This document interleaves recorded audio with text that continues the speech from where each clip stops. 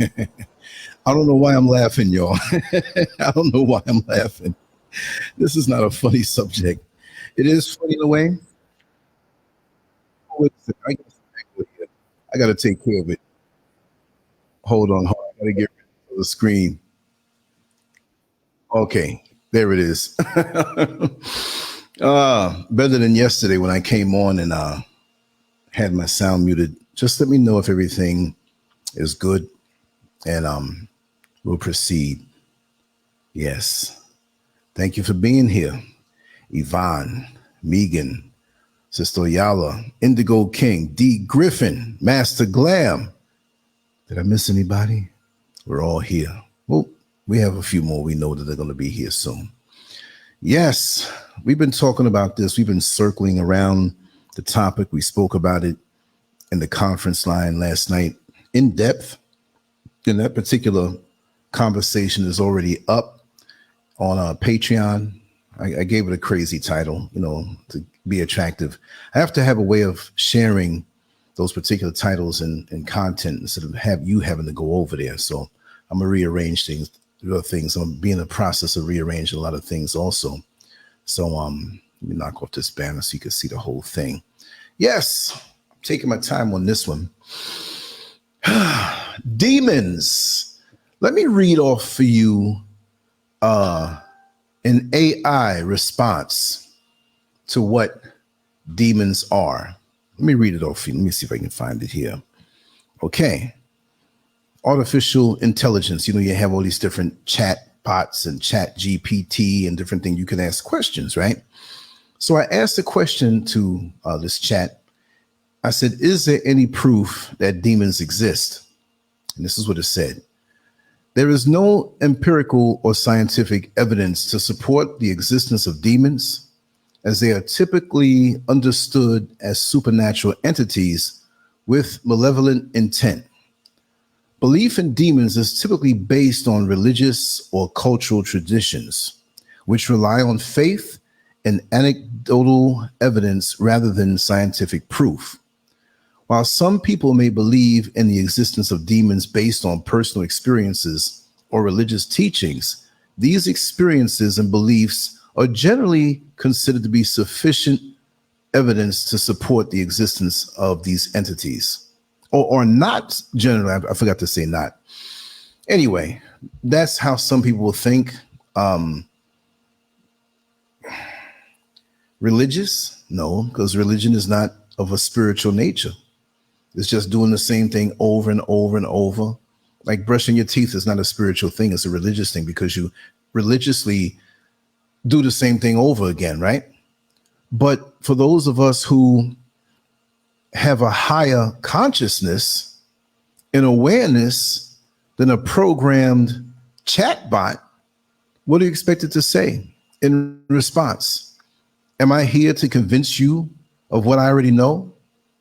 I mean, just because a person has an apartment on the first floor of a 10-story building and he never saw the other 9 floors, right? He has some funny entrance that doesn't allow you to see the top floors. Does that mean that those other floors don't exist? This person doesn't have the ability to see the other 9 floors in a 10-story building. So when he hears bumps and noises in the night, what does he tell himself? That's proof enough that somebody's living upstairs if they're making noise. But some people will say, well, it could be the sky, it could be a storm, it could be whatever. We all have our own experiences. And based on those collective experiences and the commonality of it, I'm willing to say that there's more to this existence than meets the eye.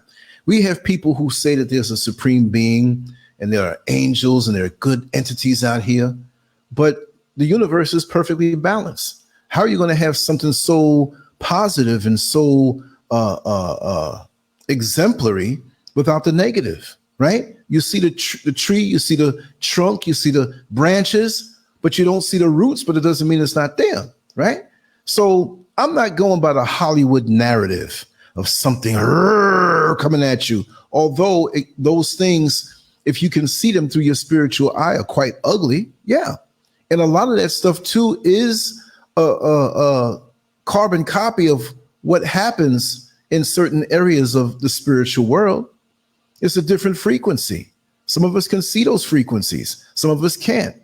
You remember when you used to go to a park concert and you were 6 years old, 5 years old, 4 years old, unless a person picked you up and put you on the shoulders, all you heard was music and all you were looking at was butts because you were so short, right? So now you're lifted up to another level and you can see what's going on for real. Do we wait to others who may ridicule us for saying that we know of these things, not even believe in these things?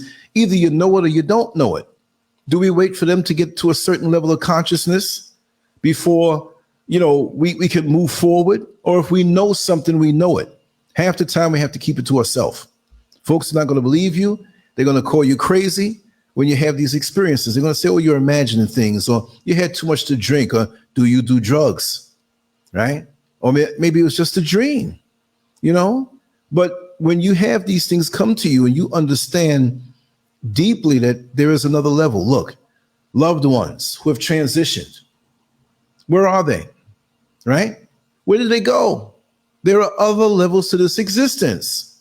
When you were a child and your mother left to go get the bottle in the kitchen, you didn't see it. You thought you were abandoned until you realized repetitiously over time that, oh, this is what she does to bring the bottle. Your consciousness was expanded and you didn't panic anymore. One big thing about this thing called death is that it's the unknown. And because it's the unknown to us, we fear it and we panic. But really, your fear and panic, and I'm not saying or advocate fear, I'm just saying this as a statement. It should be here right where we are. We're afraid of the dark, or like this backdrop behind me, spooky places with cobblestones in the dark. We fear those places, but what about the shopping mall where you're walking amongst demons and demonic energy, right? So we think about the physical and the horns and the ugly face and teeth and all this stuff. But you could be laying in the bed next to a demon and not even know it. Like I said on the banner, if you looked at it closely, I put various forms of people that could be carrying this demonic energy. Could be your coworker, could be your husband, your wife, a daycare worker, your banker, your doctor, your neighbor. It could be a whole lot of things. But we don't think of it that way, and we're distracted, but we feel these things in our everyday life, and we don't want to call it for what it is, a damn demon. You have people around you who are working against you. You have people around you who are pulling against you. What is that? Is that something good? They say when CERN flipped that switch recently and tore through the very fabric from the world of the physical into the world of the spiritual, that so many demons were released on the earth en masse. But look at the world the way it's been in the last couple of years and the things that have been happening in your face that are straight out evil. This thing that made us have to wear the mask. And now you don't hear anything about this thing at all. Where did it go? It knocked off more people than anything else. Let me not talk too much, because you know they love getting rid of me. And if they do get rid of me for a time, just make sure to go to LANCESCURV.com. You'll get everything there, or patreon.com/LANCESCURV. And I'm gonna give myself a cheap promotion here. Let you see it right in front of you. Boom. There you go. Come on. There it is. Right. Patreon.com LANCESCURV. Actually, after this show, I'm going to record some things tonight, and we will do a conference line also tonight if you're not too tired, because I got to say, those who come into the conference line, y'all are troopers. Y'all put it down. You know what I mean? You all put it down. Yes, this is the topic. Like I said, it could be realtors. It could be doctors. A demon could be a waiter, wives, pastors, children, landlords, jealous in-laws. I know a little bit about that. Online stalkers, co-workers, neighbors, mothers, husbands, friends, lovers, daycare staff, politicians, friendly homewreckers. You know, the ones that come around and they're friendly with you, but they're sleeping with your man or want to. Or the brothers that come around and want to go to bed with your woman and don't give a damn about the repercussions. What's that? That's demonic, right? It's that energy. So let's just get down to it. You know, Christianity speaks to this, but I'm not saying this in a Christian sense. I'm just saying that on that side of town, we have people who pray for unity and pray for the good and pray for this and pray for that. And on the other side, you have Satanists who are praying for other things, but they don't spell it P-R-A-Y. They spell it P-R-E-Y. They prey on things. And people can't seem to get it in their head that there are people like this and they can do nice things for you. They can take you to dinner. They can take you to lunch. They can hang out with you. They can make you laugh. They can be charming and they can dupe you. You'd be surprised how many Satanists you're in contact with. I'm not saying it's 50 people. You go to the family cookout or reunion and it's all of these people. No, I'm not saying that at all. All I'm saying is that there are more people on your job, your neighbors, people you pass by on the street. And they don't all have to wear all black. They don't all have to wear certain charms and amulets around their neck. There are people that call themselves witches. And some say, well, I'm a good witch. Well, that means they're bad witches. There's some people who say, what is that, a spider? A big ass spider, y'all. Hold on a second. Yo, I'm freaked.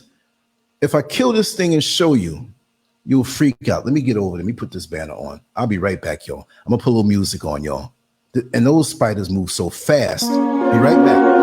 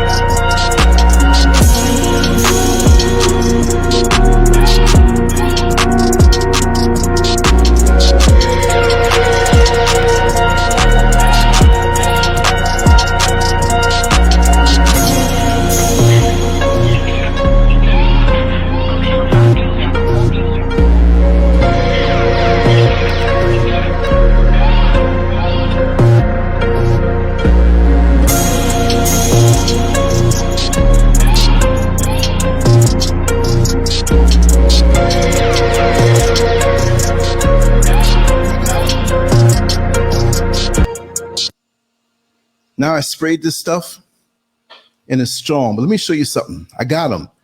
And when you kill these spiders, let me know if you can hear me. I came back. I don't know how. I just left. Right?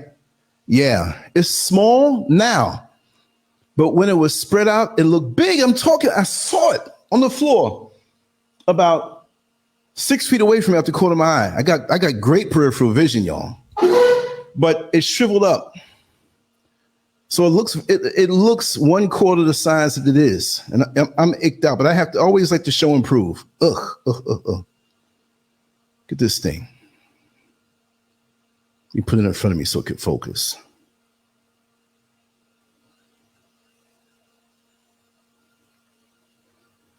Because I smashed it. It actually looked to be about, like, how could I say it? This why it just congealed up. Let me throw this in the garbage can. Hold on, y'all. Africa, y'all. No, it looks it looks. Where did I put my face rag? I just do everything all the way around. I get a little break and I'll get it, right? Just trying to stop the topic. We're getting on the flow. Look at me, I'm sweating out of nowhere. And I got my fan going. Let me adjust this fan and turn it up a little more.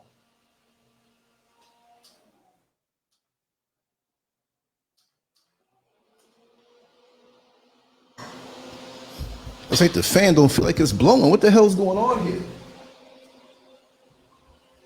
I'm going to do this show. Yeah. And the way, when I crushed it, it just shriveled up. But it was open. It looked like a tarantula running across the floor. It sure did. You couldn't, I mean, if you saw it, it was very frightening. And for some reason, I saw him moving, right? But most of the time, you know, you're talking, you're looking around, whatever, and then all of a sudden you look again, and it's right there somewhere on the wall. It's like you never really see it inching up on you. Now, the smaller spiders, we're going to get back on the topic, the smaller ones that I've seen here, a lot of the folks who grew up here, they're like, oh, that's a dangerous spider, the little tiny ones that will bite you and lay eggs in you. And if you don't know, you know, it'll start to grow and eat away at your flesh. We have those in Florida, right? And let me see here. That's Jack Griffin. Thank you, brother. Thank you. So those are the ones that'll do something to you, but you have the big ones too, but they don't really bother you, right? But the big ones, like that one there, I'm going to try to do a little research on that one, because imagine you're sleeping. Imagine you're fast asleep and something just comes right up on you, just has their way with you, all around your face or whatever. Imagine, no, man, that is crazy, you know? I'm looking at the comments. That's funny, you know? Oh, that orange baboon tarantula? Yeah. Well, that's like I said, you know, Jack Griffin. Yeah, thank you for the birthday wishes, brother. I just saw it. Yeah, let me get my head back into it. Maybe that was a little demon to come and distract me, right? I don't care. We're in the physical, but I'm aware that we have different levels around us, different levels of existence. So, like I said before, and this is from personal experience, whether these people who practice these things or not, you can have people around you for years, right?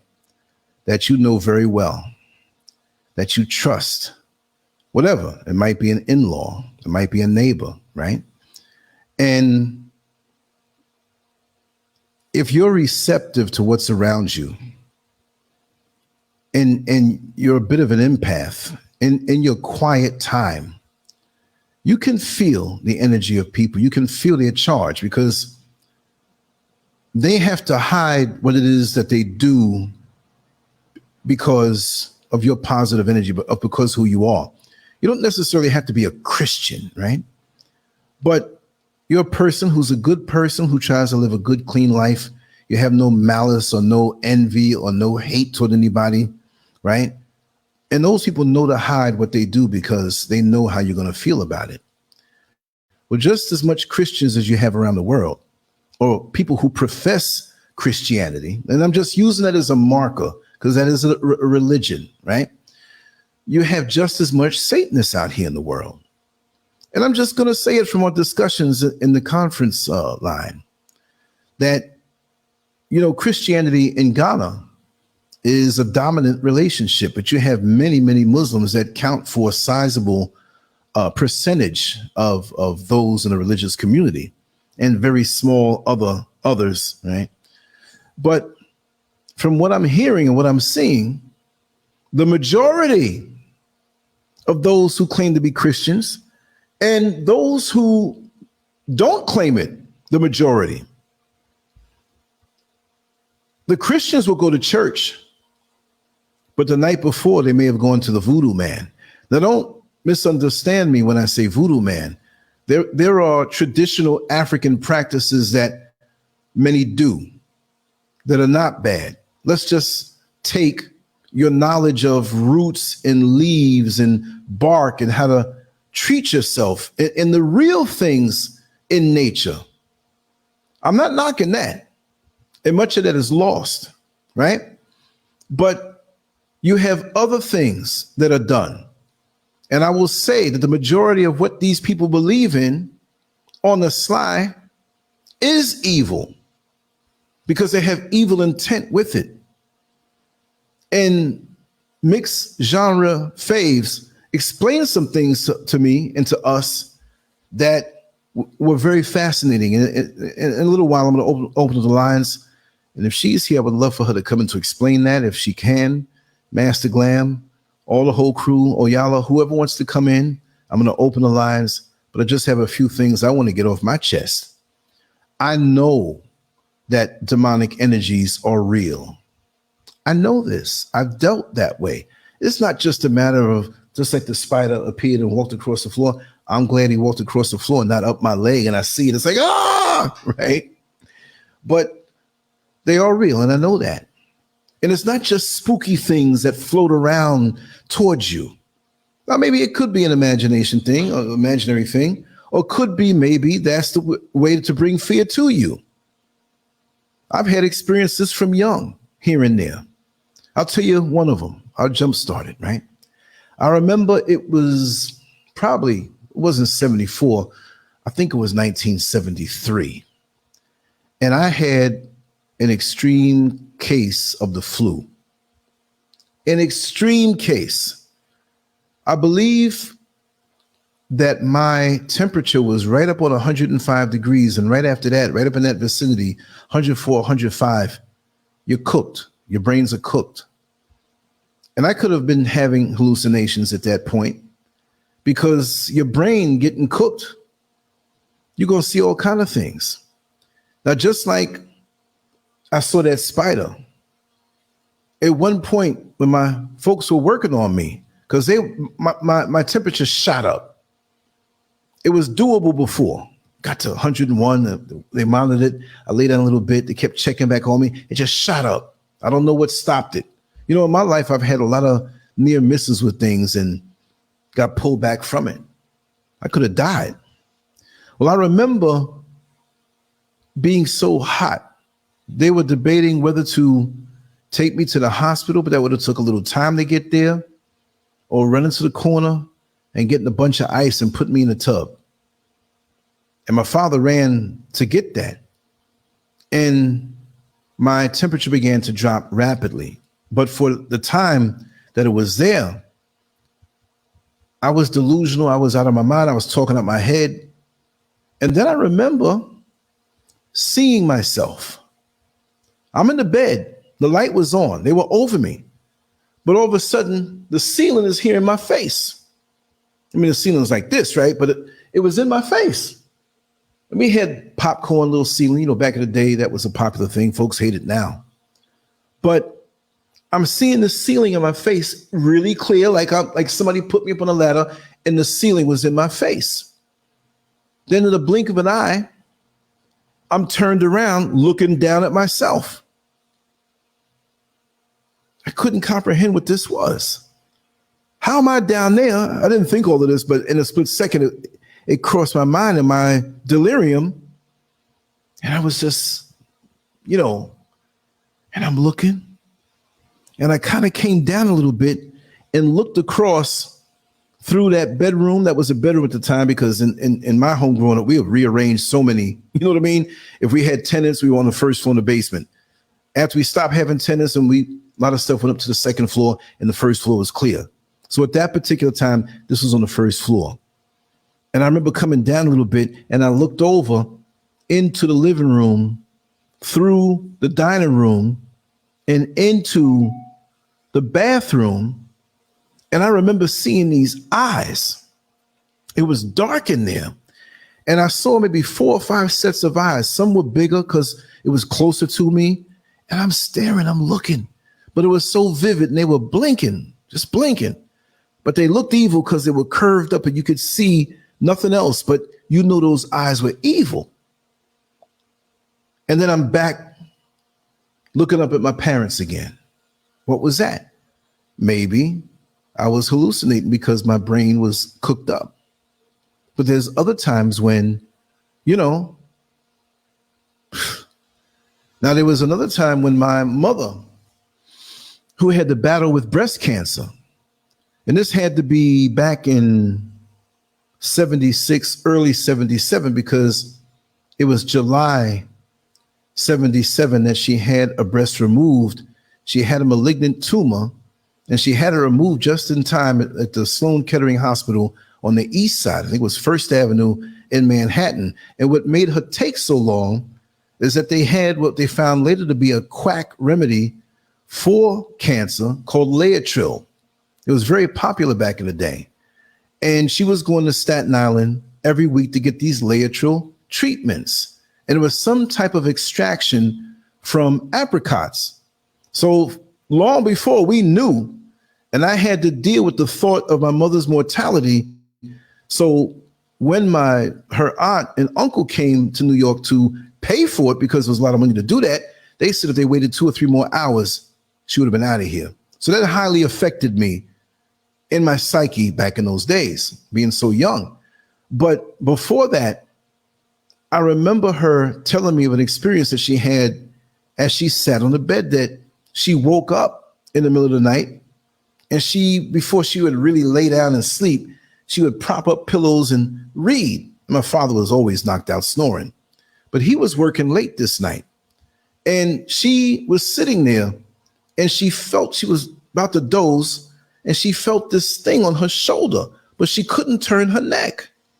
So this thing started talking to her. She wasn't on any medication or anything. She wasn't insane.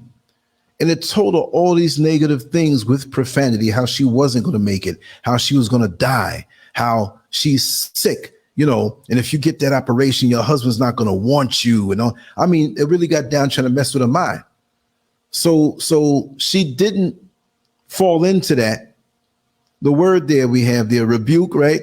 She kind of rebuked that thing in her mind and thought positive, good thoughts and cursed it back without profanity. And it was gone, right? I had a situation, and I remember I had a cot in my basement. I didn't have the full size bed because I had my room in the front at one point. And then when I took over the basement, a little more freedom for me. I had my own side door, my little bathroom and everything like that. I used to slip girls down there, but I'm laying on the cot and I'm sleeping. All of a sudden I feel this thing like somebody's knee in my chest, and I couldn't hardly breathe. So I opened my eyes and I looked down at my chest, and there was this thing. It looked just like a pumpkin on Halloween where the eyes are lit up and it was a pumpkin orange glow, but I couldn't really look down. It was right in my face and it was talking to me. I didn't see the mouth move, but it looked like a pumpkin, but it was not that, but it really looked close to that. So I'm sitting here watching this thing. Now I'm scared. I was scared. I'm not gonna lie. And it was telling me all of these negative things, and I couldn't move. All of a sudden, it just lifted off my chest, and you know how you used to have the old TV sets, for those who can remember, that when you cut the TV off, it would still be illuminated and it would shrink down to this little dot that you could see. So it was as if it was like a drone and just flew off glowing far away, and I could see it. And then as soon as I got control of my limbs, I got up out of there. But we have instances like this, and I can go on and on with that. But on the good side, right? Let's just talk about the good side. One night, my father had a couch to bring in because, he refinished floors and landmark properties and stuff. So he was around a lot of affluent people. And people who have money. I bought that TV last year. It's a piece of junk. I want to get the new model. What's wrong with it? Nothing. I think I watched it 3 times. You want it? Take it. It's like, whoa. These people that are millionaires, they throw away stuff like tissue paper. But he had this couch that he brought home in his van. And I was too young to be strong enough to help him lift it because it was a big, heavy black leather couch. I know Jack Griffin, my other brother Kevin, who his full name is there. They've sat on the couch many a time, right? So he's outside. He comes inside. This is like maybe 3 a.m. So his dilemma, because he wasn't going to refuse the couch, was who's going to help him bring it in? Do you leave the van open where they can get to other tools and stuff? And most of it was sticking out the back, and a little red flag on the back. So my father said, well, listen, I'm going to take a little time. We're going to wait, because people walk through the neighborhood, maybe go outside, maybe, hey, man, come on, I'll give you a few dollars to help us inside with this couch. So I'm sitting here. I'm like, Daddy, I could take my time. One of the step of I always thought I was strong. Even before I had muscles, I used to walk like my father. Toward the end, my father lost weight. He got older, whatever. When that time, his arms and tattoos, so that was like a role model for me in a way. So anyway, he's like, hey, son, don't worry. You might hurt yourself. And I was like, you wait, I'm going to be strong like you.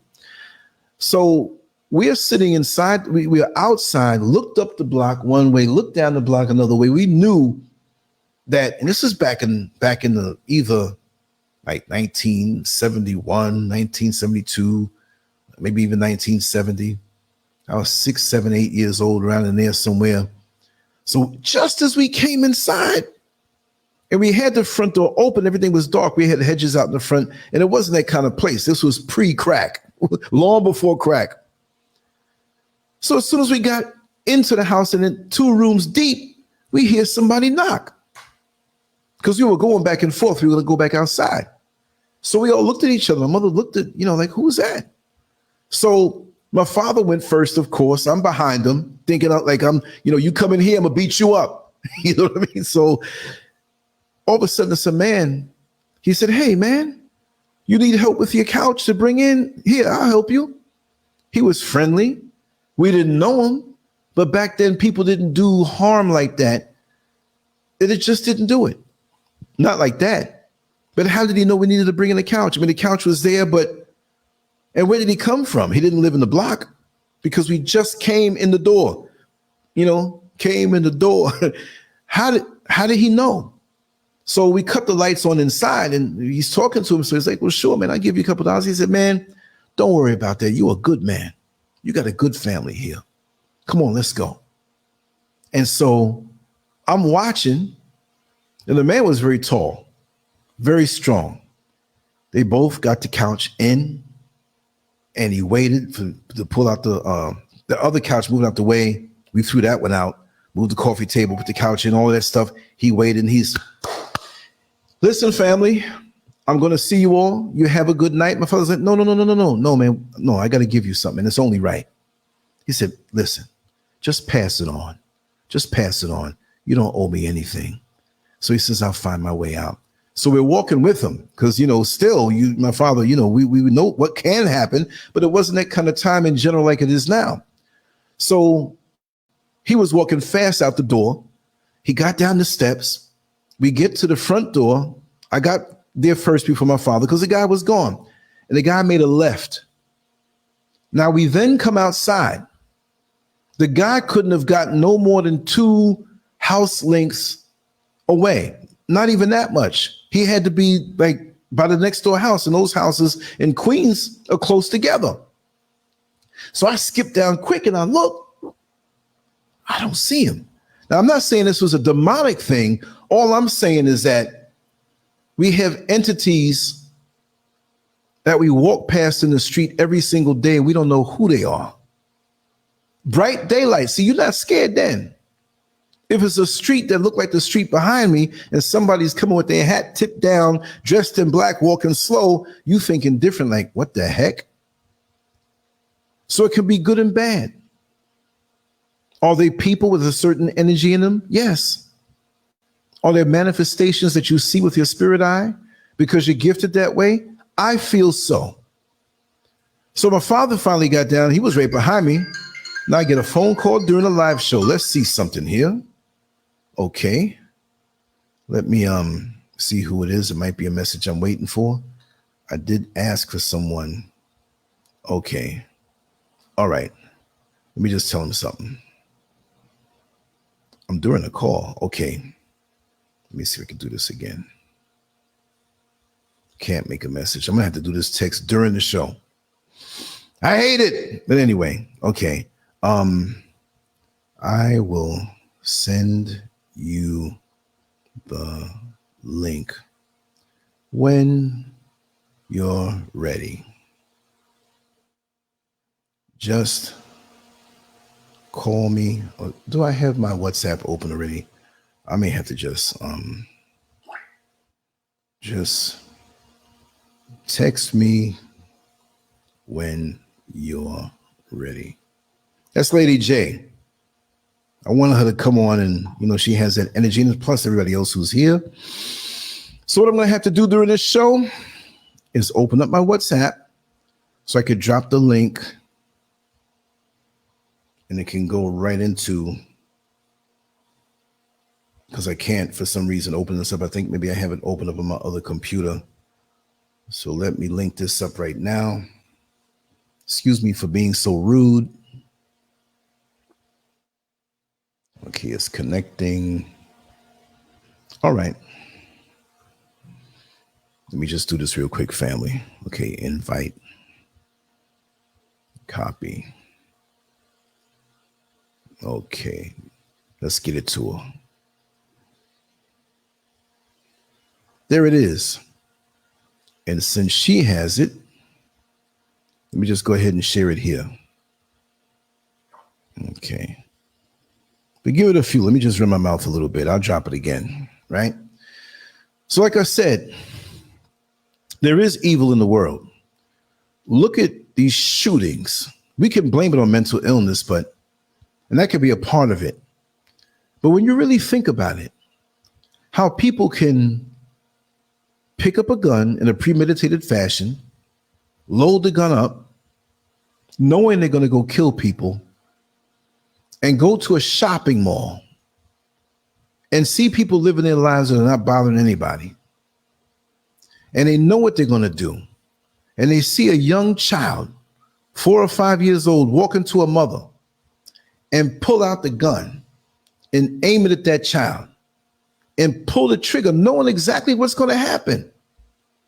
And then kill the mother and just start shooting people randomly. America. I know there are wars, small wars between different countries and disputes where there's always things going on. But that's because, and there's no excuse for that either. Let me just see if this is her. Because I was trying to send her a voicemail. Let me just send her a voice. Can I send her a voicemail now? Lady J, the link I sent you just above, just click on that and come right on in. Click on that and come right on in when you're ready. Okay? Too much information, but she said she had to take a shower, so she won't be coming on a little bit. But what is it that makes a person do something like that? When they never had any prior mental issues, nothing domestic at home, when they had a hard breakup, they caught their mate in the bed with them. And I know women can shoot people too, but these are usually men. And statistically, just to throw it in, and it's not hate speech, but it's typically in America, angry white men. So when they paint those of us in the inner cities as being evil and thugs, yes, these things happen, and that's what they are. But predominantly, this type of behavior is not us, even though you say the hoods are so bad, and there are guns in the so-called hoods. But it's always somebody else en masse. You go to the FBI statistics and tell me that I'm racist. Well, I guess they're racist too, because they tell the facts. And maybe some of those who work there would love to be able to say something different, but they can't. But all races do evil. Yes, I understand that. But we know who's the champ of worldwide evil historically. So when Minister Farrakhan or different people that we know call them devils, haven't they earned it? Haven't they earned it? If there's a certain person that fits the description of someone who is always doing something bad, and you see that type of person coming down the street, well, you're going to think to yourself, well, let me be ready. Historically, look who has done the majority of this stuff to the darker peoples of the world. You're always trying to throw race into it, Lance. Damn it, I like you, but you always got to swing it around that way. No, let's be real with this. And those of us in the hood, if we were, and here's Lady J right now. Let me see. Let me open up her line. Lady J, let me get a sound check on you. Talk to me. Hello, Sir Lancelot. How are you? I'm fine, just a little tired. I was getting ready for Real work. live. Well, getting ready to go to bed for work in the morning. Yes. Griffin. But I'll Hold stay on with you a little while. Hold on one second, Lady J. I got to open up some more individuals here, and I'm very happy and elated to see Jack Griffin. Jack Griffin, let me know, like it says device is not connected. There are prompts there that tell you, about open up your camera, which let's keep that out. But your audio, there's certain things you have to hit. So I see you got through, But there's certain things you have to hit on your phone because this is the first time you called in. Sometimes you have to make those adjustments. If you have to come out and come back in again, just do so. Master Glam, mix genre faves. I want to be part of a conversation now. So I would drop the link again and just let everybody come on in. This is going to be a long one. I just wanted to warm it up a little bit and have us, let me see here. I just got another text coming in. Yes. Okay. All right, Jack Griffin. Do something with your phone. It's probably something simple. Text me and let me know if there's an issue because I would really like for you to be here on the show. Everybody else, you can come on in. But since you just got here, Lady G, until that time comes where everybody starts filing in, talk to me on the topic. Anywhere you want to start. I started out real mild, until I want to pick it up a little bit. And I know you can go in, Okay. Well, all right, Jack, I see your message. Well, yes, we are constantly surrounded and amongst demons. There's just no getting away from them. The only thing you can do is just, read God's words, claim his promises for his protection, and basically trust and know that he will protect you from them, because I'm constantly being attacked by demons. And I used to work on checkouts in a supermarket, and even my co-workers would say to me, wow, only you get those kind of customers. And I'm talking about customers that would be nasty, that would attack. I even had this one woman who called me the devil, like everything you could possibly think of that was evil. And if you saw how this woman looked, she looked like the devil. And, I was called up to the office, and the manager, he said, tell me, Lady J, what happened? Because it was so bad. That's why I was called up to the office. I said, well, that happened because I have just recently been baptized. And this is what happens when you dedicate your life to Christ. And I'm not talking about blonde hair, blue eyes, okay? I'm talking about Yeshua. Yeah. And I said, this is what happens. And so, the devil will just attack because he does not want you close to God. And I tell you, my manager, he sat there and he listened intently. We're talking about white English here. And he listened. And he took it very seriously too. And then, when he sat there and thought about it, he then kind of tried to make light of it. And he says, so tell me, so this woman, was she the one that had the crazy, darkened, black eyebrows, like across her forehead? Like, he gave the full description of her. And I says, yes, that was the one. And so he said, just go back downstairs. So he didn't write me up or anything because he believed me. And so, I always just get these crazies. And what I've noticed, if I go to work and do not pray and read my Bible, I notice that is when the attack is full on. And it even happened to me last week because I was just really exhausted. So for 2 days straight, of going to work, I didn't read my Bible or pray. And Let me interject, sister, really quick. yeah, Miss yes. Be Nice. There's something else like Jack Griffin that you have to do to come in. I see you, but it's something that some prompt that you have to hit. I don't know what it is that you're not hitting. And if you come out and come back in, it's fine. But there's nothing I could do from this end, and it usually happens a lot, and it's usually something minor. So just look in, and you can hide the camera if you want. You can just have your audio come in, but just look at those different prompts there and come on in to the actual studio.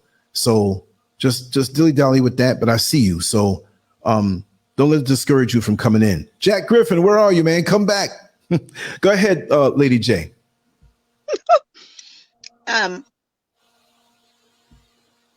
And so yeah, so I had not read my Bible or prayed for 2 days straight. And on the Thursday, which would have been the second day that I didn't read my Bible or pray, I was working on this counter where we sell, cooked chicken and what have you. And this woman came, and she was just so rude. So rude. And I just answered her calmly. And I said, you can either pay over there at customer services or on the checkouts.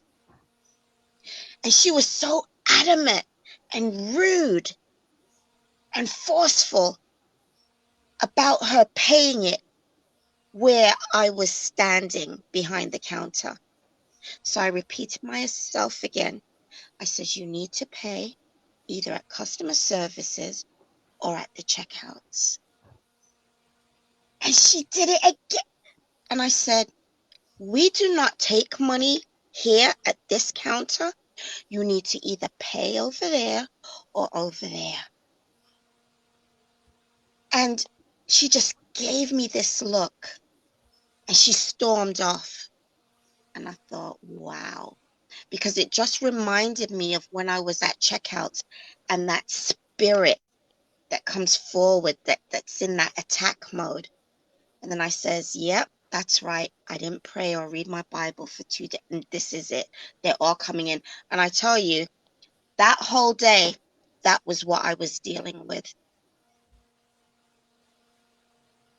It's serious.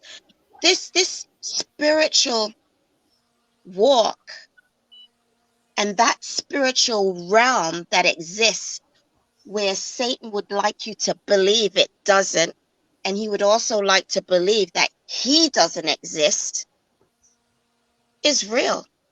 Because so many people will say, oh, why does God let bad things happen? Oh, God this, God that. Oh, why does he let my nan die? And then when I say, hey, but there's Satan, did you ever think about him? So people actually never think about the devil. They really don't. Which just amazes me. Like, you can watch a movie with good and bad, evil versus good, but yet in real life, you can't see that there's this other side to things. Explain it. I know it's hard for most people to comprehend, but when you know what it really is, it doesn't faze you as much. Depending on our upbringing, whether we have, or whether we were taught a deeper level of spiritual awareness, we all have a different journey and a different level of comprehension. Me, I was always a class clown, but I knew better. I knew things, even though I did things diametrically opposed to what I knew was right, in my phase of, being a very amorous individual. But I always knew, and just like Gem Star Goddess said, she says, I know when you drove the bus, you surely witnessed demons. Demons are the worst kind. Yes, I did. Yes, I did. All throughout my life, I have. And let me just, things are popping here. I'm going to try to see if I can get my sister to come on too. Naima, whenever you're ready to come on in, come on in. But as far as the bus is concerned, yes, all day, every day. There were people who, and I'll make this short because I know you're on and I'm going to let everybody else come on in and talk. But I always drove at night. It didn't make a difference because demons around in the day. But there are people who their whole existence, I'm telling you, was to cause chaos. There are people who can read your light by looking at you. We speak about the things of the spirit, discerning spirits. I have a little bit of that. I know Jack Griffin does. I know Lady J does. We all really are born with it, but because we indulge in things and immerse ourselves that are not good, we reduce the level of that awareness. But when, as Christians say, when you fast and pray and you see what I mean? When you stay still and you keep, so before going out in the street at night, which a person could have came up and shot me and killed me. I had an incident where there was a young man who came up to me. He was on the bus stop and I stopped to pick him up. And he confronted me. And he had his hand tucked in under his coat. And he wanted to know why was I hitting on his woman. I said, what are you talking about? Who is this? I said, I treat all the women, ladies with respect. And there's none of that on this bus. They can tell you I have a reputation out here. The people I know I can joke with, we joke with. You know, some women would get on, hey, handsome, I'm like, hey, beautiful, you're looking sexy today, because I can talk with them that way. So this guy, after I spoke with him, I didn't, so please, I didn't do it. I said, man, you go bring her and let her point me out if I'm the one. Because there are a lot of bald, black, lighter complected bus drivers out here. I don't get down like that. And maybe because I talked to him that way, he understood. But there are people who come to disrupt. They come on the bus, some of them, and sit in the back and want to upset you, ask you all kind of crazy questions. I've told you stories numerous times on different shows. Maybe you heard it or not about the bus. I'll tell you one, and I'll let you all continue. Jack Griffin, don't forget us now. I'm driving the 25 bus. That was my go-to route that I would do probably every 2 years or every year and a half. Every 4 months, we had the choice of switching routes. Now, all the routes were posted in the times and how they were arranged, because it wasn't just one route that you did. It might be 3 routes in a day, arranged a certain way.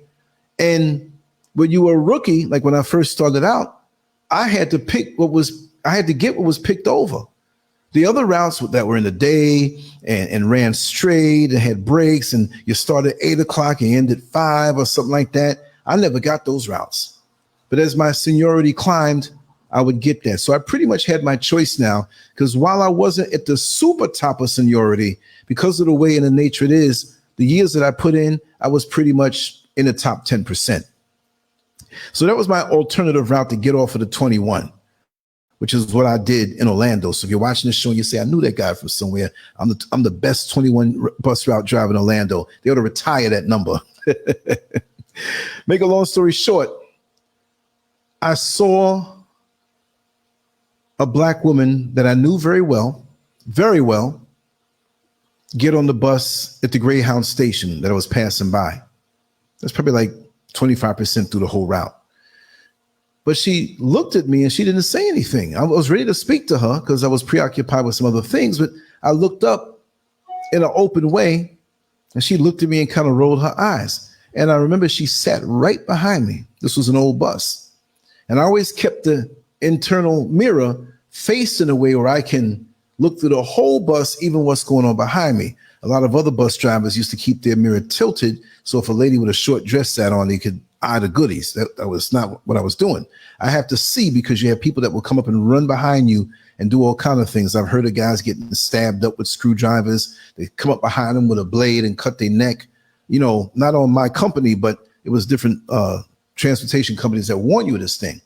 Then there was a white man that got on, right? And he got on and went right to the back so I could see him. So the woman that I knew very well, she sat where I can see her. Now the bus began to empty out. And so this was 4 o'clock in the afternoon. It was bright and sunny. You know, the sun's going down soon, but it was bright and sunny and I'm driving.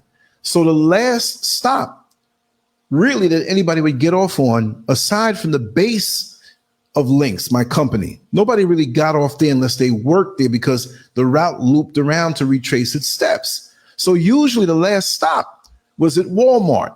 Okay. So after I passed the second to the last stop, sometimes they get off before. They didn't pull it. So I'm driving, getting close to Walmart. I'm thinking people would pull the bell. So I start to even stop the bus. Maybe they fell asleep. I didn't look back. I look back, and those two people, the one that didn't speak to me, maybe she had an attitude. I don't know why. I kind of know why, right? But the white guy, they were gone. I didn't let them off. They were gone. So a lady got on at Walmart because I was going to sit by the Links base where we park our cars. That's just one of the routes that went through there. It was the only route that went through there. I was upset. I called Mrs. SCURV immediately because she was at work already, right? I was almost hysterical. This was broad daylight. I'm looking at these people. What happened? I'm telling y'all, I'm not crazy. They didn't do anything to me. They didn't, nothing. There are people who come on, and I'll tell you one more. I'll let you talk. And like I said, Naima, you can come back on when you're ready. That there was this guy. He had one leg cut off at the knee. So he always walked with crutches. And I don't know where he got his energy from. He had to be about maybe a bad 50. Like he was 50 years old, but he did not look good. He had a rough life. I don't know the origin of his situation, but all I know, this man was evil incarnate. This guy, no matter where you saw him, this wasn't just a bus thing too now. Because remember, me driving the bus, it just wasn't that I saw the people who are on the bus. I'm driving up and down neighborhoods. So I'm seeing people that I knew off the bus most of the time walking down the street with their groceries. Sometimes they're in neighborhoods they ain't supposed to be in. Sometimes they're with people they ain't supposed to be in. You drive by and you look down and see a car and what's going on. Like, whoa, that lady's always carrying a Bible coming out of church. Whoa, what is she doing? That kind of thing. So you get pretty much a general consensus of the neighborhoods and communities that you drive through, right? This guy was always out at night, like he would sleep in the day. Was he homeless? Possibly, but I don't think so. He had to have the way he wasn't groomed, but he was always healthy and rested, but he'd be out at night. It seemed to be one of those situations where you can live here, you're our uncle, but we don't want to see you here at night. Like when we're at work, fine, but get out of here at night. And if you can't deal with that, you get out altogether.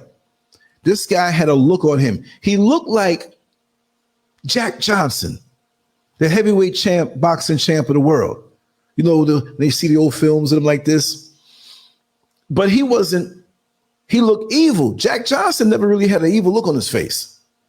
This guy would get on the bus, swipe the card, and I believe he may have gotten the card from some program because of his disability, but he would always try to sit in the front. See, the old buses had a seat that was right next to the front door, and that person sitting there would be right up in your face if they chose to do. So you had people who wanted to do that to bug the bus drivers.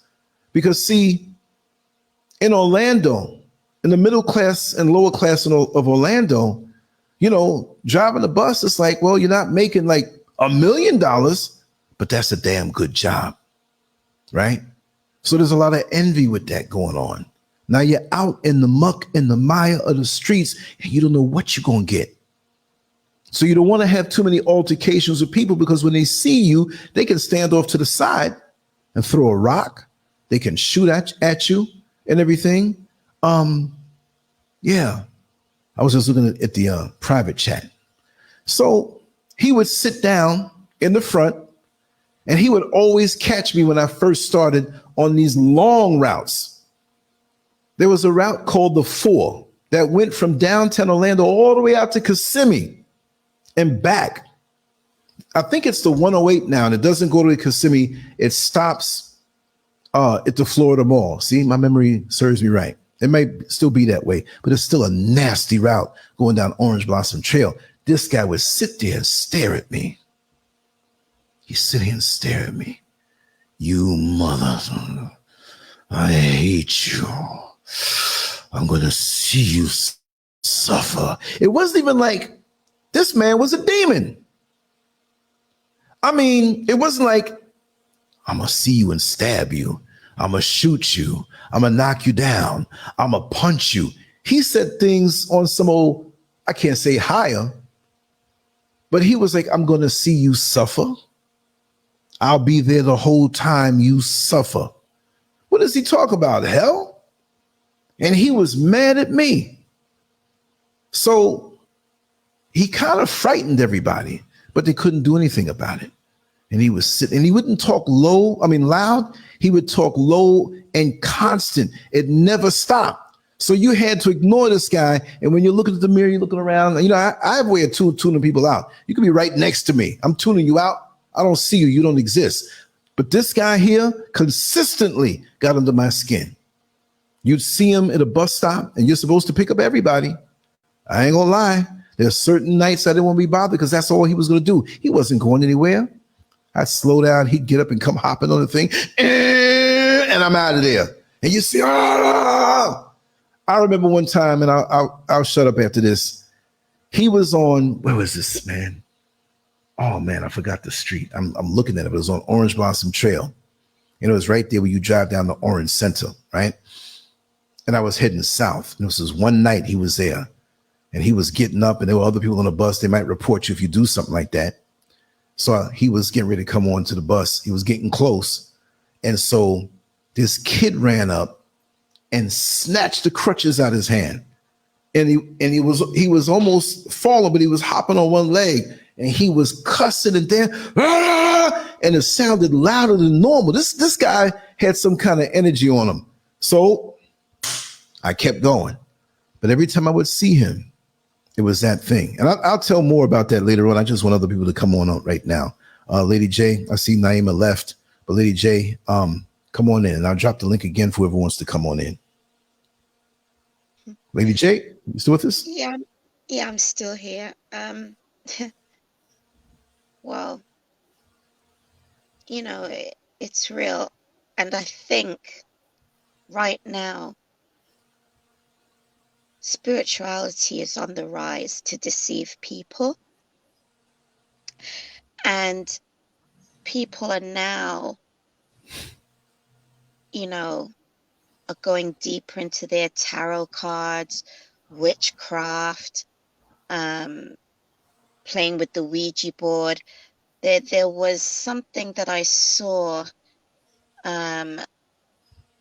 where they spoke about 28 girls was taken to hospital after playing on the Ouija board.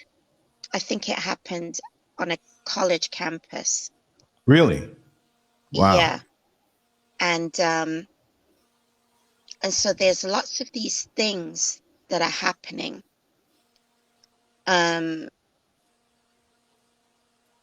I even had an experience with this friend where he had met up with me, and I went, picked up my son, and, you know, he had helped us bring our shopping home. But for some reason, I left him outside. Like, I took my bags and brought them in. put them inside. And then I said, I need to go to my grandmother's place. And so me, him, and my son, we walked it to my grandmother's place. Now, my grandmother lives in a flat, self-contained flat, they call them here. And so in the hallways, they've got these wooden rails for the whole old people to hold on to as they're walking.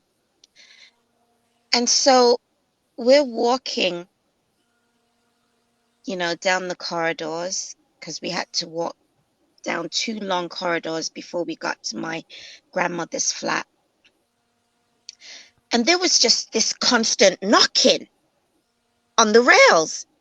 So me and my son would turn around and look at him, and he's right behind us in the middle of the hallway. So me and my son just looked at each other and we continued walking. And it happened again. And we turned around and looked at him like, what is that? What's going on? And he actually said, I think that's me, as in him. Anyway, so we got to my grandmother's flat. And you know what? Because I know I was going to be there for a while, I didn't want to be rude. But now, in hindsight, I wish I had not allowed him to even come into my grandmother's flat. And so, we stayed there for a while.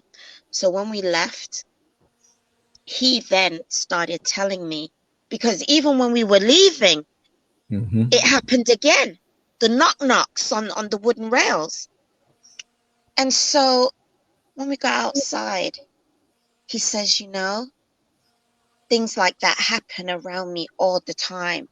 And it's even worse when I'm at home. He says, ever since I played on the Ouija board, this is what's been happening. So I said, so where is it now? He said, under his bed. I says, well, you need to take that thing out from under your bed and burn it. Now, I never spoke to him again after that, so I don't know if he did or not. But, when you play with these things, you are opening up portals and all sorts. And you will have these familiar spirits that you've tried to get in touch with follow you and just causing havoc around you in your home or wherever you go. So, we really have to be mindful and stay away from these things. And, even in the Bible, it talks about these things. And yet,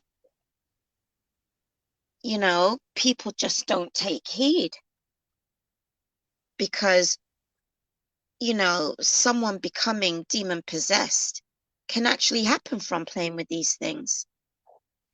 And I even remember a friend of mine, I should say, an ex-friend of mine,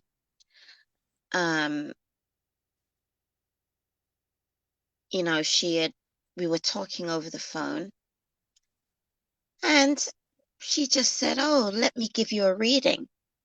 I said, a reading? What kind of reading? And she's like, oh, with my tarot cards. I said, tarot cards? Now, I've known this woman for like a good,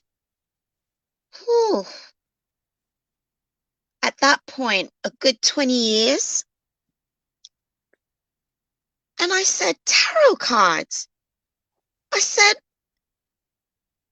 you do tarot cards? She said, yeah. I said, so what? When did you start doing that? Or have you always done it? She actually says she's always, used them, had them. And I couldn't believe it. Because I would never have allowed her to like come into my home or what have you. And the thing is, when we first met,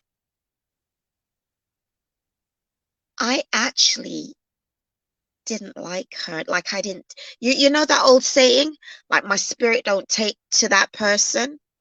Right. That's what it was. My spirit just did not take to her. And she would always be inviting herself over, always want to invite herself over into my home. And I was very territorial where I didn't like people just inviting themselves and coming into I'm the my home. same way. I'm the same Yeah, way. didn't like it. And I'm talking about this was when I was like 18. Yeah. So I was quite young and just didn't like people invading my boundaries. And I allowed her to come over, you know, and being friends with someone that deals with that stuff, unknowingly, it invites bad things into your life. So you know, so when she asked me, this is 20 years later now, about giving me, you know what, I cut her off.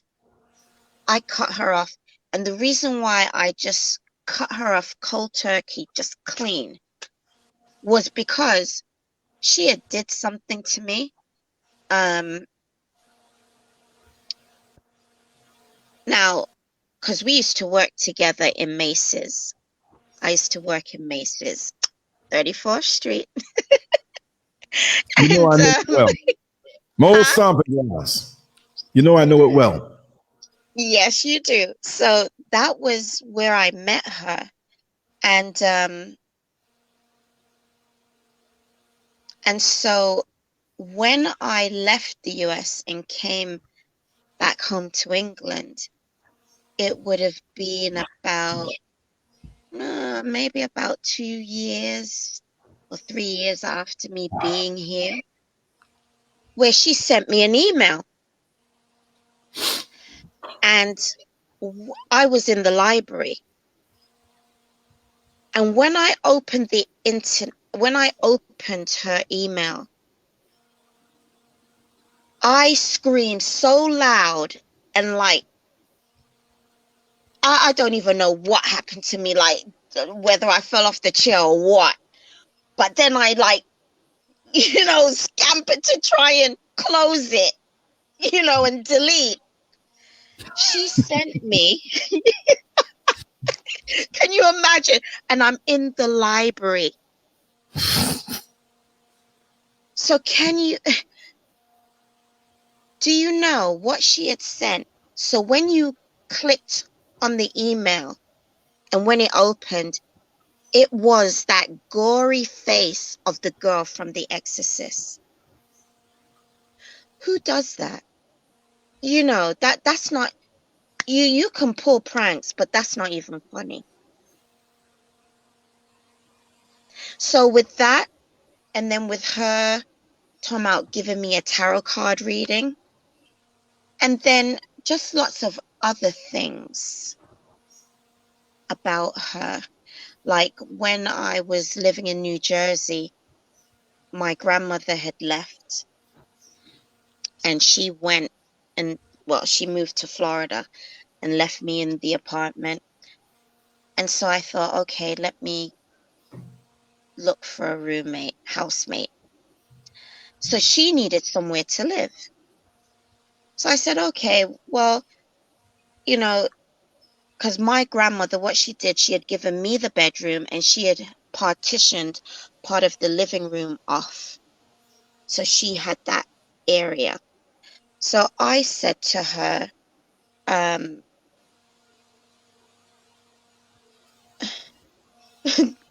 reading the comment. um,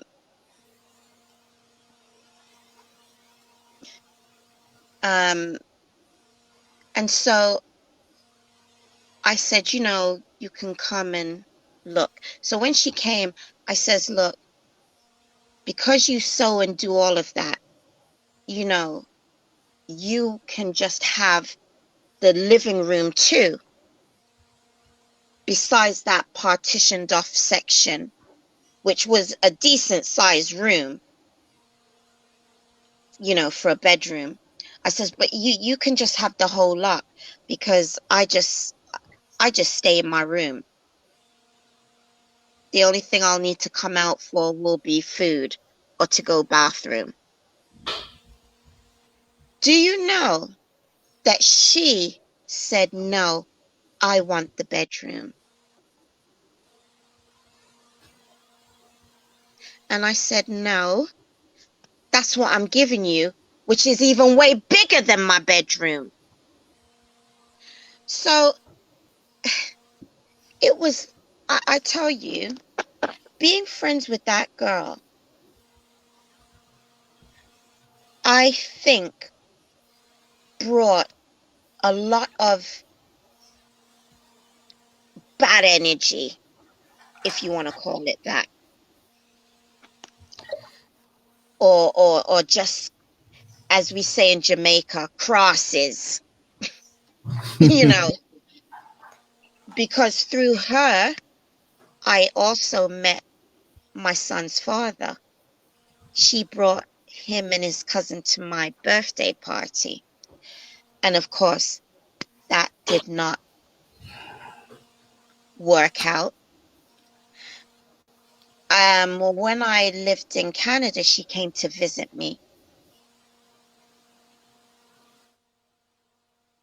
You know, it's like wherever I've gone and this girl has come, it's not worked out. Or do you see what I'm saying? It's so it's like, you know, people like that, it's best to cut ties. But then I did get back in touch with her because I had seen a mutual friend of ours had died. And plus, my evil dad actually encouraged me to get back in touch with her. And this is the thing. Evil people will keep you connected to evil people. So, you know, I reconnected with her, and I ended up having to, like, this time, tell her about herself. I can't even remember what it was she said or did, but it was like, that's it. But because now I know the word of God, I just sent her a verse.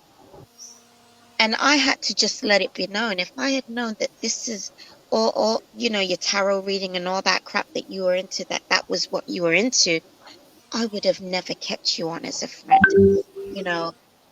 And I just had to let it be known. I had to just get it off my chest.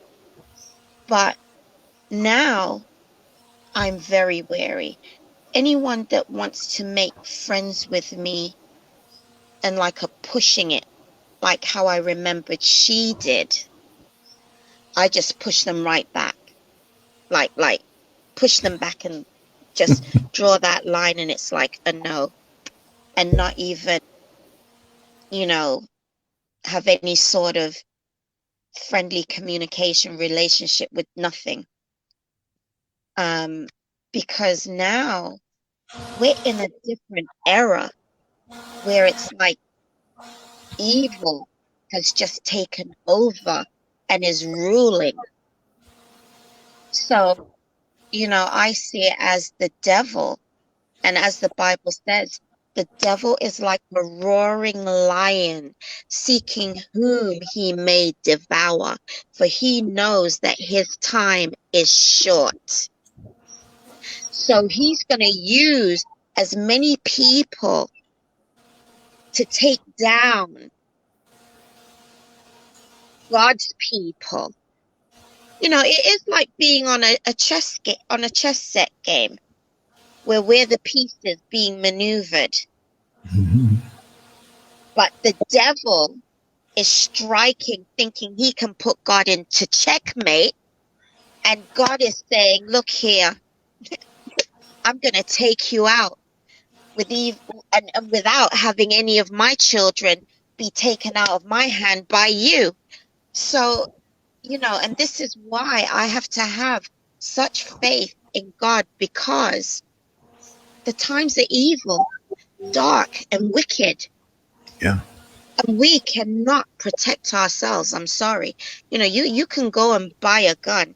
It's not going to help you in a spiritual situation. Absolutely. It's just not. Yep. Go ahead, So, Matthew Lynn. yes, so I leave I it there. just want to say, Harriet and Master Glam, your lines are open. Come on in when you want to come on in. Hello, Mr. LANCESCURV, better say. Yes, how are you? I'm good. How about you? I'm fine. Enjoying a new decade of life. Yeah, that's great. I'd just like to add a bit of my own input. I mean, since up until 2015, I wasn't really aware of, let's say, the spiritual realm, the devil, evil. I was just living my life as normal. I think a year prior to that, I had found a Bible on the train and tried to find the owner, but I didn't get the owner. I tried to call several times. I didn't find the person. So I kept the Bible for myself. And then 1 year later, which is 2015, things just started really hitting off.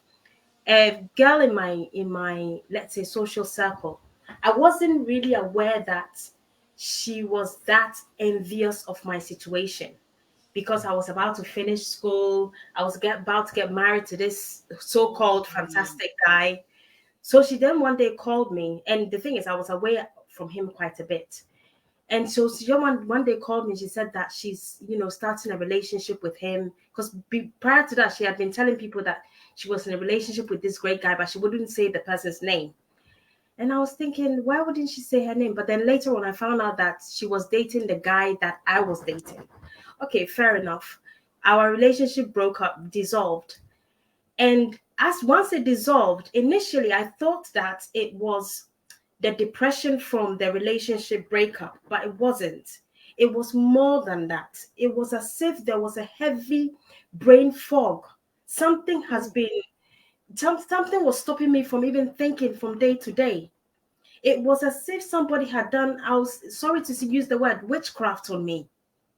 And from day to day, it was very difficult to even do the simplest things. So I had a degree in my hand, but I couldn't work.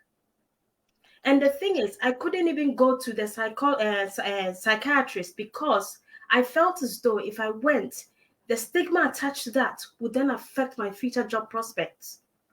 I also knew in my heart that it was something spiritual. So taking medication for it was a no-no for me. It continued. Year one came by, 2016 came by, 2017 came by, 2018, 2019 is when I first started reading the Bible and trying to get out of this, because I felt as though I was bounded. But even though I could walk around, go around, do whatever I had to do, but mentally I was blocked. Mentally, I felt as though something was trying, and with the outcome of what that thing wanted was for me to even, it's almost as if something wanted to take me out of my body at times. And it was the hardest times. Those 4 years were the hardest times of my life. But once I started reading the Bible, getting into scriptures, getting into the word, I learned about demons. I learned about the Bible, reading the Psalms every day. And then suddenly, slowly but surely, the brain fog started lifting. So then I realized that there is something there. Now, this is a person who never believed in, didn't really read the Bible. So to have gotten to that point, I was just like, wow, what must have happened? And the thing is, as you pray, or as for people who believe in the universe or whatever, as you pray and ask God or the universe or whatever spirituality you believe in, you start to realize what actually happened. And it appears that sometimes there are people who become very envious of your relationship, become envious of your situation. Something as simple as a relationship. I never thought this was ever even possible. But there are people who become envious of it and put witchcraft attacks on you because they see you as a rival, to take you out the way, have a relationship with whoever, whether your husband or your wife or your significant other. Yes, this is what they want.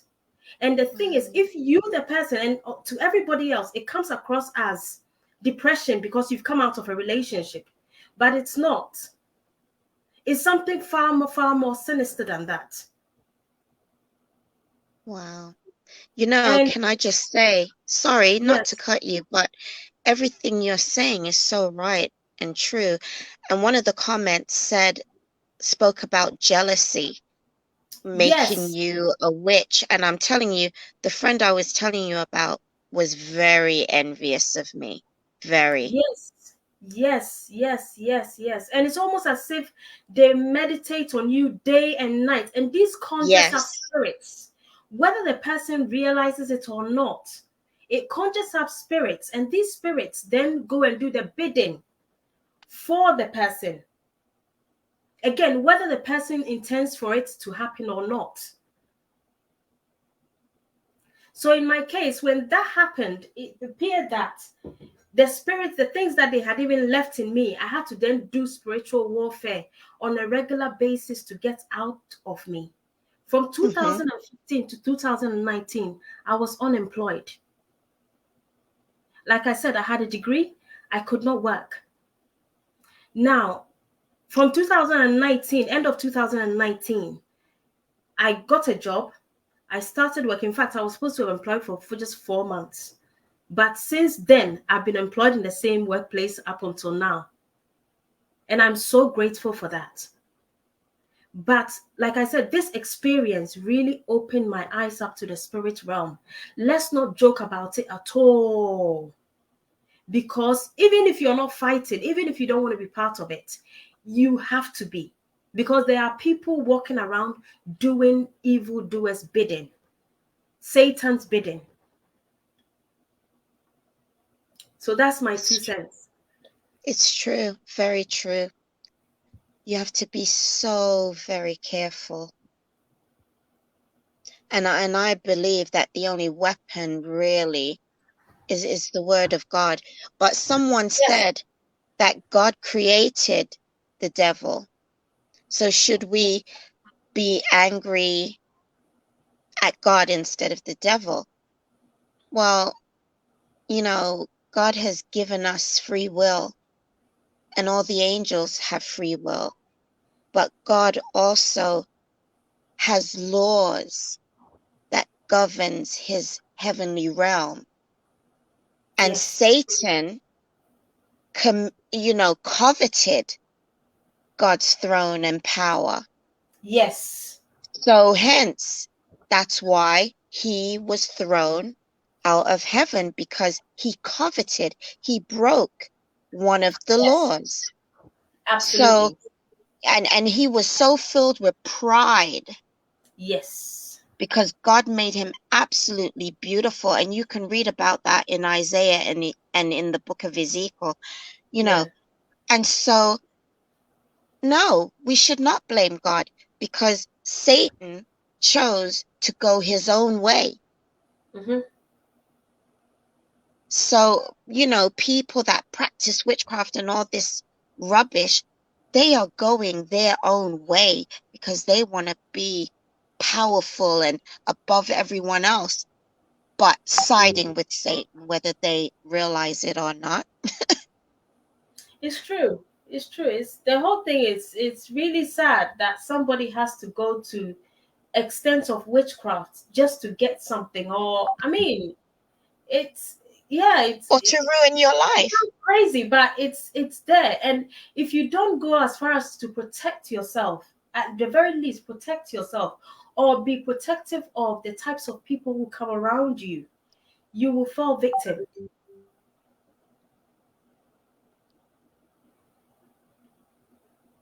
Yeah, definitely. Because I listened to something not too long ago where, you know, like with these tarot cards and these Ouija boards and all these things, you know, they can bring evil attachments into your life where, Absolutely. you know, things will go wrong for you. Absolutely. Absolutely. I even heard of people who go to church in the day and then in the evening they worship Satan. Yeah, Yeah, it's definitely. Oh, That's there's it. a lot of witchcraft practices in church, a lot. Even a friend and I were talking about that yesterday. A lot. wow. The whole thing is mad. It's really, really, really mad. But you know, it's just having discernment to know It's key. that This when is a person very is key. trying to befriend you, you Yes. know, that you just pray and ask God, you know, like who and what is this person? Yes. Yes. Yes. I believe it's really, really, really, really important to do that, because I also believe that the people who are practicing witchcraft, not all of them are ignorant. Some of them are very aware of what they are doing and the pain it causes and the distraction it causes, but they don't care. And Yeah, they go yeah. ahead and do it anyway. See, this is why that friend of mine wanted to give me a tarot card reading. See, Yeah, because the minute that I would have said yes, then that would have given her and her demons permission exactly. to have done whatever she wanted Exactly. to have done to me. Exactly. It's very, very clever. Very clever. And you It's know, with very you clever. saying that she was dating, because you said that your friend was dating your fiance, Yeah. So, like I said, right? yeah. Well, you know, with that situation there, when because But those things never work out. sex is also used as a witchcraft tool. And Oh, this yeah. is what people don't understand. When you are fornicating left and right, you are picking up STDs, you know, as in demons. Yeah. I agree. I agree. Sex is used not just as that, it's also used as a form of mind control. Yeah, So, like, let's say, for example, I wanted Mr. X and I felt Mr. X would be a good husband material, or I'm a man and I want Miss Y. And I think Miss Y would be a good wife material. All I have to do is to convince them to have a sexual relation with me. And then once they have a sexual relation, that person is thinking they're having sex because they are getting pleasure out of it. I know what I'm doing with that, because that energy, I can use it to transmute it into something and then use that to control that person. And yeah, this is the whole basis of, I think, sex magic. That, yes, again, it's really, really, really rampant in this day and age, and even in the new age. exactly. Oh, there's just so many things, you know, down to even eating from people, you're taking a Yeah, chance. yeah, absolutely, absolutely. Like I said, up until 2015, I never knew any of these things even existed. If somebody told me, I would just be like, this sounds ridiculous. This sounds like it's from, I don't know, it's from the fairy tales, movies. But no, it's actually real. And I also realized that a lot of these so-called children's fairy tale books are actually spirits and demonic entities and things of the occult that they've put in, like, let's say, children's cartoons. Things like the mermaid is from the marine kingdom, Yes. and all of that, mermaid, merman. And have you realized that most Disney films is all about witchcraft? Oh yeah. You Oh, know, there's always a witch. There's always a witch or a wizard who was jealous of somebody for her youth or beauty or whatever. It's always yes. it's always the same themes. You know, and this is the thing, I knew these things existed, but I Yeah. didn't know to the depth of how they existed.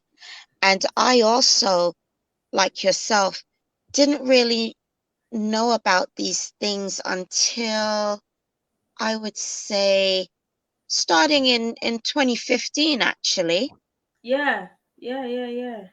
Yeah, 2015 did I start learning about these things on a deeper level Yeah. through church.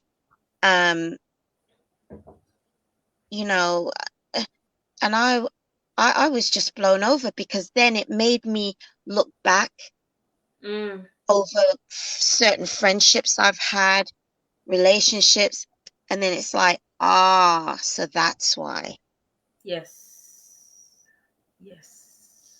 Yes. Yes. So until you know about these things, you won't ever be able to figure out, well, how comes that, when I tried to start that business, why didn't it take off? Yeah. Or why didn't that relationship work out? Or Yeah. because you didn't realize that there was some connection To to the other side of things, the demonic. yes. Yes. I could even go as far as to tell you guys the once. This was, I think, last year, sometime last year. One of my friends introduced me to a guy who seemed like a really nice guy, goes to church. I've known this person for many years, but there are certain people you just overlook. You're just like, yeah, I've known this person for many years, but I never thought of him in that way. So you get to know them. As you're getting to know them, they seem really nice. You think, okay, this could be a potential. So I start praying about it, and then bam, everything ends. And I was like, what's this? I mean, I really wanted to know this person. He seems like a really, really nice guy. But later on, I got to find out that he plays for the other team. Now he's looking for a cover, basically. Oh. Yes. So then he can go to the Ghanaian church is going to be, you will eat him up for him to come out like that.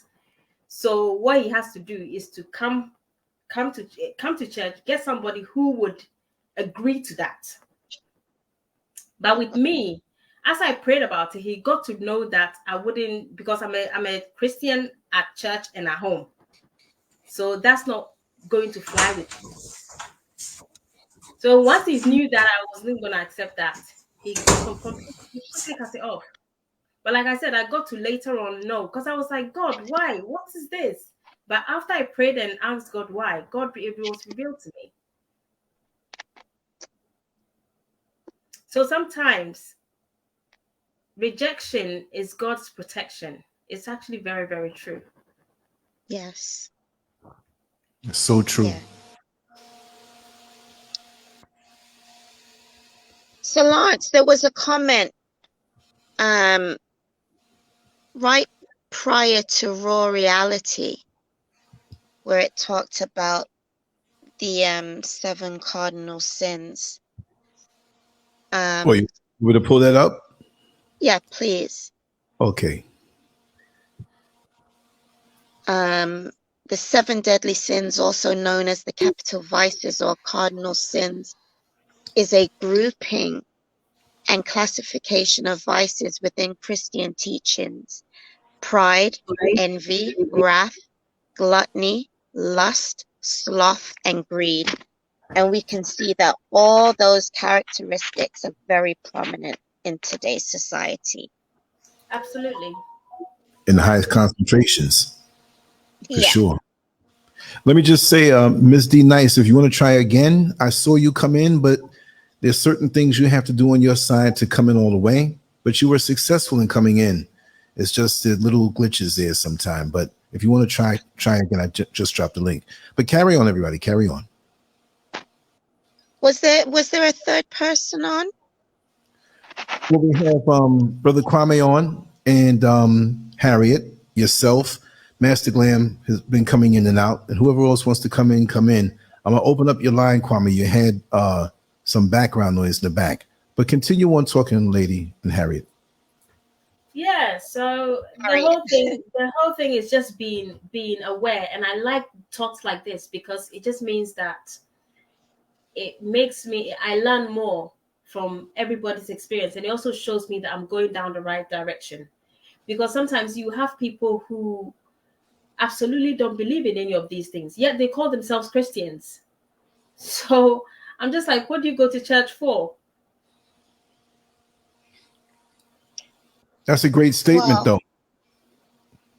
yeah, because it's just amazing. Well, half of the people that sit in church, do they even read their Bible though? No, That's they're not true. into it. They're really not into it.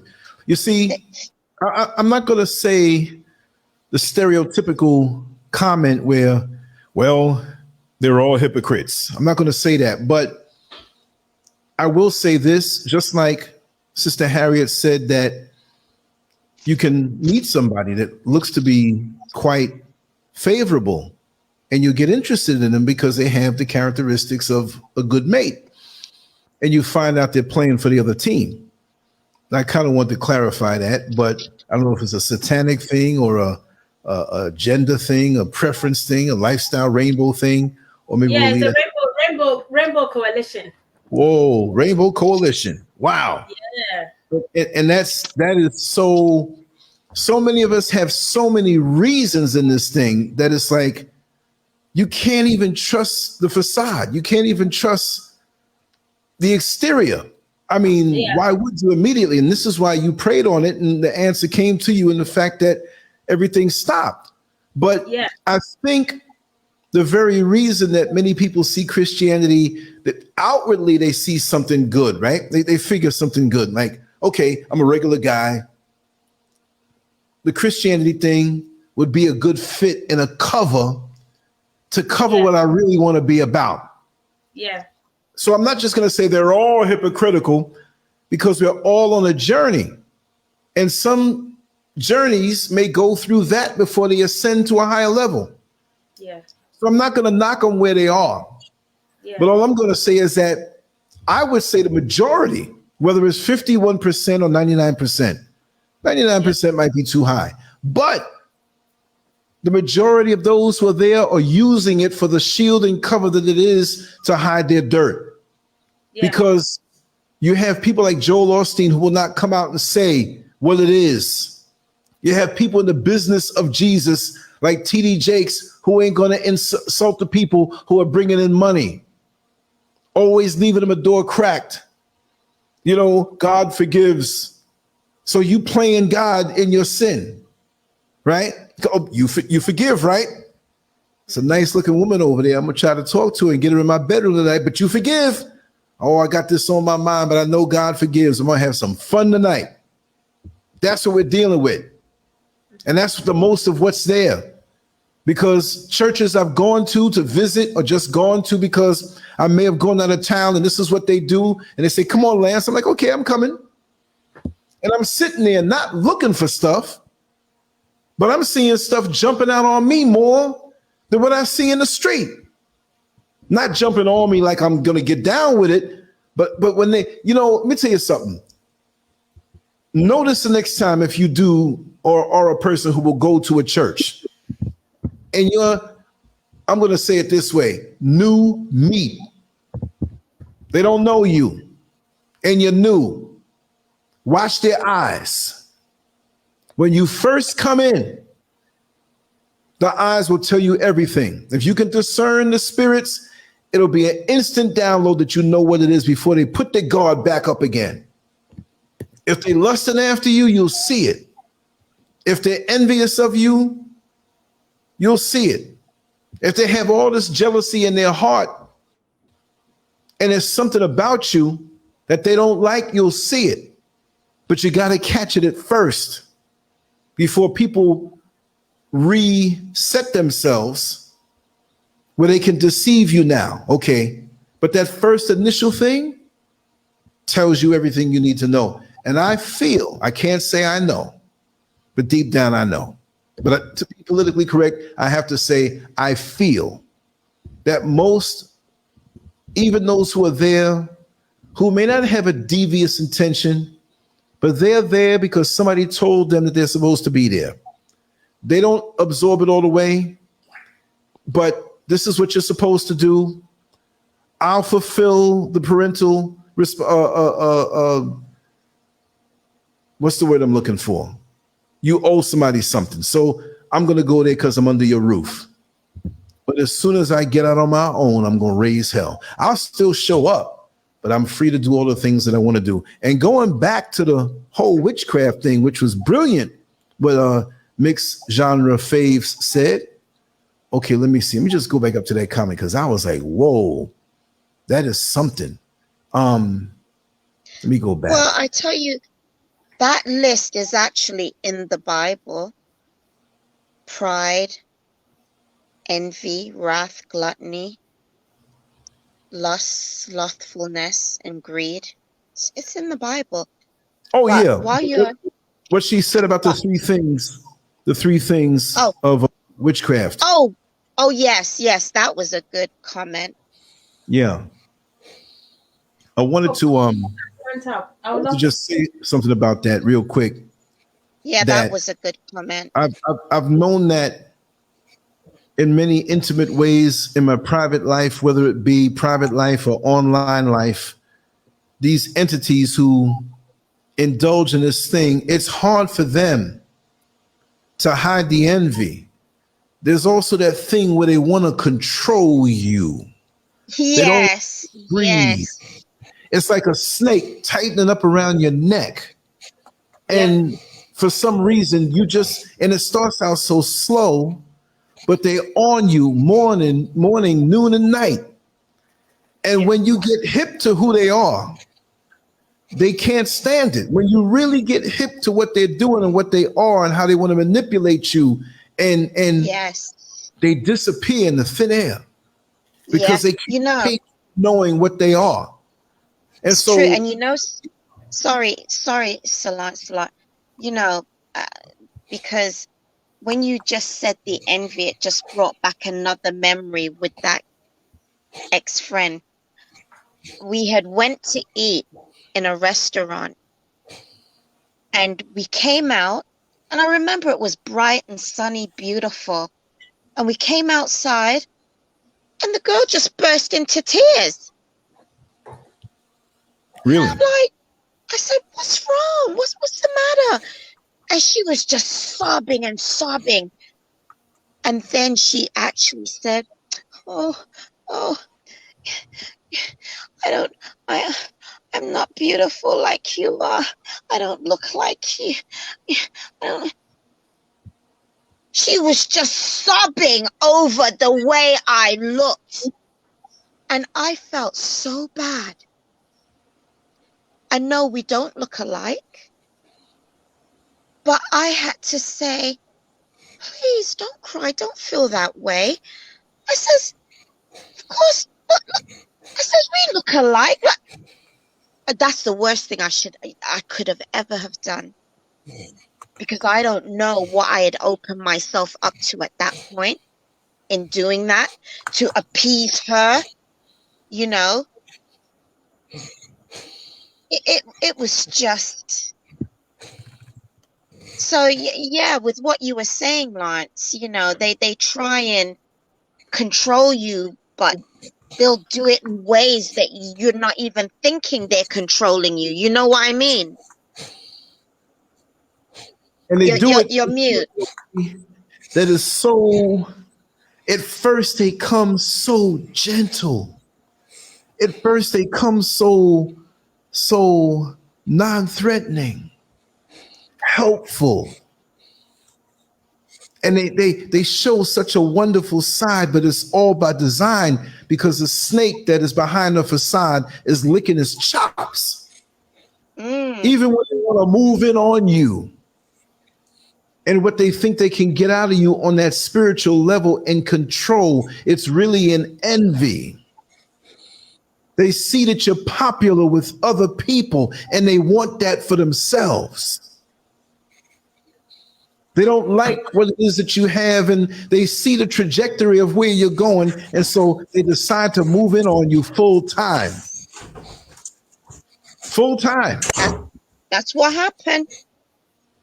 Until they have embedded themselves in every area and facet of your life. Even when you have downtime, they're there for you.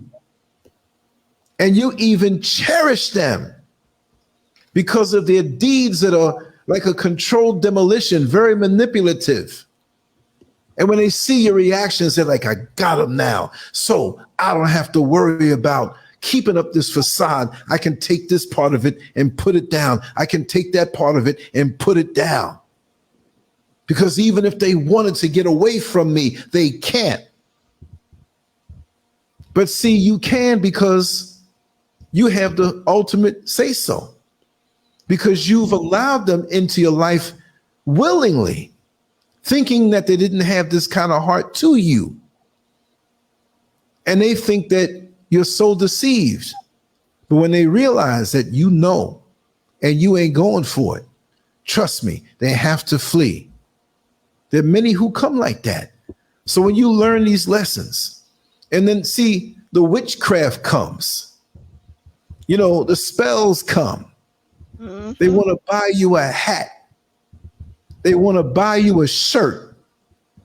They want to send you bracelets like shackles around your wrists. You take all of that stuff when you realize who they are, and you go as far as you can, and you burn it. You see? And then you have tag team people. That one is the one that wants to get into your life, but another one already has a closer proximity, and they work together. See, I know all of these things. I'm not saying I know everything. Don't get me wrong. I say I know of these things because I've experienced it, and I'm telling you, the confusion that those entities thrive off of, that their presence brings to you in your life, it dries up immediately when you get rid of them. You wake up from a fog and you say, what the hell was I doing? Why did I let this person manipulate me into overdoing stuff here and trying hard? And they sit to the side. You ever see that picture? It was a white lady. It was a painting, and it tried to play demon possession. And it showed this woman laying on the back on her bed, and it was some little monkey-looking demon sitting up on top of her stomach. And that's how they are. They just want to be sucking from you, your every movement.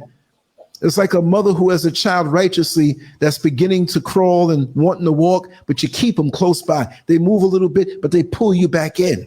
So here it is, like when you said that are certain people sent to you to block your destiny. Because see, these kind of people, they know their time is over, which they're brainwashed. They're shut down because they accepted the limitations. So just like when we spoke about the jealousy, when they see younger people and they're older people, they wrote their chapter when they were 25 years old and 37 years old. And here they are in their mid 60s, knowing what they did in those years, but you haven't written that chapter yet. And they're mad at the potential that you have. So they will do purposely things to bring you down on an occultic level, acting as though it's something simple and something innocent, but you're deep in it. And I don't want no parts of you with that foolishness. Because see, behind it, if you can see what they really look like. See, when you talk to these people in real life, or you see them on a FaceTime on the phone, something flashes. And you see them for the ugly person that they are. We're not just talking about the physical ugliness, but the spiritual ugliness makes them ugly too. Yeah. Because I've seen fine, drop-dead gorgeous women who had evil spirits in them, and they look just as ugly. You give me, let's just say it this way. If I was single, give me an ugly woman with a good spirit as opposed to a drop-dead gorgeous woman with an evil spirit on the inside. I'll shut up. I'll let you talk. Kwame, you've been bouncing in and out, man. What you want to say? You're in. Your line's open. Okay. Lady J. Harriet, what you were saying was interesting. Carry on, carry on. Well, I want to say this also with this friend. Doing? Say we would go out, be hanging out. Like, this is a real situation.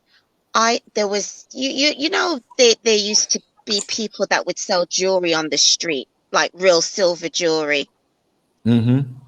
I don't know if they still do it in New York now, but Yeah. you know, and so there was this guy selling jewelry, and so I picked up a ring, and I says, "Oh man, I really like this.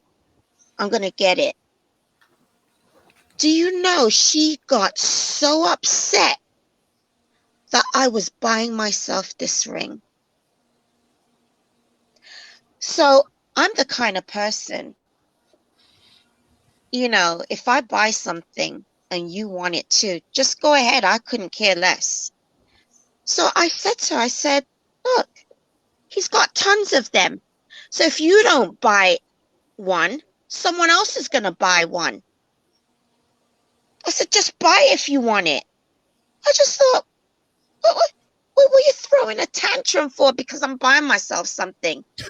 It's like, if you want one, go ahead. But do you know she bought the same ring? I know But somebody like it's that. not, you know, for me, it's not even about her wanting the ring also. It was the attitude and the getting upset. It's like, look here, you're not a child. You're an adult. Just go ahead and buy it. Like, so that was another thing that, you know, like, for me, I just thought, I didn't pinpoint as to where that was coming from. Because, you know, I was young then, really wasn't into these things. But I mean, we were, I think she might have been maybe like 3 years older than me. It's not like she was that much older, or 5 years. But, you know, it's the attitude of some of these people when they're practicing.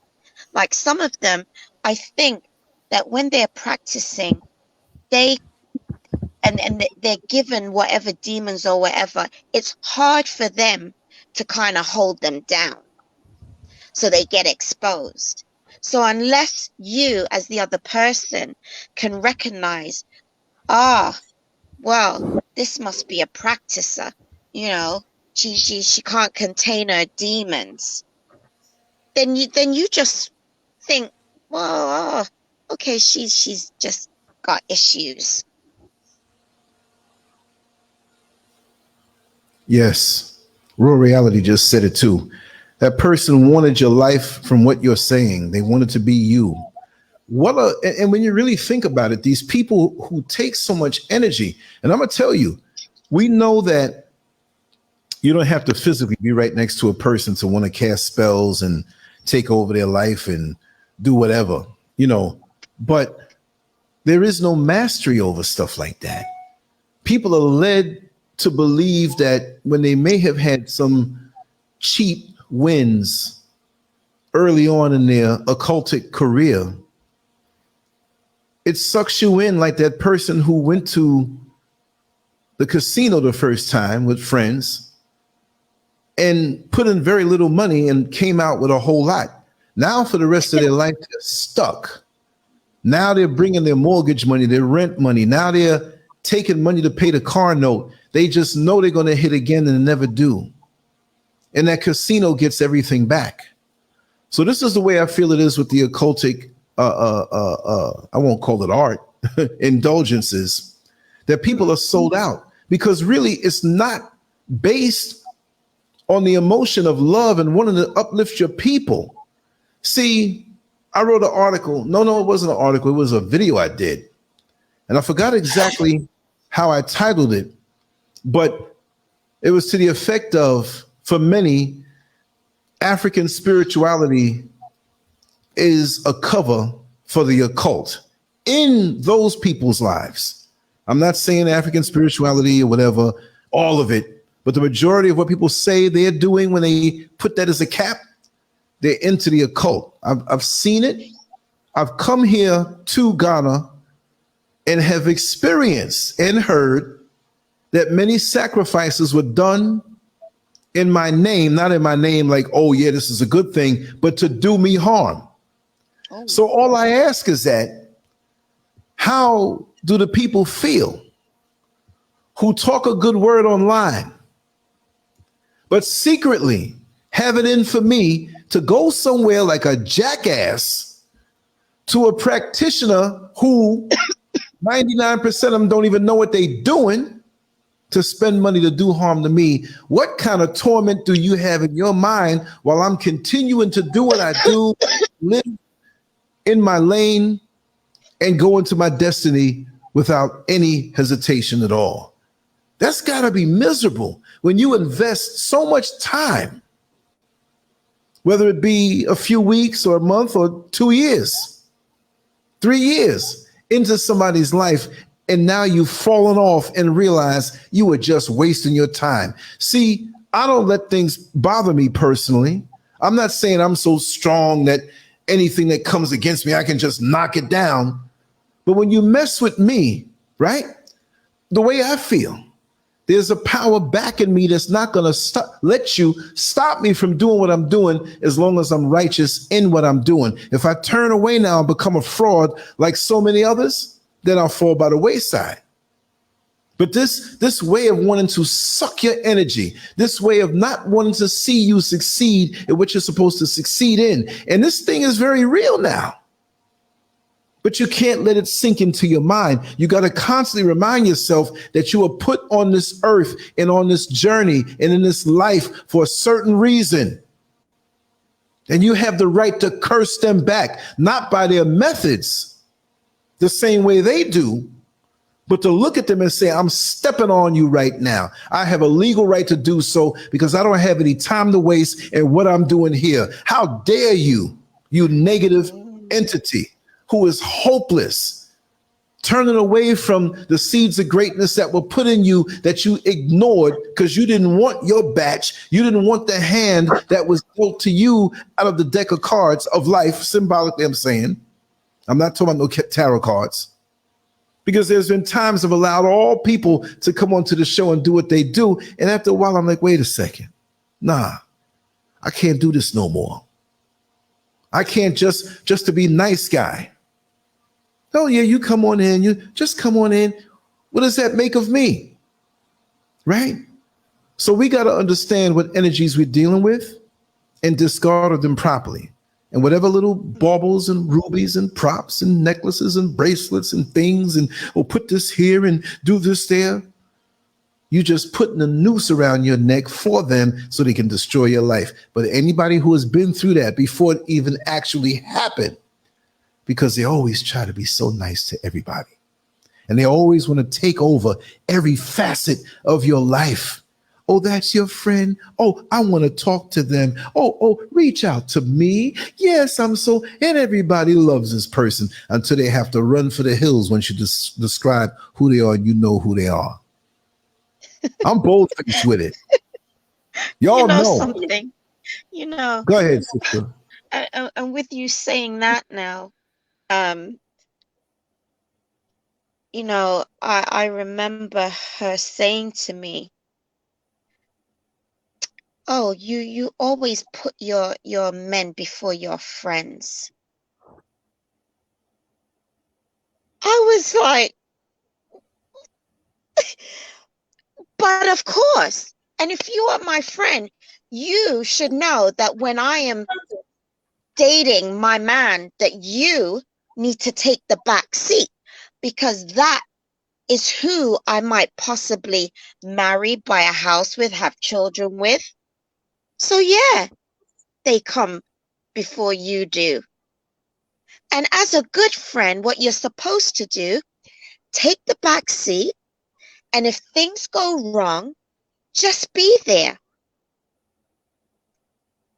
Because when my friends are dating, I get in the back seat.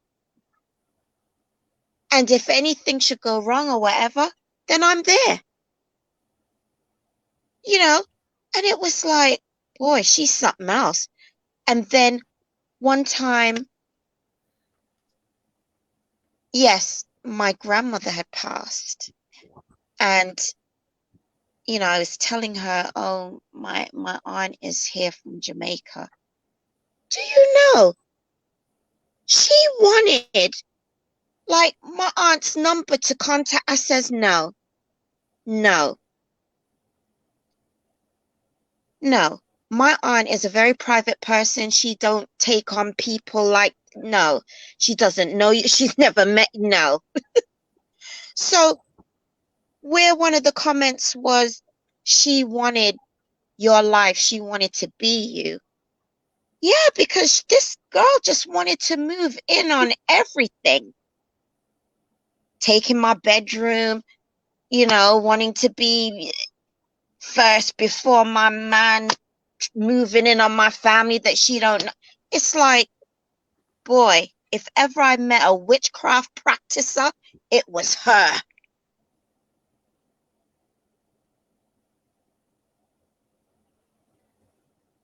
I couldn't believe it. So yeah. So crazy. Can I ask a question? Sure. Hello? Yeah. Yes, So yes. what if you know of an elderly lady who, let's say she's old enough to be, let's say, your mother. She's got her family, she's got her kids, everything, but she seems very envious of people your age group, like her daughter's age group, but she's not envious of her own daughter, but people around that same age group always commenting on their dressing, on the people they are dating. It's just too much involvement for somebody her age. It's very strange.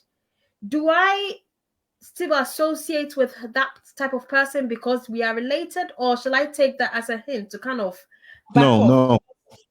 no. You deal with them on what energy they have. Positioning and proximity in this day and age, to me, I mean, you can take what I say with a grain of salt, but it's those people who are closest to you and people who you Yeah. allow in your energy and in your Yeah. area. See, you know, Mm. when I used to do a little bouncing after working in the jail, you'd have guys who are on the other side. After you pulled them and broke up a fight, they're mad at you now. And so they're all across the other side of the dance floor making threats. I'm going to get you. I'm going to beat you. I'm going to punch you. I'm going to do this. They can't touch you from the other side of the room. They can't punch you from the other side of the room. They got to get close to you and in position to do you harm. So what does that tell you? These people, these spirits, energies jump also.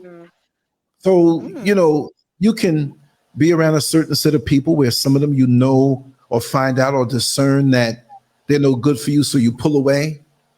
You may have others who you feel safe with, and one or two of them together, and one's no good. You pull away, and then you make up your mind. You said, I'm not going to be around anybody. So you're sitting in your yard by yourself, and the tree falls on you. Things will happen regardless, but you have to. It's true. I'm watching everything. That spider, I caught him out the corner of my eye, and I got him before he got up on my leg and bit me. That doesn't mean you have to be paranoid. And see, we have to stop apologizing for us being aware when other people say we're paranoid, because when people tell you you're paranoid, usually they're the ones in position to come to try to do something to you. You know what I mean? So when you have somebody who is always criticizing the younger generations who are your daughter's age or her daughter's, was it your daughter or her daughter? It was her daughter. Daughter's age, which is Right. my age group, but she doesn't get envious of me. She's very nice to me, absolutely nice to me. But it seems people my age mates, like I will talk about someone's dressing because it's very, very nice, and she gets really worked up. Why is she dressing like that? Why? And I'm just like, but this person is my age mate, and not just that person is not even your child. That's somebody else's child. You see what I'm Well, saying? For a woman that age, it's just really weird, and it makes me wonder, like, is she? I mean, is she doing witchcraft or what is it? You know, because I'm just, like I said, I'm just discovering this whole witchcraft things myself. So anytime someone shows that jealous spirit, I'm kind of a bit standoffish with them. it's But what just a about matter before it comes around to you directly. Naima, you're exactly, in. Yeah, Okay. exactly? yeah, yeah. Naima, Sir jump on in. Lancelot, Sir Lancelot, there was a comment right before Misty Nice, Know Your Mm-hmm. Circle. Mm-hmm. No, not that one. This one. No. What was the gist of Yes, it? that one. That one. Okay. Oleas, she says, or there's those people who try and take over your entire life and so-called replace you and then push you to the back. Yeah. Yes. Oh, yeah. She was, Oh, yeah. yeah, that ex-friend was trying to do that to me, because guess what? She then wanted to get in touch with my son. And I said, no, do not contact him, through his Facebook. I said, no. He has his friends, his own age. So no. But I know what that was about, because she Listen. even asked me, oh, is your son still a virgin? And I thought, no, I'm not even going to answer you. Do you, who asks that? I would never, ever ask one of my friends about, oh, is so-and-so, your child, still a virgin? Well, that's none of my business. What do you want to know for? Because there's this thing called sexual vampirism, where some people, like, I think we discussed it a little earlier, which is similar to sex magic, where people take away people's virtues, blessings, anything that is meant to be for them, they can take it away through sex, basically. So sometimes it's much older people who try it on younger Yeah. people, or vice versa. It depends on the person who's doing the magic, black magic, basically. You see, there's the evidence, that there's the, I mean, it's like this woman, like, I am so glad to be rid of her now, honestly. And it took a long time to get rid of her, actually. For years, I was trying to get rid of her. Even though I've moved. Yeah, it's the reason why molested people, like people who suffer pedophilia and molestation, they grow up to become dysfunctional adults because something has been taken away from them. Yes. Certain blessings has been taken away from them. The path to success is not straight for them. So they latch on to drugs, alcohol, addictions, because their virtues that was supposed to be there has been replaced. And usually the person who did the witchcraft, black magic, is using it to prosper themselves. Whether or not that virtue can be used as a currency to buy a good marriage, a currency to buy a good career, a currency to buy long life, that's what they use it for. Right. That's so true. Naima has been waiting for a while. Naima, come on in to the conversation. No, I didn't went and ran around and everything. Can you hear me? Yes, Loud we hear you well. Okay, yeah. I had to get off early because my son started calling, my cousin started calling, ran around to run some errands. But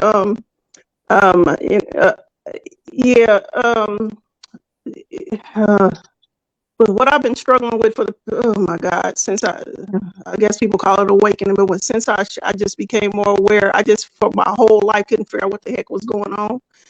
So it's like when you figure out that it's family, friends, the closest people to you, and it makes it very difficult because you know, a few of them I struggle with when I've told them over and over again, I'm focusing on myself. As much free time as I have, you know, away from work and whatnot, I need to focus on myself and work through my own issues, and they'll keep wanting me to focus on them, doing stuff for them. And I'm like, and I realize this is what they've been doing, and this is what I've been getting aggravated with.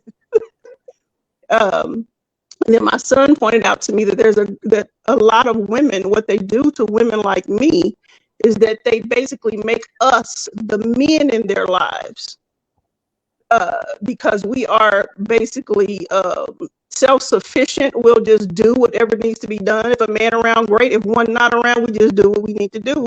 And so then they want us to come and do it for them, you know. So it's like, like, you know, they want me to come and hang their stuff up. Come and I'm like, you got a man sitting there. What are you calling me for? You know what I'm saying? I'm like, I mean, it just didn't make any sense to me. But when I left the religion, they started acting a fool.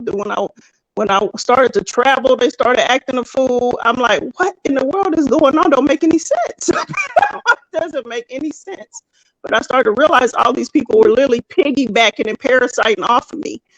And I'm one of those people, I don't change too much as far as my basic routines, you know, my phone number and whatnot. I had the same phone number for about 20 years maybe. And I just recently changed it. Oh my God, that was like a big deal to everybody. I'm like, what's the problem? My niece wanted me to go get the number turned back on so she could. I'm like, you know, I'm like, and then, you know, it's like, you know, everything I want to do, something starts to like try to get in the way of what I want to do. It is just really, it's been really weird. But once I start to notice it, I start to be able to maneuver through it. And basically, you know, I cut some people off, but some people, it's kind of difficult to do that because, you know, they old. So, and they need assistance. But yeah, I say demons are just energetics, whether they be in the body or out the body. It's just, however, I even see some people call angels, you know, positive. I don't always see those as positive. Some of those people, it doesn't matter the energy you're in. Somebody can cut your throat with a smile on their face. So it doesn't matter if they're in a what they consider a positive or a happy space or whatever. They can disguise themselves behind any kind of energy. So being aware, being more conscientious of what's going on, and paying attention and listening to your first mind is what I suggested, you know, at the start. At least that's what I've been starting to do. Yes, indeed. Yeah, go ahead. Intuition Yes, is I very totally. important. Sorry. Yeah, go on. Yeah, I totally agree with that. That, you know, you have to follow your mind. And when your spirit doesn't take to someone, you know, you just have to just really not have any involvement with them. That's what I've learned.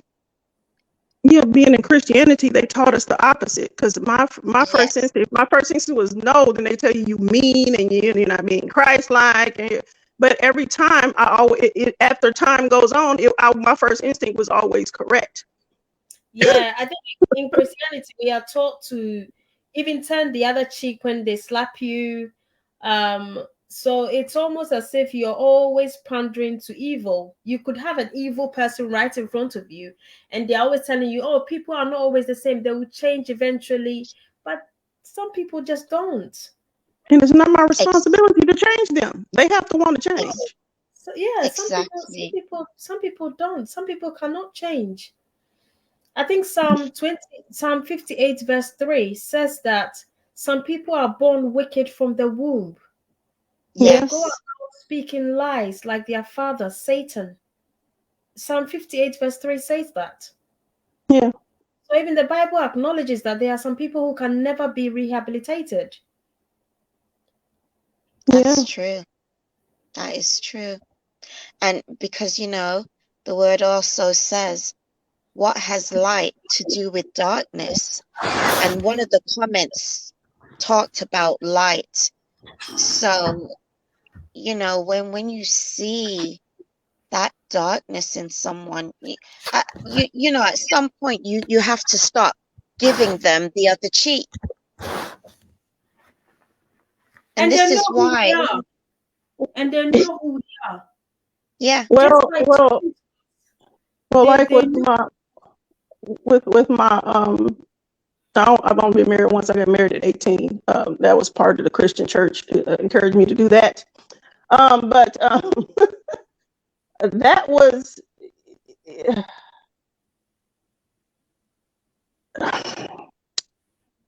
people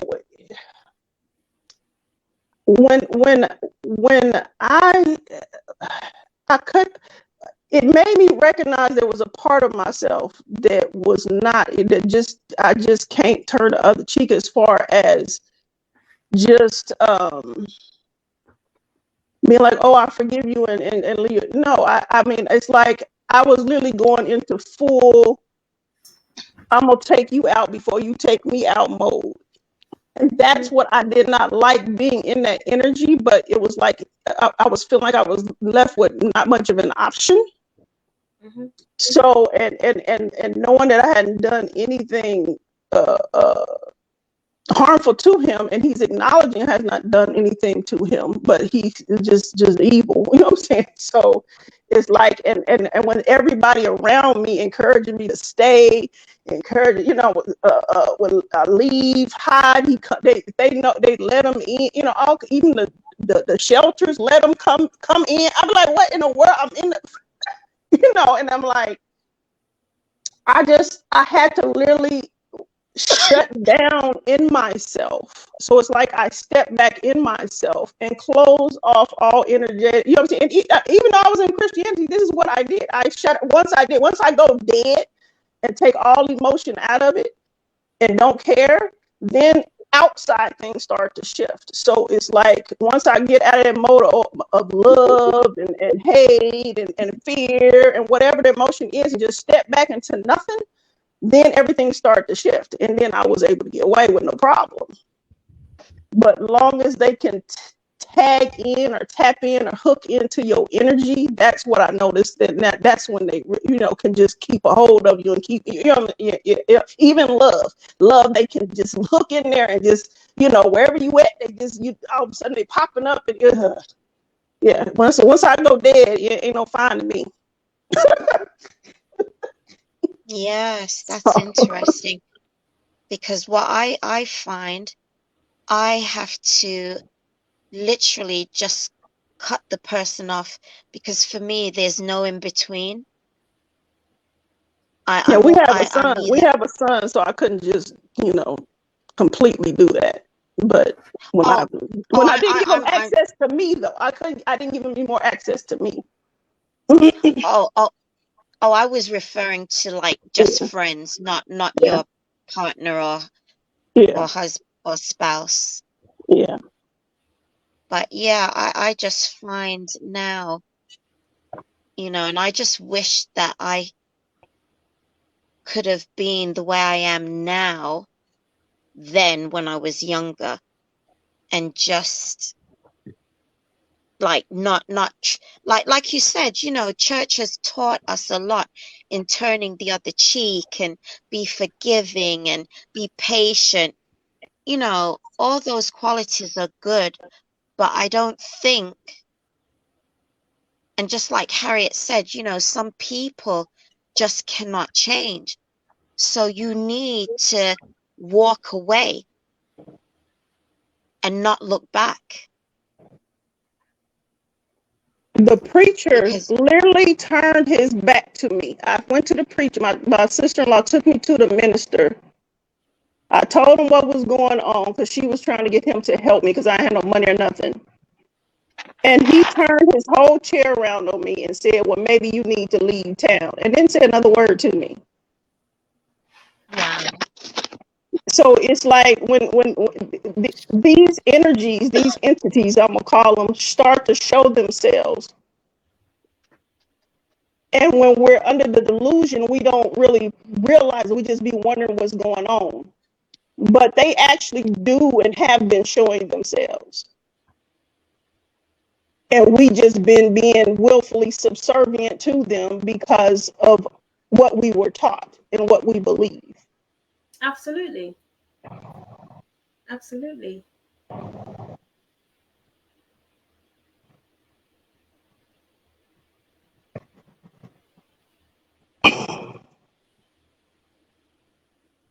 Absolutely. That's why the Bible says we have to be church is the vigilant. norm, but we don't realize it until we cut down to the quick to see what it really is. It's Yeah. the business of Jesus, and it's a social club replacement. And it's not what it was back in the day when we had no choice for those who had to endure the evil travesties of slavery, when our very lives revolved around the church, because although the threat of death was over our heads 7 days a week, or rather 8 days a week, that was a day where Massa kind of eased off of us a little bit. He still had his knee in our neck, but he shifted his weight a little bit, and even still he was in the church watching over us to make sure that we didn't speak any revolutionary jargon. So we networked. We spoke on things that were preserving of life, as long as it wasn't threatening the slave master. We cherished our time in the church to the point that even to this day, or even several decades ago, when there was a semblance of what it used to be, as a child, you would say, listen, I've been in church from early this morning. I got up at the crack of dawn. We left after the morning service to go on and get something to eat. We came back for an evening service. I'm tired. I'm hungry again. When are we going to leave? Because you didn't want to leave, because you knew that once that Sunday was over in a time of slavery, that you're going to go back to business as usual, with the hard work, the disrespect, the punishment, lynchings, hangings, and death. So that's something that is just put into us, and we expect so much out of it. But now in the present day manifestation, you can hang that up. If it's not narcissistic, sociopathic hero or celebrity worship, it's being a part of a cult that is a cult. I didn't say a cult, because it is still a cult going strong through there. The control that the pastor wants to have over the lives of the people. And when you come there as a new member, all of a sudden they want to send their imps to you to see what's inside your house, to see what you got going on. You understand? So it's something different. And it's to suck your energy. That's exactly what it is, to suck your energy on so many different levels. Okay, she's married. Okay, she has a husband. But we found out that they have issues in the marriage. Send them both over to me so we can do a little counseling. And maybe the wife with her pretty big legs, she can come over and talk to me, and I'll counsel her. You see what I mean? So it's superficial now. It's a business. At one time, they passed around the collection plate once. Now it's 5 and 6 times. So if you show up to the service late, thinking you got away from the collection plate, here they come with it. 5 minutes before the service is going to be over. I see we have Kwame in. Talk to me, brother. Hey, Kojo, how are you? Say it again. How you doing? Oh, I'm good. At 60 years old. Good man, good man. Happy birthday, my brother. Big 60. Well done. Well done. Thank you, brother. Yeah. I mean, everything you said, man, is so true. I mean, we have people who are so jealous, by the way. And once they have their jealousy, they're capable of anything, even kill. Even kill, Kojo. Because the jealousy that we have is more than frightening. I mean, say for instance, if you've got a Mercedes, right, and your friend is so jealous of you, he's capable of anything. He can go behind your back. That's like because Lance has got this Mercedes. Yeah, I mean, who does he think he's now a big man? It's all these sort of childish things we say that leads into jealousy and can lead into kill. Right. You speak nothing but the truth. Well, it is true.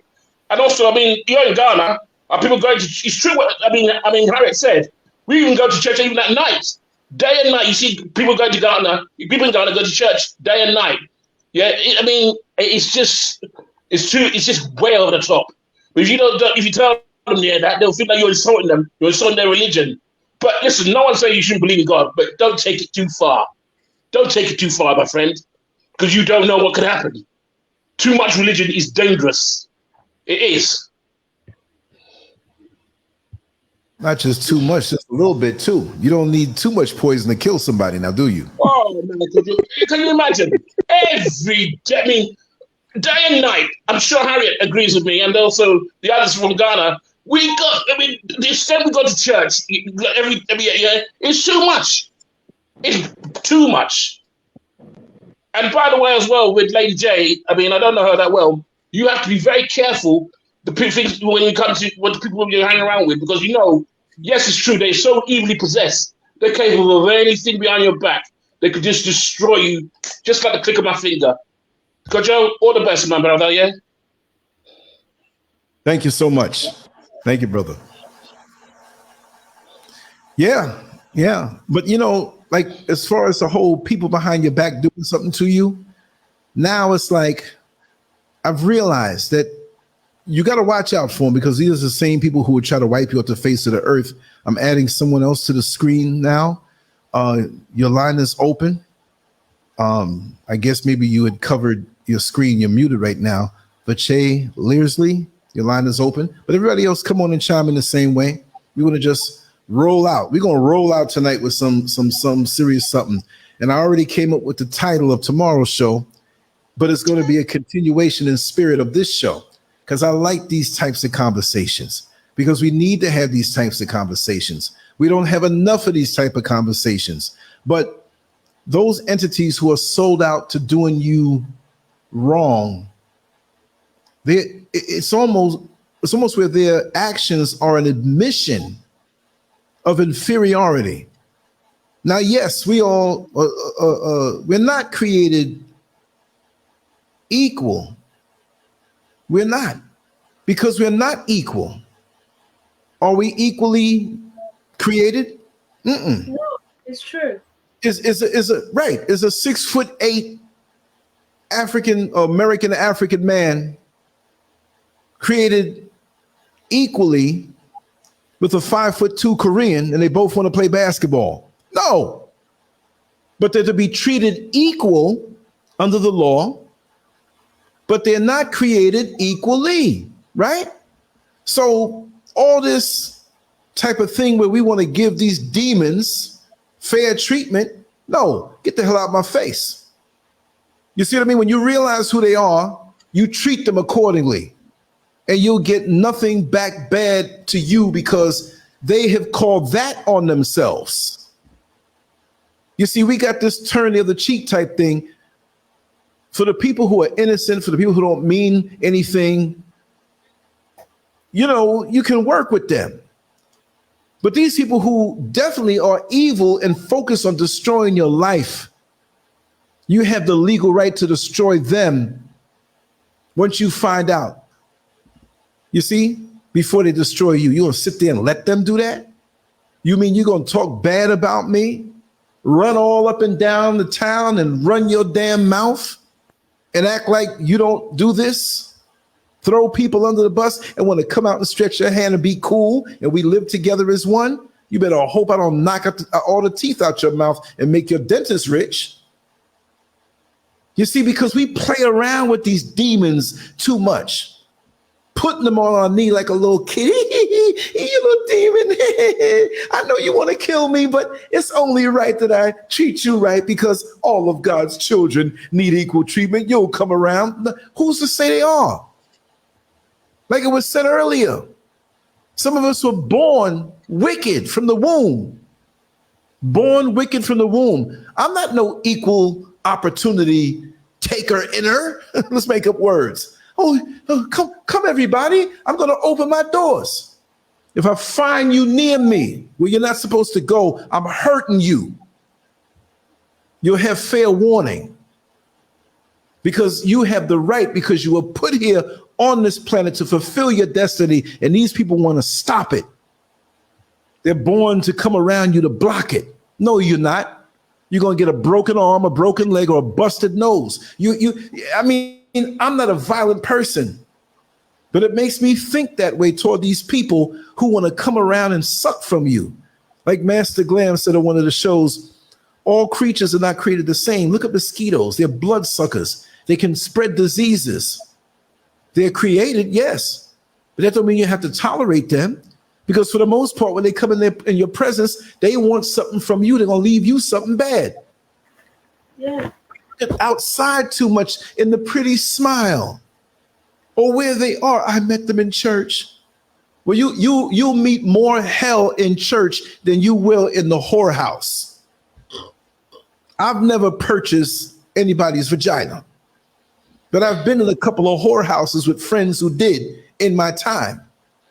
And I've seen more godliness aside from what they were doing in a whorehouse, sitting around, and how they treated each other with respect. They know what they were doing wasn't the ultimate of what you should be doing. And then I turn around and go in a church and see how people cutting their eyes and sitting there. Yeah, let me tell you something. I'm going to say it because I'm kind of pissed off retroactively, and I'll shut up after this. And I don't care who's watching. I don't care who don't like it. I'm not one of them people to keep my mouth shut when I see something. Here you go. Let's make some more enemies. And if you don't like it, you can come on the show and talk with me. And you'll be glad that I'm over here on the other side of the Atlantic. The church that I was married in with Mrs. SCURV, the name of it is Emmanuel. You hear that? Emmanuel, a Seventh-day Adventist church. I have never seen so many dysfunctional people who, when you walk in, they look at you up and down, evil. They spend more time in the parking lot after the service. And you know how some of the old, and I'm gonna say it, old, like we were saying how we have these old women, and there's some old men too, right? But the old men are okay. You fill their stomach, you give them a little sex, they're all right. You keep the stomach full of the balls empty, they ain't no problem. But it's some of these church old ass women. They can be American, but a lot of them got that old Caribbean demon in them. I'm not calling people demons from the Caribbean. My father's from Jamaica, but those who understand. They would line up in the parking lot, and you knew the one that was talking to somebody who had their back turned to you. That one who could see was relaying where you were. Oh, they're getting ready to go now. Who she thinks she is with these new shoes. And some of them were so envious of Mrs. SCURV. I didn't go. Before I met her, she was going just to go. You know, she wasn't what she is now, honestly. And when I got up in there to go a couple times, okay, I'm dealing with you, but what you into, whatever. See, when I started rubbing off on her, they didn't like it. And they didn't like me. And one time they found some of the things that I did online. And so they asked me, they said, oh, we would like for you to come and speak one day. See, y'all never heard this story. I said, me speak?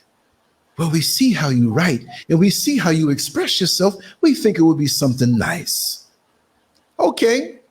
What do you want me to talk about? Well, something biblical.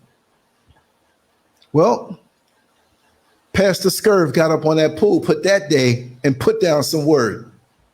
I spoke about King James, the real King James.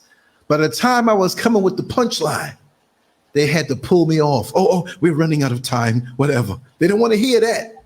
But what I'm saying is that how can people call themselves in a church, membership, fake faces, hating on you, the gossip that's going along, because nothing but phone calls on a Saturday after that.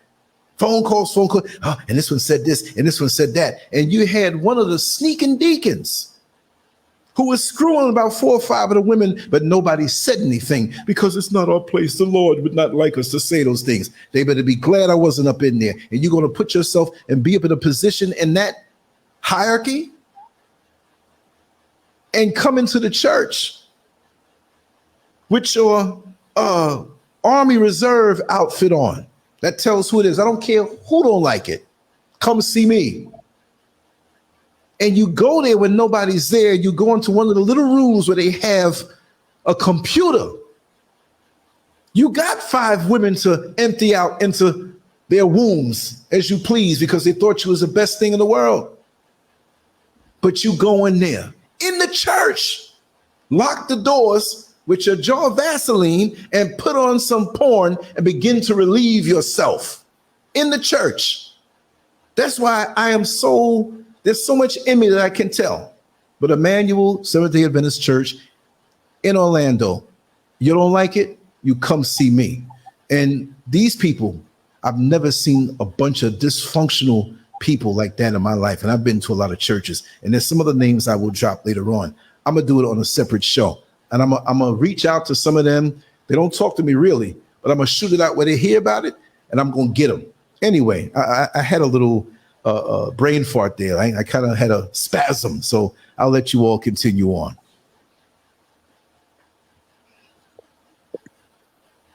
Well, the Bible don't even tell people to worship Jesus. But that's all they do every Sunday is Jesus, Jesus, Jesus, Jesus, Jesus. And the Bible never tells you to worship Jesus.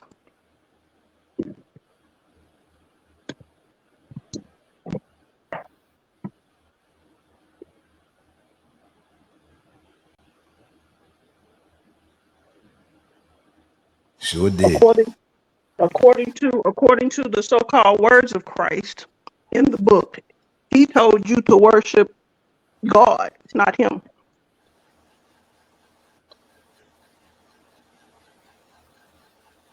That's right. So I appreciate what I learned while I was in there, but you couldn't pay me to go back.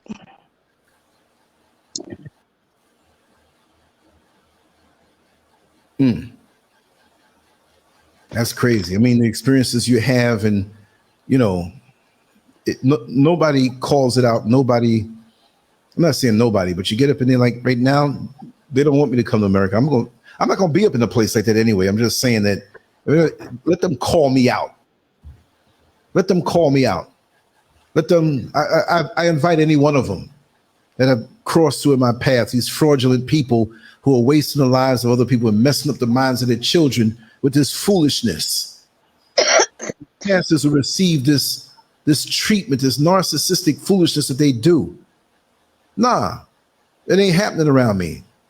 Like I said, I'd be doing all kind of things with video if I was still in America right now. As creative as I am, I'd be busting them left and right. Lance, it's so much blatant ignorance of number one, pedophilia is ridiculous in the church and out the church. And all they do is tell people to pray about it. Just pray about it. And I'm like, and when I ask them, how can I tell a child to pray to Jesus when that person is violating them is praying to Jesus? How can I explain that to me? How does that make sense? And nobody can answer you. Nobody can answer you. My mama and uncle thought I was possessed by a demon when I started just rejecting it all. And I started saying, oh, let's pray. I said, no. I'm yelling no. You know what I'm saying? They thought I was possessed. I said, well, thank you, minister. You can't help me. Evidently, if you thought I was possessed by a demon, you can't cast it out. You just sitting there looking and whispering. I'm tired of all these thoughts and prayers, and nothing's getting done. And most people being harmed is the children, and those children have now become adults that are trying to find some way to heal. Yes, absolutely. I co-sign what you're saying, because like I said, last year, the guy that I met who was trying to court me into marriage and everything was within the church. But what he was looking for, initially I wasn't aware of it, but later on I found out what he was into was, the opposite, the same-sex relationship behind closed doors, possibly men 20 years younger than himself. And so we will have, like, let's say a normal heterosexual relationship at church. This will give him access to, let's say, roles within the church. So in my church, I'm a Seventh-day Adventist as well. You cannot be an elder if you don't have a wife. So he needed that. And also, it's almost like people respect you more when you're married and you look more wholesome. So he wanted that kind of facade to then continue living that shady lifestyle. But when I got into like getting to know him and stuff, I recognized this. And I even believe that he doesn't practice those things within this country. He goes to like poorer countries to go and do it and then come back. So he doesn't get caught, because his work, he works in social work, but he works with young delinquent boys. So if he's ever caught sleeping with like younger guys, it could get him in trouble in terms of his work as well. So I believe he goes abroad to go and do this. And these types of lifestyle, once you get into it, once a man gets into it, it's extremely difficult for them to come out of it. So they find ways to bring people into their lives that would maintain their image and keep things going as it is. So the pedophilia or whatever keeps growing, let's say within the church, let's say within the communities.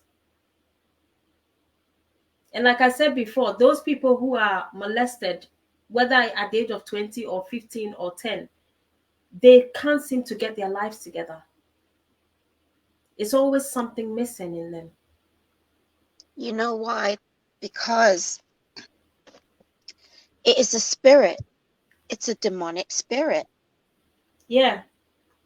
And even, and you know, it's not just Christian churches, but it's religious settings across the board. I mean, look at what's been breaking out all over the internet. The Dalai Lama. The Dalai Lama. I mean, you know, what happened to the two people that were sitting on both sides of him? And where was the child's parents? I mean, you're gonna ask a child to suck your tongue. What's next? Come on. And he's now saying that was just a joke. I don't think so. When your face is in that child's face. Yeah, and he said it was not only to say it was a joke, he apologized for his words, not what he did. Yeah. So I guess he's going to get an honorary invitation to be a Catholic priest now that he shows that he can behave in such a manner. And I'm telling you, where was the man? Where was the kid's father? Where was the mother? That's what I said. They under the spell. They under the spell. Look at them. Groomers also groom their parents as well. They don't just groom the child. They groom the parents initially. Because I know this because of the person I was involved with. They groom the parents first.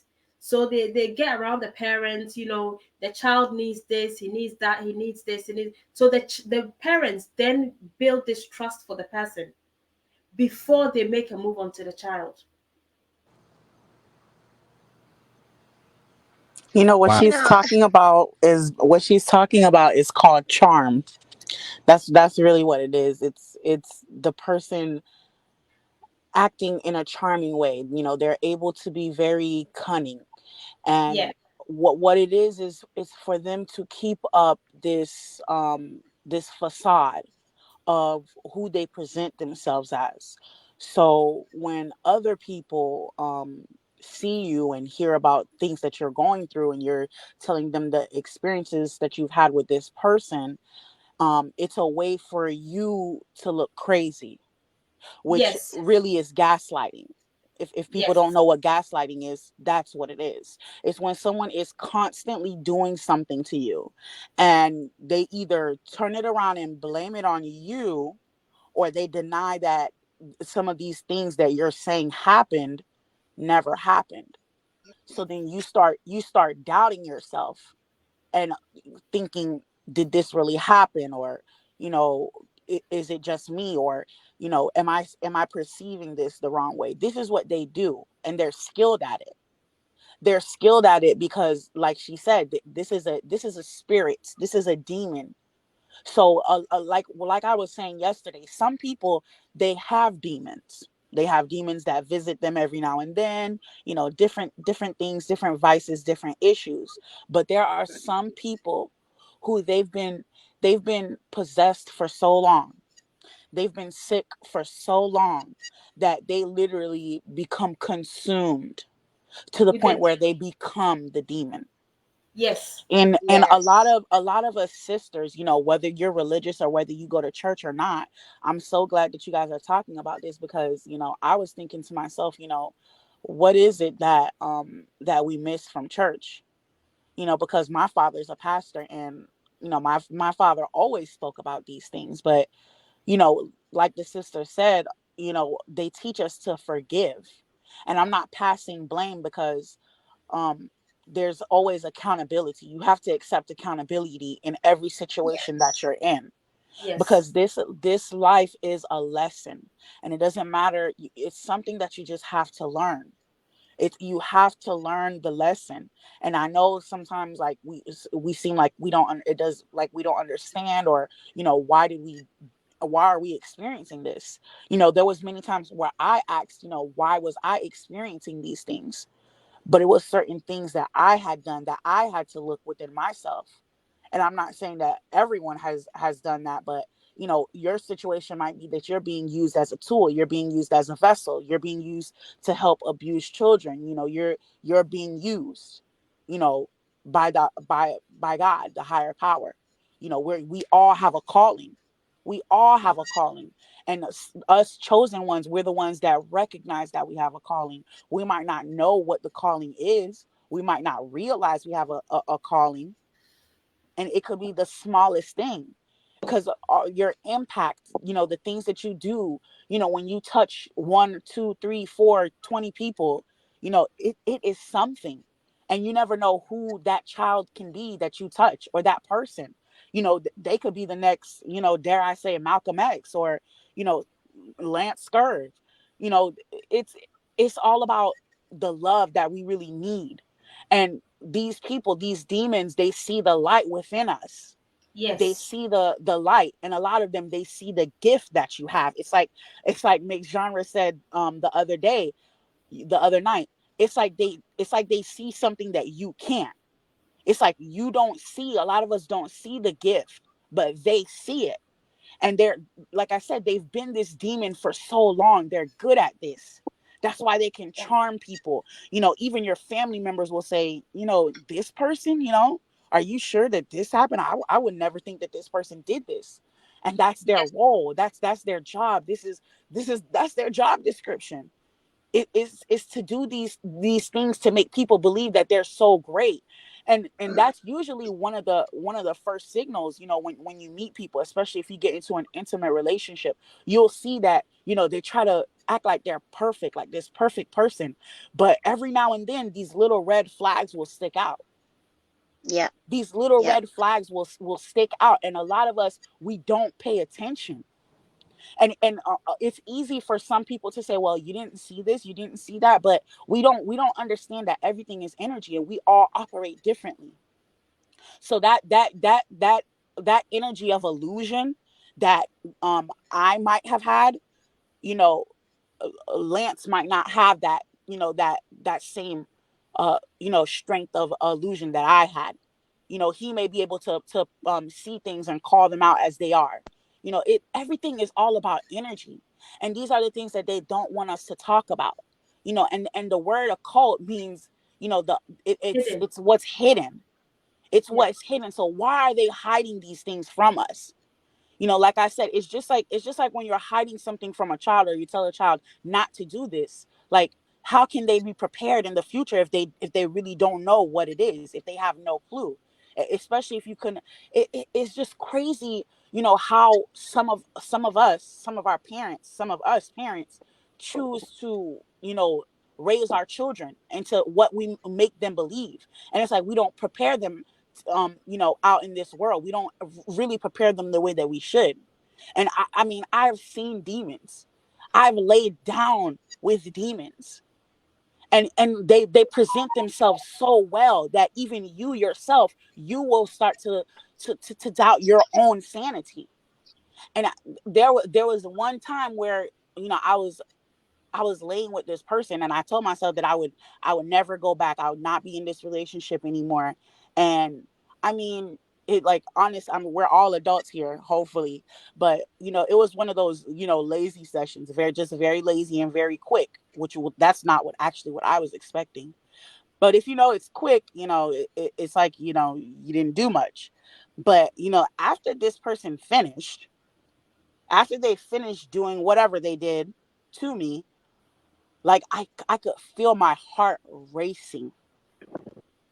And it was like that race, like if you were running from a dog, you know, you're running from this dog that's barking behind you, and you're running trying to get home. It was like one of those type of beating of the heart. And it's like I felt it, and I was like, because a lot of us, we don't even pay attention to our body. We don't pay attention to how we feel when we eat certain things. We don't pay attention to, you know, how we feel when someone comes around. And these are our senses, you know, telling us, you know, be careful. This is how our body was created. All of these things are to protect us. And some of us, we don't listen. We don't pay attention. And there was times where I didn't pay attention. I didn't pay attention to that. But at that night, my heart was just racing, and I couldn't, it's like I couldn't breathe. It's like someone was sitting on my chest, and my heart was literally racing. And you know what it really was? What I came to find out very briefly after is that person was literally sucking my energy. I said that I would not return, you know, to that relationship, and I broke a vow to my own self. And they had to get me back in check. And that's what these demons do. These demons, these narcissistic people, they show these narcissistic traits. These demons, they have to do things to keep you in line. And unless you stop them, they will continue to do the things that they do, because they need you. They need your energy. They need your energy. They can't go on without your energy. And when they see something in you, they see a light in you. They see, you know, your future. They literally see who you're going to be. I had this same person, this demon who I'm speaking about, this same person, you know, I forget what the conversation was about, but they said to me that their grandfather came to them in a dream and said that, yes, this is the one. She's the one. Wow. And with this person, and he told me this person, he definitely couldn't have been the one for me. Maybe I was the one for him, but he definitely wasn't the one for me. This man was so sick that, you know, and these are the red flags that I'm talking about if you're listening all throughout this story, because these things are happening and I'm not listening, and I'm going deeper and deeper and deeper and deeper into this entanglement, into this soul tie. And I'm just not paying attention. You know, I'm thinking to myself, you know, no, I don't think so. Literally going mentally insane to the point where I had a mental breakdown.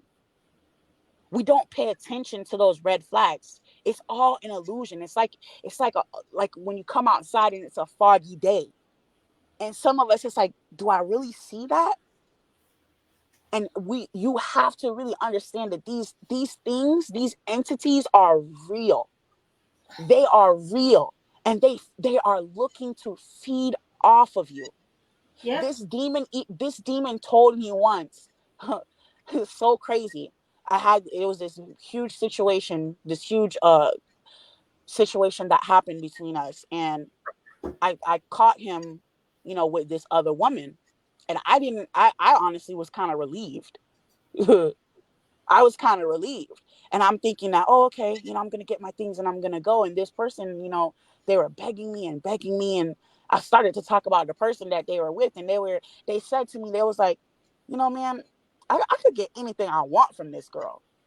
That, like, this girl was about to buy me a car. She has a Benz another Benz that she has, and she was going to give it to me. Like, and in my mind, I'm saying, like, why is this person telling me this?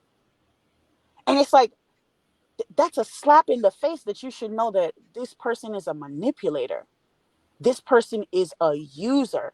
This person is a vampire. And, you know, you may not experience blatant things like I did, or like I've just given examples of, but a lot of times we experience these situations with these demons and we don't rebuke them. Like Lance was saying, you have to rebuke them, because if you don't give them your energy, I'm telling you, it's a slow death for them. It is a slow death for them. You'll literally start to smell them. They smell terrible. Because they're dying. You'll see them even, they'll start to lose weight. It's like terrible things just start happening to them. You know, ticket after ticket, this after this, you know, arrested here, this, there, you know, kicked out of their home. Why? Because now they don't have you anymore. They were draining you. They were absorbing your energy and using you. And we have to wake up. We have to wake up and realize that these things are real. It's nothing no one's going to come save us. There's no amount of praying that's going to work. We have to be prepared and know that this is real.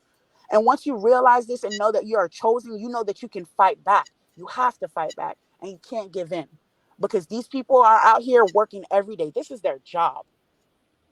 It's their job.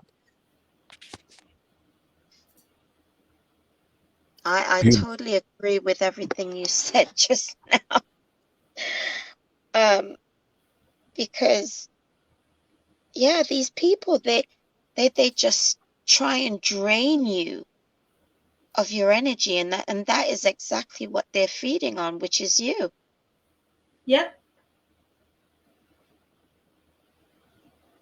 Yep. And they can attach all types of entities into you as well.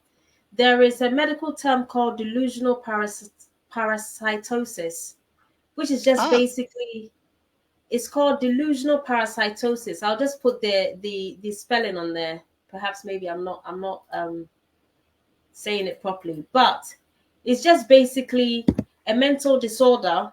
Well, they claim it's a mental disorder where the person starts to feel as though he's been infested by bugs from the inside. This is after a sexual intercourse with somebody. Oh my God. Read it. It's got a Wikipedia page on it. There are medications for it. However, the first case of it that I heard about was in, apparently there was one in Nigeria. There was a case in Nigeria where there was a rich man who lived in a village. And the rich man would often go and take young boys in the area and do things with them. And then a couple of months later, the young boy would die. And there was one case, it was a case where he did it and the boy survived. But when he survived, he said he felt as though there were snakes in his stomach and he wanted the snakes to come out. And he felt really, really uncomfortable. And the thing is, in Western societies, in this situation, when something like this happens, they give them medications. These medications will only allow the person to sleep a couple of hours, wake up, feel the same symptoms, sleep a couple of hours. It can last up to 3 years in a person, if the person doesn't die, that is. So we have to be very, very, very, very careful and be protective of the people we even sleep with. Well, this is the problem, you see, because without being married, you have no protection. Even if you're married, you have to be married to a person who is not going to put you out there. What I mean by that is, recently, and the thing is, it's just a recent thing because I had been in a relationship like that. Recently, we had a colleague of ours who went back home and got married to somebody he had met 3 times. And everybody was questioning, why? Come to find out, again, he was on the other side. So such a person, you're going to be married to them and they'll be bringing all types of spirits in. And the thing is, he went back home to do that because he knows that if he goes back home from, let's say, a British or American country, And when it's flashed his passport, every woman will say yes. And brought the woman here. And obviously, he's still going to be living his life out there, doing whatever he's doing, and bringing things back home. So marriage necessarily doesn't even save you. It's about getting somebody who's right. Well, I'm talking about on the basis of that person being right, you know, because you don't want to be unevenly yoked either. But yes, but what you said is very valid, because so many men are on the down low. And if you marry one of them that's on the down low, I mean, you're also going to get the physical sickness from sleeping with them, besides the spiritual sickness. So, you know, this is why I'm still single. I don't blame you. And you know, forget about if I was to meet someone tomorrow and it's like, oh yeah, I'm going to try the goods before we walk to the altar. Hell no. Hell no. If I have to remain absent, it's late for me, Salat.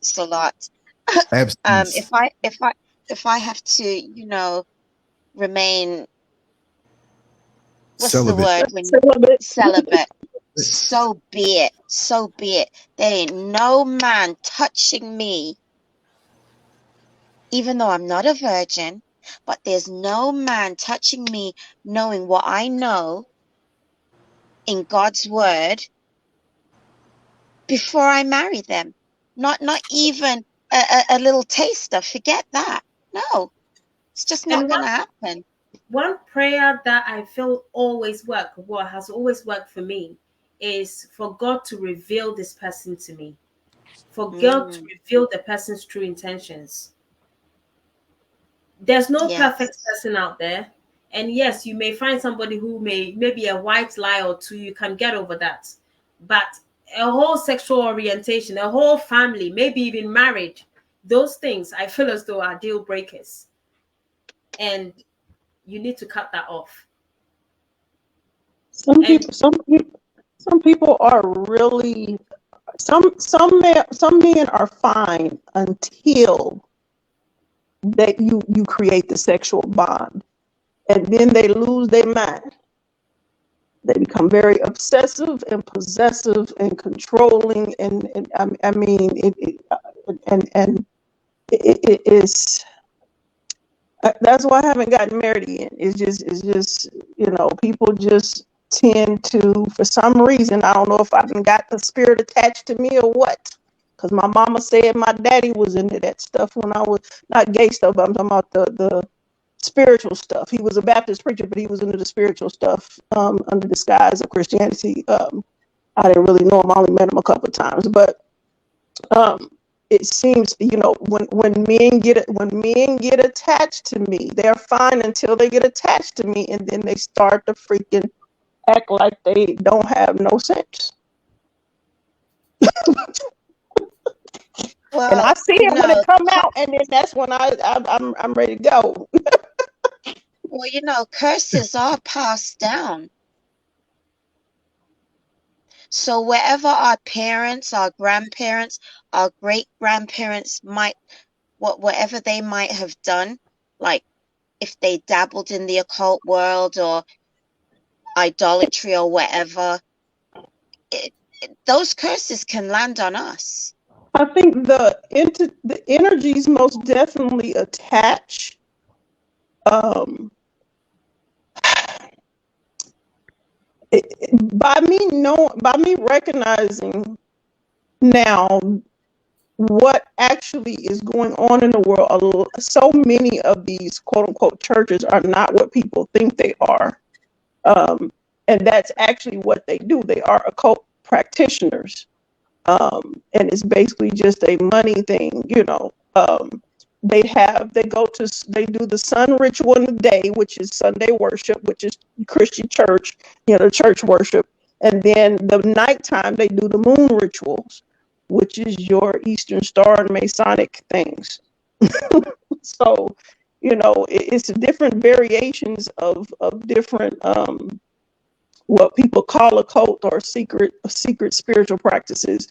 But me recognize, you know, me being aware of this now, of what people are actually doing, is one thing that actually did help me start to come out of a lot of this stuff, because you start to recognize it and see what's actually, because you can't quite put your finger on it while you're in it, because you're just trying to, you know, bond with people, enjoy praise and worship and help out the community and whatnot, and you're not realizing actually what's going on, even though you know something's very wrong. And they seem to be in a blind haze. and my thing now is how to remove it, how to get, you know what I'm saying, completely remove it, and overcome it, because it's so much of it, to the degree when I go places, I can recognize people in it. I went to the bank, and the white lady, and just the energy in the room, I knew, and she thought I was, and I'm like, and you know, I didn't tell her, but I'm like, so many people, because I can sense the energy. I always have, even as a little girl, sense the energy, and seeing a lot of these entities. So, and I don't mean in people, I mean out of people. So, when, you know, I know a lot of, especially Black women nowadays, keep talking about that. Now they saying they're witches or whatever, and my spirit emphatically goes, no, I am not a witch. I don't know what, I see that as something else. I see that as the really extreme juju form, where they doing like I mean, they'll offer up their own kid if they have to, you know what I'm saying. So I don't do any of those things, but I can sense all of these energies. I literally can sense all these energies, and sometimes it's like I can see through the eyes of the other people. So I don't, you know, and because I don't fully understand all these things or what's going on with me, I just basically have withdrawn for the most part from most people, because I have no idea. Even though I've been aware of it all my life, even as a little girl, I mean, I literally saw stuff I had never seen before in my life. It scared. I would scream every single night, waking everybody up in the house because of what I would see. Because I wake up and see stuff in the mirror. I saw this sword with two look like live snakes around it. It looked like a reef out of the graveyard. You know what I mean? It was, and I didn't know what all that stuff was. And I would just scream, but I recognized later, because my mother found some stuff in the attic of that house. It was an old house we lived in, that evidently the people that lived there before was practicing in occult stuff. So I was picking up on that as a small child. So I stopped ignoring it now. In Christianity, I started ignoring the stuff, but now I stopped ignoring it and started paying closer attention, because I realized now, you know, I'm not in that religious I view of the world anymore. I'm starting to really pay attention and see things for what they really are.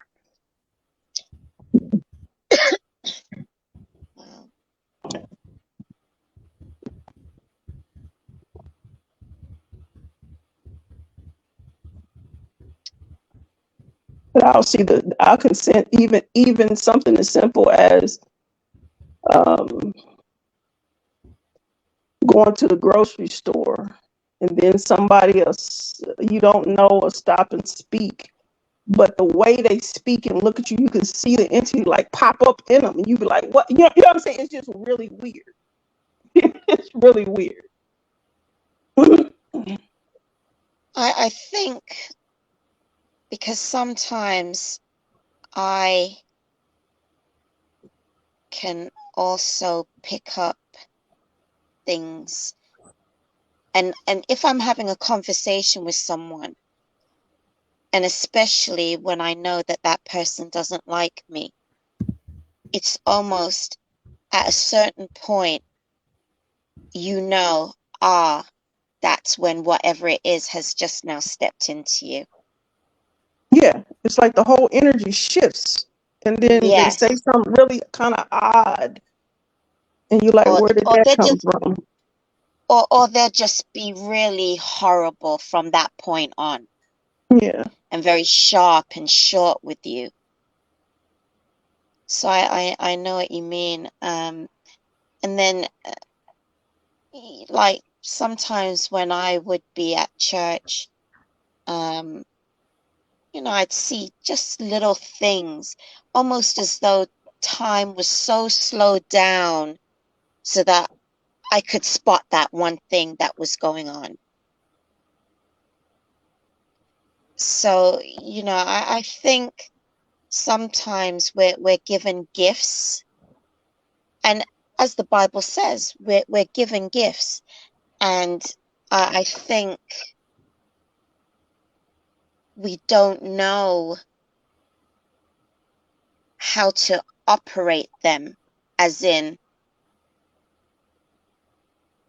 to maybe stop the wickedness. to do it on to utilize them, to recognize them for what they are and utilize them properly. Yes. Things can Yes. happen like randomly out the blue, and you like, how did I do that? Where did that come from? Stuff like that. But Yes, yeah, exactly. Because sometimes, like a few days ago, I ate my last mango, and I was like, oh, that was my last mango. And I went out shopping, and what did I see in all the reduced stuff? 3 mangoes reduced. Very cheap. I'm talking about 40 pence each. Anyway, I walked away, and then something in my basket was crushed. So I went back to put it back. And what did I find? Another mango. It was as though God said, my child, I don't want you to have just 3. In fact, I want you to have 4. And I went back and there was the other one. So, and just the fact that there was mangoes there that I could afford, it was like, wow. And so it's like that thought process that you will have in mind, not that you're wishing or hoping to find mangoes reduced, but it's something that you have done in your head where the universe has heard it, and then there it is, provides it.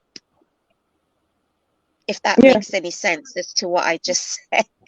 it happens to me all the time. I'll be like, oh, Yeah. I want this, and then I'll be like, well, that I'll look at it like, nope, that costs too much. I'm not buying that. And then a couple of weeks later, I'll go be like, okay, go in Menards. I'll go in Menards, and then there it is. I go directly to where it is. It's reduced down, and, and Well, then I I buy give you it. a Take it better home. one than that. It's when you see something that is expensive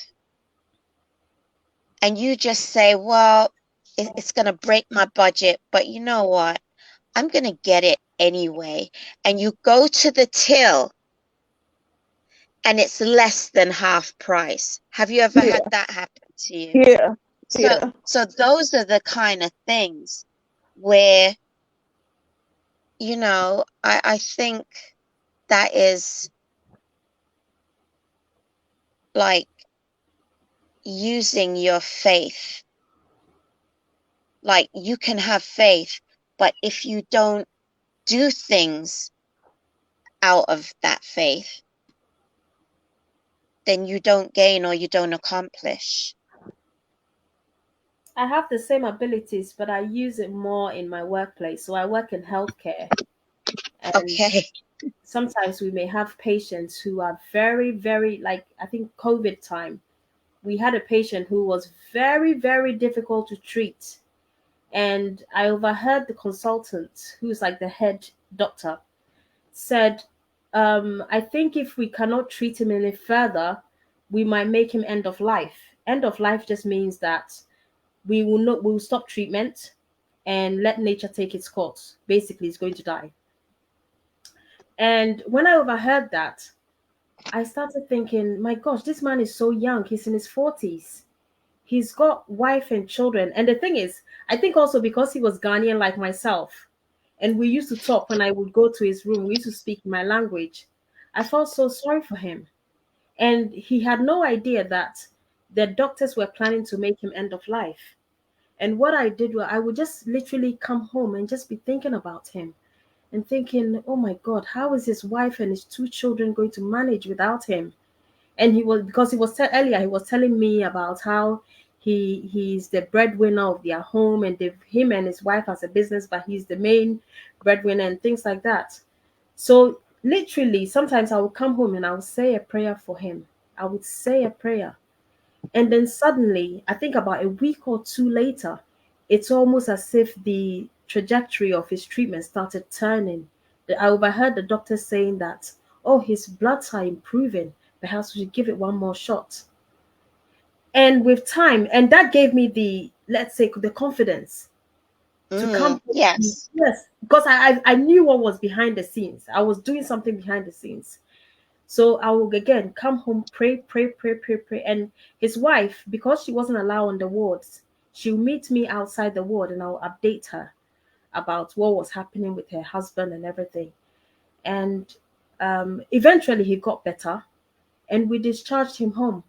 But one day, I think about 1 month or 2 months later, I was walking in the hospital canteen and his wife saw me, came up to me and was like, Harriet, I'm so thankful for you. And I was like, why? I mean, the doctors and the nurses were the one who looked after you're supposed to be thanking them. She was like, no, you were still part of the team, aren't you? And I was like, yeah, but they did the majority of the work. He said, no, God brought you to us. It's as if spiritually she knew I was interceding for her husband. I never told her that I prayed for them, but it's as if spiritually she knew I was doing something behind the scenes. When she said that, it really touched me. So yes, I think our minds is much more powerful than we realize. Yes, and our very much faith, so. yes, our faith in God, or whatever faith you put if you put your faith in God, that this thing is going to work out, this thing is going to go as perhaps maybe God has planned it, then it will go that way and have a positive outcome. Definitely, So then, because once I discovered that I do that for selective patients, and it works. It really does work. I love it when it happens. Yeah, it's a nice feeling, because it means I can always go up to them and check up on them as I'm going home and praying and seeing the improvements and progress, and it helps me as well because it helps build my faith. See, and that's your gift. Yeah, I recognize that. Yeah, it helps build my faith. Wow. And this is the thing. People now are so politically correct that, when you say God, people will be so quick to correct you. Yeah, you cannot discuss God in a hospital setting. Oh, You will be in UK. I don't know about US or other countries, but in the UK, you cannot discuss any religious thing with a patient in a hospital. I know. I live in the UK, so yeah, I know. Yeah, it's not good, because I mean, and in a way, it kind of proves that they recognize that religion plays a role in the well-being, or let's say someone getting better Uh-huh. from sickness. I think they recognize that. But if if if Ah, if if you're sorry. able to if you're able to tap into the proper energetic, and it really doesn't have much to do with the particular religion that you picking, but if you're able to tap into a particular energetic, um, um, you know, then yeah, and they do recognize that this is the reason why we choose the religions that we do for the most part, and practice the spiritual practice that we practice in, because we are, uh, um, it's like exercising your muscles. You're exercising your spiritual muscles to be able to, you know, tap into those energetics, to develop those skills and abilities to accomplish the goals that you want. Because I learned because of who I am. You know what I'm saying? I learned based on how I perceived Christianity to be. So I did get strong, you know, spiritually in it. But once I reached a certain point, it was, you know, I couldn't no longer just keep ignoring the lies like everybody else. I just can't keep, you know, I couldn't keep doing that. So it is it. I recognize that there are, like, I learned how to, no matter what, if I choose to stand in love, I can do so. It's not nobody else. It's love. The love is coming from me. Each individual has the ability to love if they so choose. And so if I love and love through things, that's me choosing to do so. And nobody can take that away from me. If I come out of love, that's me choosing to come out of that energetic in myself. But my love hasn't went anywhere. I just come in it and step out of it. You know what I mean? So, you know, so I do recognize that in a lot of those areas, I am stronger than a lot of, you know, people, because I basically, you know, I exercise it, because that's what my spiritual guides kept telling me when I would get upset. They'd be like, "Do you love them?" I go, "Yes." They go, "Okay, love them through it." You know what I'm saying? And so I would just keep standing in that love, in that love space, and then trying to figure out how to not get harmed, not get, you know what I'm saying? You know, and so I got really good at that. So it ain't gonna do it. Don't mean I don't love you no more because I've removed myself from harm's way. I love you, but I can't, you know, just let you treat me any kind of way. Yeah, exactly. But as I was saying, you know, when talking about God or mentioning the name Jesus, people have this preconception or this image of what they think you are talking about. And, you know, these days, I mean, there's so many things that are being unearthed and revealed, and, you know, it's like you have to be so mindful when you're talking about God, because before anyone sees or knows what religious sect I am, which is also an Adventist, they see me first of all, before I even open my mouth, that I'm a Black woman. So now, you know, I've thought about my Adventist title, and I think now, you know, I am a child of God. First and foremost, I worship the God of the Bible, because an atheist will say to you, "Oh," which I have had said to me before, "Oh, so you worship the God of the Bible." So, you know, people, it's best to listen to them than to even say anything, because, you know, when People have people, been people have been hurt and people have been harmed Yeah. speaking the language that you speak. And Yeah. I just go by a case by case basis, which I always have. And so when I Yeah. hear you speak, I understand the language, but I can feel the energy behind it, and it's not that it's not you're not trying to harm anybody, you're not trying to deceive anybody, you're coming from the perception that you earnestly believe in, and it's in a and it's like I said, it's coming from an honest, earnest place, and you're not trying to control anybody, which that's a big problem with people in any kind of Christian faith. They try to control others with it, and don't Yeah. respect others' wishes. You know, even you tell them, they go, "Can I pray for you?" You say, "No, thank you," and they go praying anyway. Yeah, and that's rude. You know what I mean? You know. Yeah. And so a lot of people Exactly. have been turned off by it, but I'm not turned off by it because I understand the language. And so, like I said, when I listen with that part of myself. And so I hear a certain frequency within you that it doesn't make me feel like, oh, she's trying, you know, so I personally am not, offended or bothered by, because I understand the language.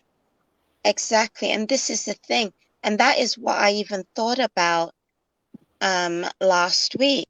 I says, because I listen to a lot of different groups, and what came to my mind was they're pretty much all saying the same thing at this point, because we know where we are in time concerning world events and everything that's taking place right now.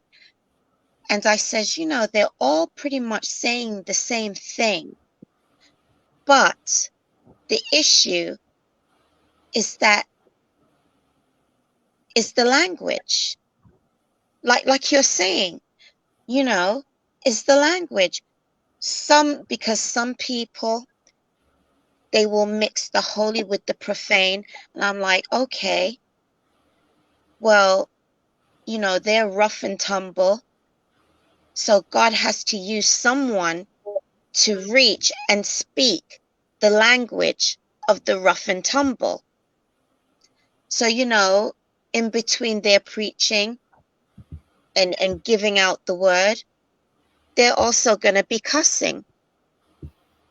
And then there's other groups where, while they're preaching and teaching, they'll have like jokes going here and there.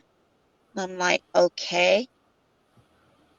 And that is set for yet another set of people. And I just see it as, well, everyone is speaking their own language in getting the message across. And so, when you join in on talks with other people who don't necessarily speak the same language as you do, you then have to kind of try and learn their lingo in order to participate in that group.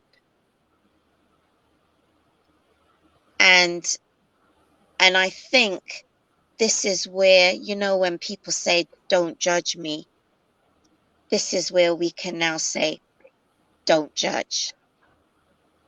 Because it's about understanding each other's language. And I think as long as we base everything out of the word itself, out of the Bible, I think then we can come together. But when people don't even open the Bible and they just talk on and on and on and say, well, it's this way, it's that way, but yet they're not giving you any proof or evidence, I think that's where the issues come in. the problems, I should say? The issues come from a lot of different places. And I'm trying to choose my words wisely because I don't want to, you know, it's everybody has different perceptions and different levels of understanding, and when certain parts of the brain kick in, and when you speak the language that you do in the religious terms, then it brings up more questions rather than answers, and then it doesn't make any sense. So you get a lot of pushback because it doesn't make any sense. And then, you know, and like where me and my mother clash since I shifted is because when I ask her basic questions, she cannot answer those questions. And then she thinks I'm browbeating her and aggravated because I'm asking all these hard questions that she cannot answer. And so you cannot tell me to believe something that you yourself have no clue about. You don't know. You've memorized the Bible, most definitely. You've learned the words in it, but you do not understand it, and you cannot even explain it. And so there's a level of what they call blind faith, but it's very dangerous when it goes into willful ignorance. And so and that's where I am. I cannot stay in willful ignorance. So like I said, I understand you and I understand what you're saying. And it takes, and a lot of people have to do with the Bible. So, you know, I kept mine, but I don't really pick it up too much no more because, you know, I was shown spiritually the lies in it, you know, so. Oh, wow. And it has nothing to do, even the Bible tells you it's an inward thing. Righteousness is an inward thing. Christ is an inward thing. All of those things, the kingdom of heaven is within you. It does not tell you to worship Jesus. It does not, you know what I'm saying? These things that people do religiously is not what the Bible says. And then the New Testament is a contradiction to the Old Testament. So you're dealing with two different energetics. One where they're very, if you don't obey me, I'm going to destroy and kill. To, love everything and everybody. That's two different energies. You know what I mean? So, you know, and so it's deeper meanings to all of it. So that's where you're getting a lot of pushback. I just say don't take things too personally, try not to. And when people start to bug back a little bit, if you're trying to share or just trying to communicate, then just ease up a little bit, you know what I'm saying, and just respect it. It's just a lot of people just hurt. And I was like that for about 3 years. You know what I'm saying? People get talking to me and I just start in on them and I start asking them questions. They can't answer them questions. They get away from me, you know? So I understand them too, you know what I mean? But I'm to a point now where I'm okay, you know what I'm saying? As long as they're not trying to force, like people sliding stuff under my door and wanting to pray for me when I say, please don't. You know what I mean? Because you don't know what you're praying for. You don't know what you're praying against. You know what I'm saying? I didn't give you nothing specific to come into spiritual union with me, in agreement with me. Then don't infuse yourself into myself, my aura, please. You know, so people, you know, that is very offensive to a lot of people. And like I said, a lot of people are very hurt by being in their religion, and they're just not ready or come to that that point of being understanding.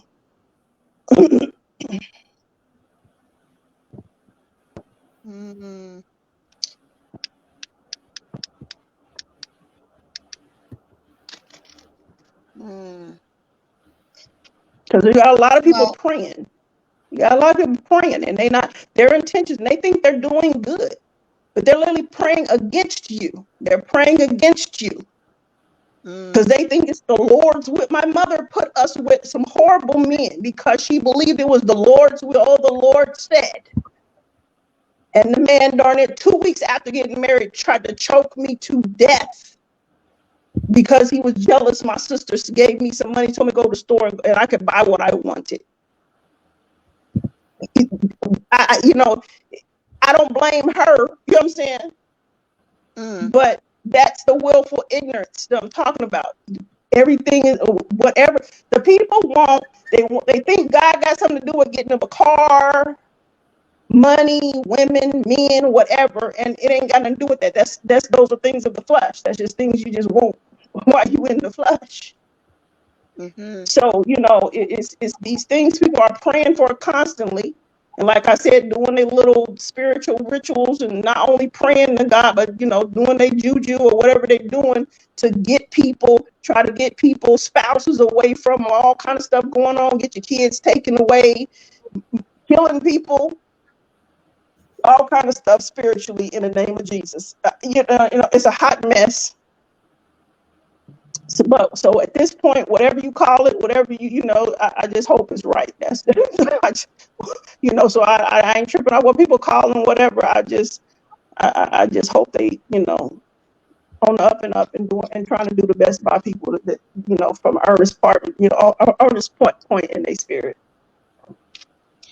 Well, it's, you know, I just see it as this life that we're living is definitely more than just a physical fight. It's very much a spiritual one. You know, as the word says, we do not fight flesh and blood, but spiritual wickedness in high places. Yeah, but the spiritual wickedness in low places, high places, in between spaces, every places, all the places. Yeah, it's everywhere. You know, it's everywhere. they walking around in white white and smile and bright and shiny and look beautiful and say all the right things and got everything you think. They some of the most vile, filthy, I mean, just creatures walking around in the body. So, you know, it's just, you know, that's where I can't stay there. You know what I'm saying? Of course, we are spirits. We are the energy within the body. The body is just an extension of ourselves, as a vessel. So anything, like I said, that's why I say demons are inside the body and outside the body. So whatever that demon doing outside is demons inside the body doing the same crap. You saying spiritual parasites, they're people physically feeding off, they're people taking people money, you know what I'm saying, working to death and taking their money, you know what I'm saying? It's the same thing. So you got levels to things. And yeah, I just can't. Like I said, I just couldn't. I couldn't do it no more. The blinders came off my eyes in the church, and I couldn't unsee it. I couldn't do it no more. It's too much for my life. I couldn't. But having said that, it's also important to anchor onto God, onto a divine, somebody who can fight for you in the spirit. Which is hard to do right now, with everybody being in a flux. Because, like I said, people are not in agreement. The language is even, everybody's speaking a different language and a different code and a different belief, and everybody want to control everybody and no, we should do it this way, and no, we should say it this way, and no, we should do. That's exactly what the enemy wants. We are in a spiritual battle. We are in a spiritual warfare. Ephesians 6 verse 10 talks about being in a spiritual warfare with principalities. Spiritual wickedness in high places. They want us confused. That way they can take us out very, very easily. And I don't consider them in high places. I consider them in low places with the illusion of them being in a high place. Well, you know why when I read that verse and it says in high places, it's in a high place, as in a dimension that is beyond the dimension that we're in now. That's how I Yes. see it. Why I see it as high places. They're in another dimension when they're doing their wickedness.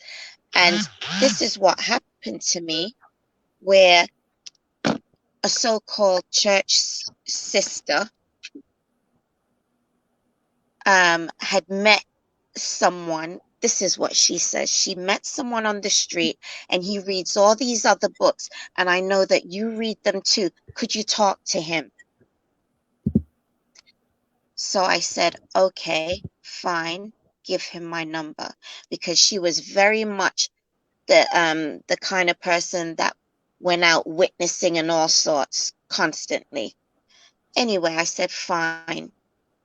So he called me up and we would have like few hours of an evening, a conversation about God and these other books and what have you. But then I did notice he was getting a little too attached for my liking.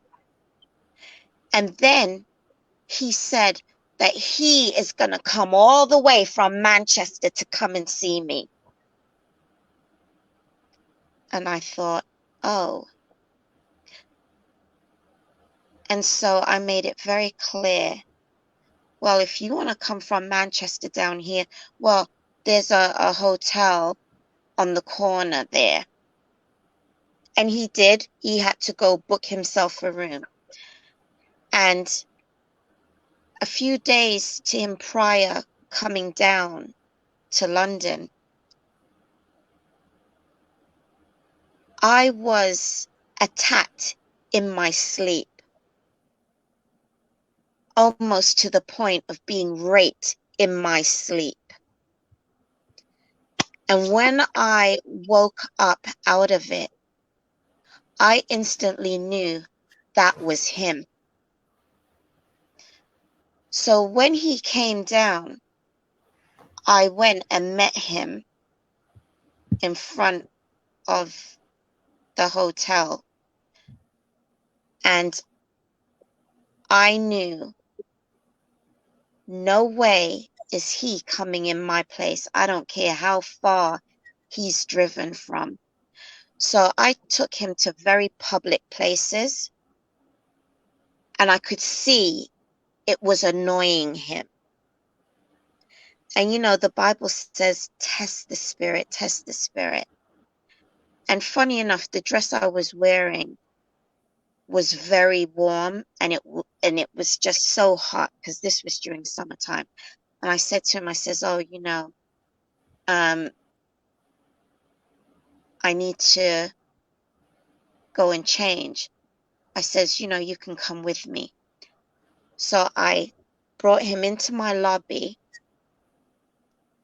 checked my letterbox, and then was going to go through the other door to come up and get the lift up to my place. And he instantly followed me. I says, oh, no, stay here. You can have a seat there, because we've got some leather couches there, and I left him there. So I went, got changed, came back down, and then I took him. It's a very public area, like a field. So we were sitting there talking, and I asked him, I said, so tell me. And I forgot if I said, so you know how to astro project? Like, I forgot how I asked him, but he just looked at me like, and I could tell he now knew that I knew that that was him. So, you know, so high places, that's a whole nother dimension. And a lot of them will attack when you're in your sleep. And to give you more proof how I knew it was him, he actually said to me, like, I wasn't talking to him about relationships or men or anything, or that I wanted a relationship, you know. And he said, so when are you going to get married? Like, who are you waiting for? And I was like, wow. So, you know, these entities and the things that people practice, they are in high places because they are in another dimension. And they seem to be able to attack you when, I mean, you'll physically feel the attack when they're in Why that did other you? dimension when you're asleep for some reason. It happens a lot in the between, like, I say between 12 and 4 a.m. Is when they like really active. But I'm curious as to why you met up with him after the spiritual attack, and you said you knew it was him. Well, it was to prove a point to him that I'm a child of God and how dare you, basically. Okay, so I understand you see that as a strength. So it was basically physically facing the enemy, because for me it was like telling him, you're a coward. Yeah, I understand you see that as a strength, but do you see how you opened the door? You felt it the moment that you opened up, and the moment he spiritually connected to you, you felt it. When you said he was getting too close, where it made you uncomfortable, that's when you felt it. Yeah. Okay, so then he made access, so he gained entry at that moment. So then when you're asleep and you don't have all your walls up when you're asleep, then Exactly. he spiritually attacks you first, because they try to kill the spirit first in order to gain access physically. Yeah. So Okay, this so was why. where the thing is, where my issue is where I'm losing, and it's not just you particularly. Like I said, how do we protect ourselves spiritually? Because I've been getting attacked since I was little in my sleep. It's always in my sleep. It's always waking me Well, up in the middle of the night. well, for me, like, I mean, that was an attack, a full out attack, that I've never experienced before. And so when he left to go back, what I then had to do was block him from my phone, literally block him.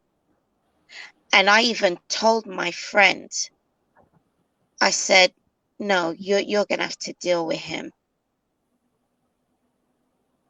And the thing is, sometimes I kind of think she sent him, because she knows a lot about witchcraft and Obi and all them things, because her mother used to practice it, like her family practiced it. So I believe she was in on that. But when And you so it was start to also go ahead. to let her know, yeah, he can come all the way to Manchester, but watch, because God protects me and he will deal with him. So, it was also to prove to her, whoever you send can't harm or hurt me. But I used to get night terrors where it's like you're pinned down on the bed, and it's like Mhm. there's something, it almost feels like you're being scanned, because this thing Mhm. is from your top of your head working down, but you can't scream, and it's like you're awake, but yet you think you're asleep, and you can't scream, and you can't move. And the only way that I would get out of that was when I would call the name of Jesus, then it would leave. And then I started, using the name Yeshua. Like, you know, I've read my Bible and God has revealed to me the name Yeshua. And that happened when this frenemy opened a portal in my place, because I was talking to her on the phone and she says, oh, you know, I can see your grandmother looking down on you. I says, no, stop. My grandmother is not looking down on me because she's dead in her grave asleep. So no, she's not looking down on me. And that night when I went to sleep, it was like someone was touching my arm. And I actually said, Mom. And then I said, Yeshua. And then it left. Okay, so do you really believe it was the name? Because like I said, when I was younger, yeah, that kind of stuff worked when I would have night sleep paralysis and stuff like that, or spiritual attacks, and you know what I'm saying? So I say that, but as I grew, when you reach a certain level, that does not work, because like I said, demons, it will say the name of Jesus with no problem. So Can I ask you, have you been baptized? Yes, I got baptized at 15 years old. Since you were 10 years old, you were baptized. I got baptized at 15 years old. 15. Well, you know, sometimes we need to recommit ourselves, because I was first I don't baptized. need to recommit myself to that demon. I saw it. I will not. I will not. I will not. Like I said, the Bible does not tell you to worship or pray to Jesus, Yeshua, none of that. So where that comes from, I don't know. Well, so who do you pray to? Who do you? Well, who do you get let me just say, sorry. Let me just say this. I was baptized at the age of 21, and then shortly after, I backslid, and I you know, I just stayed backslidden. I ain't backslid nowhere. Matter of fact, I've been more devoted. I'm talking about me. Since I left. I'm talking about me. I'm talking about me. And I was just backslidden up until, so I was backslidden for what? Like 20 years. No, I'm going to say 25 years. And then it was in 2013. Yeah. I decided to get baptized again.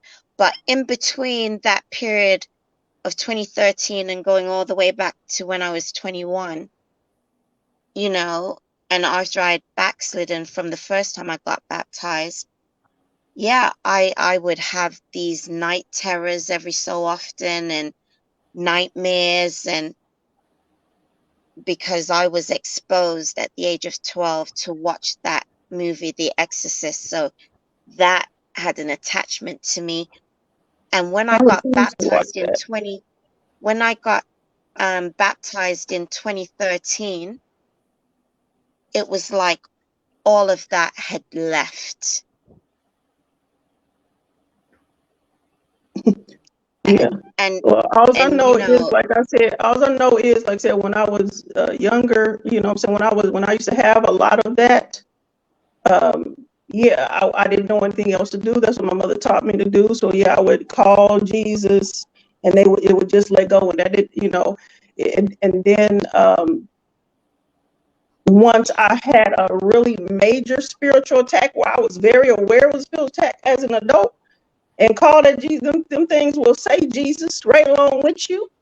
Them things will keep right on doing what they're doing. Just same as the people who say Jesus is doing all kind of filth and dirt.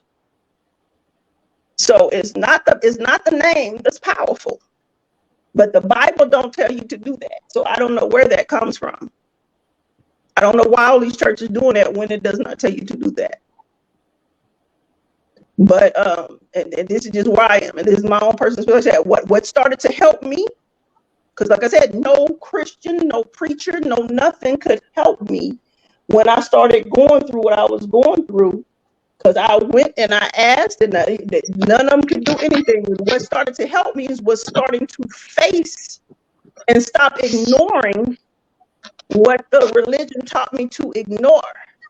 So when I start to look at it and look the demons in the face and see what's actually going on and understand that if you allow them to get you in the ego trying to prove something to them, that weakens you. It does not strengthen you, it actually weakens you. And if they so choose, if you meet the right one that's strong enough, they can do harm to you. The key is to not give them access at all. But some of them are very subtle. They are very subtle. But people, some of these people literally kill people with these spiritual practices. And a lot of them, when I say a lot of them, use that same Bible, use those same scriptures, and is doing a lot of filth and foul out here. So it's not the power in the name. It's not the power. I don't know what, the good side and the bad side is just, they just, I guess, going head to head. But it's something going on there. And Satanists will use the same book. So, it ain't the book. It ain't the name. I'm not quite sure what it is. It ain't the book and it ain't the name. And I'm saying I was born and raised in Christianity. So I know the Bible ain't told nobody to pray to Jesus. And according to the words of Jesus, he didn't say pray to him. He said pray to God, pray to the Father. Yeah, which is Matthew chapter 6 verse 9.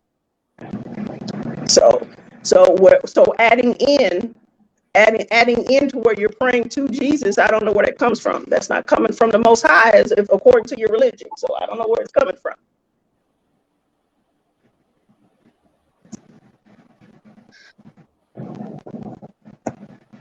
Because all them praying ain't stopping people from molesting them children in the name of Jesus.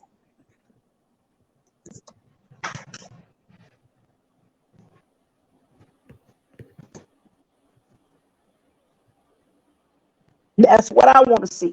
Somebody want me to believe in the name of Jesus? Show me all these kids stop getting molested in the name of Jesus. So are you saying just because someone is sinning, you're going to not... What do you mean by sinning? What do you mean by sinning? You're talking about child molestation. That's a deviancy. That's not a sin. That's a freaking deviancy. Yes, just because somebody is doing that, it doesn't stop you from also getting into a relationship with God. What do you mean? I didn't say I had no relationship with the Most High. I said what y'all talking about and called on the name of Jesus and all that, that does not work at a certain level. I'm telling you that right now. This is why these things are happening to certain people who call on Jesus all the time. Because that same demon will speak it right along with you. You want to shuck and buck and shout, it'll jump right along with you. But have you had, because in my case, and I think the other lady mentioned it, that sometimes you may have what we call paralysis, sleep paralysis. And I've had it a couple of times where I could not speak. I felt as though somebody was holding me down. And I was absolutely terrified. But I mentioned the name of Jesus in my head, right? In my mind. And it stopped all completely. I'm telling you, I've experienced that. And I'm telling you, you reach a certain point where that does not work anymore. And what stops it now when it happens is me recognizing in my sleep, exactly becoming conscious in my sleep and dismissing it. That's it. I literally have become conscious in my dreams when stuff starts to attack me in my dreams and feeling things feeding off of me in my sleep And I'm telling you, the name of Jesus wasn't working, and the Bible wasn't working, because the major attack is when I was, you know what I'm saying, reading the book was when the major attack started coming. But the only thing started to stop is when I started to face it. I had to get to a place and recognize that none of these people could help me, because I'm asking. Nobody had no answers. Nobody.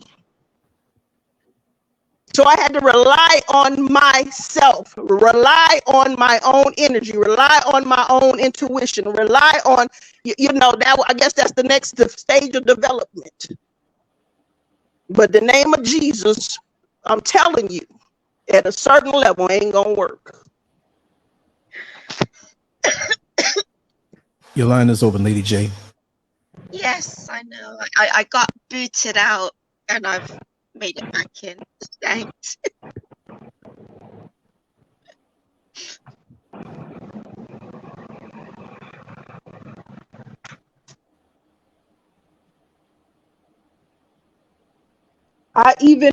When I was a teenager, I Let was me ask walking on our. have you tried to read spiritual warfare books on your own without, let's say, any pastors, or have you done your own research on spiritual warfare and perhaps getting a one-to-one relationship with God? What do you mean? I told you I spent my whole life in it. I've only been out of it not even a full 10 years.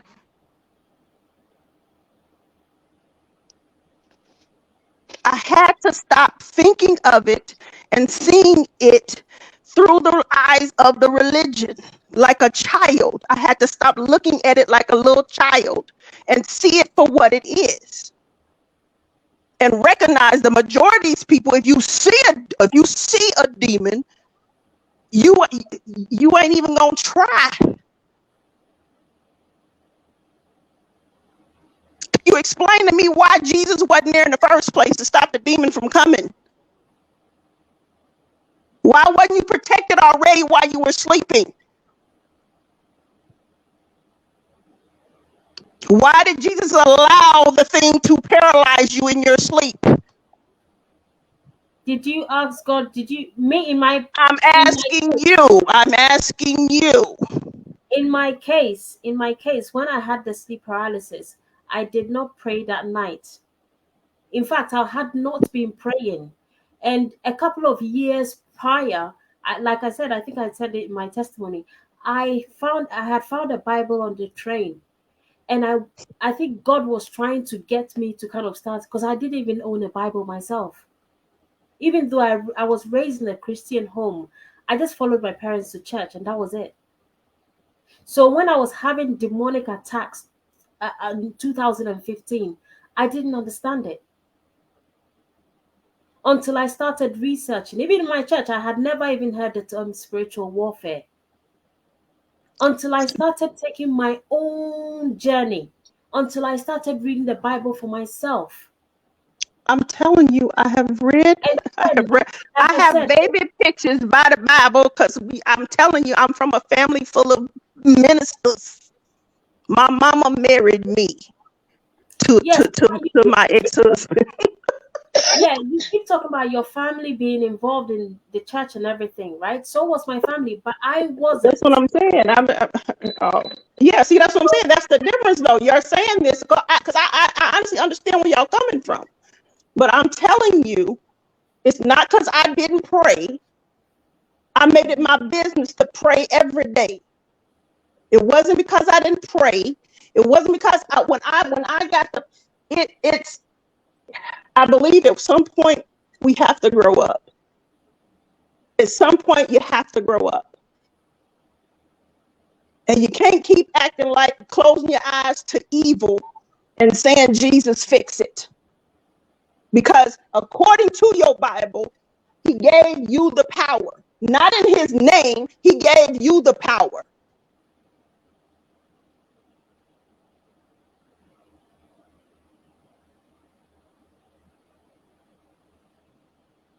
So when y'all trust a book to where every place where the deity's name would be, They've replaced it with Lord or God. And those are just titles. That is not a name. God just meaning the highest good. The highest good. And then you run around and fight those that you deem to be evil. And y'all clash because they dealing with the negative energy and you dealing with the positive energy. And y'all both in ego, tell them, I'm a child of God, I'm a child of Satan.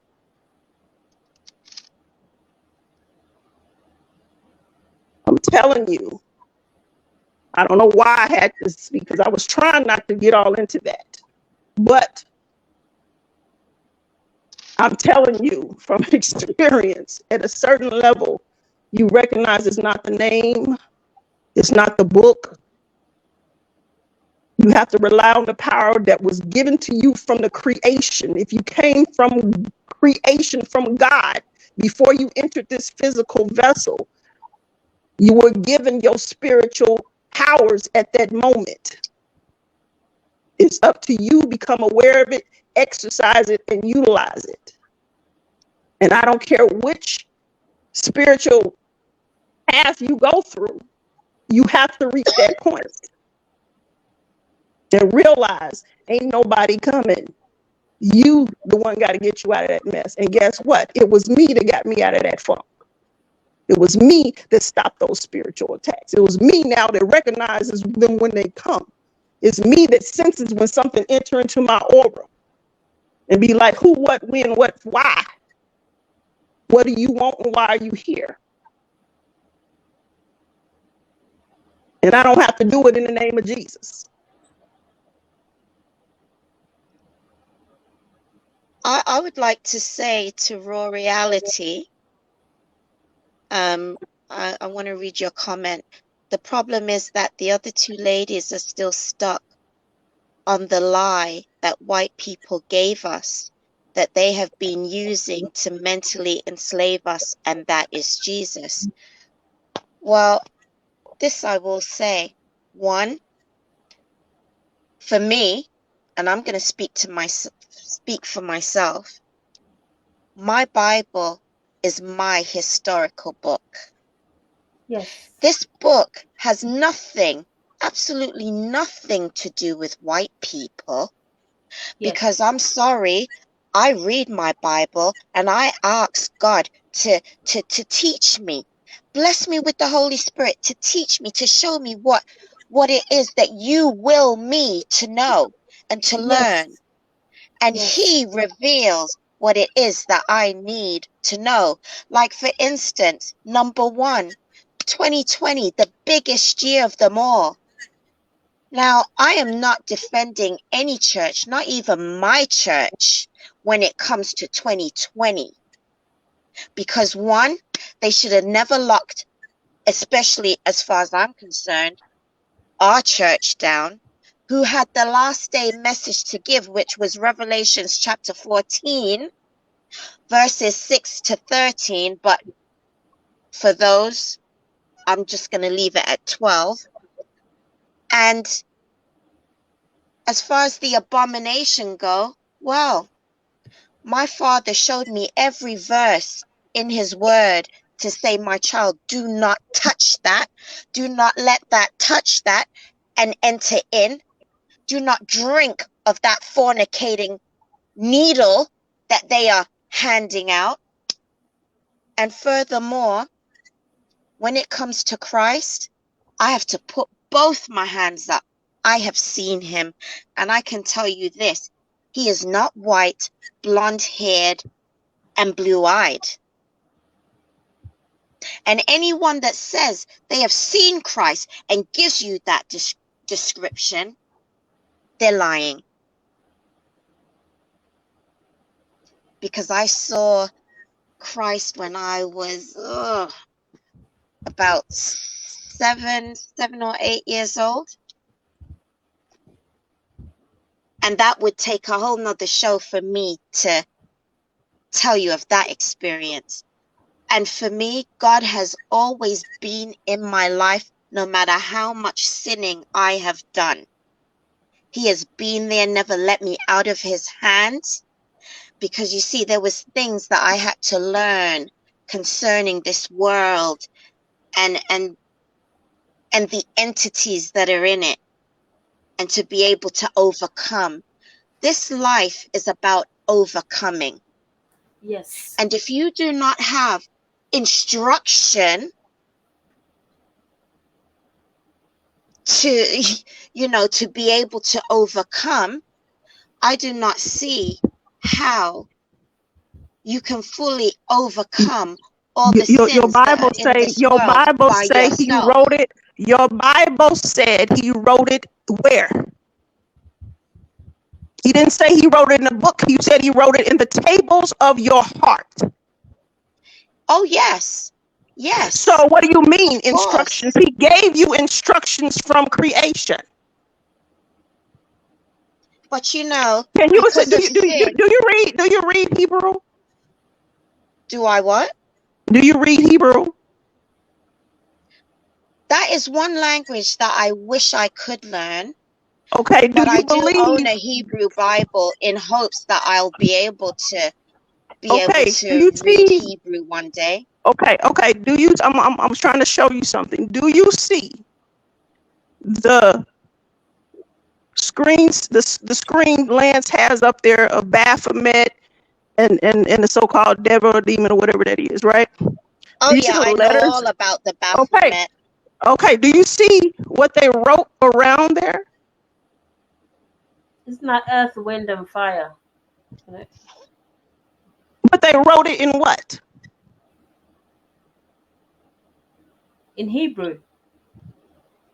And this is what I be getting at, because like I said, I understand your language, I see it. and I absolutely get it, because like I said, I've been there, and I'm not telling you you're wrong, but I'm telling you you're not 100% complete right. Okay, I'm telling you that them same folk use that same stuff. Them folk you fighting against use that same stuff. Oh yeah. We Okay, know this. and We know this. they don't teach you that in church. So I'm telling you, the devil, when you call the devil and the demons, is calling on the name of Jesus. And I'm telling you Well, that I had to find another way to come out of them spiritual attacks and defend myself from them spiritual attacks than calling on the name of Jesus in that Bible. the thing is, and as you grow, God will reveal things to you. For Yeah. instance, God revealed to me that his son's name, if you want to believe he has a son, is Yeshua. And even if you did not have a Bible, you would know that Christ's name was not Jesus, because J did not even exist when Christ walked the face of this earth. So why would the name of Jesus work? Because you were ignorant at that time. I was ignorant at that time. So God does wink. But when he reveals truth to you, you are now to pick up that new truth. Exactly. And my new So I truth don't is need to use the name Jesus. my new I don't truth need. is my new truth is stay up out of that. Because like I said, I personally seen the demon, and I'm not playing. Well, the thing is, like I said, language. There's so many people that are not awake as like how you're awake. And so you've got to talk to them in a language that they understand. Hence why I will say Jesus. Because if I now say Yeshua, they'll be like, well, who's that? Then I'll have to explain to them Yeshua and how, God's name isn't even Jehovah, because no J existed. So then you have to get into the historical context of when J was created. as in the letter J.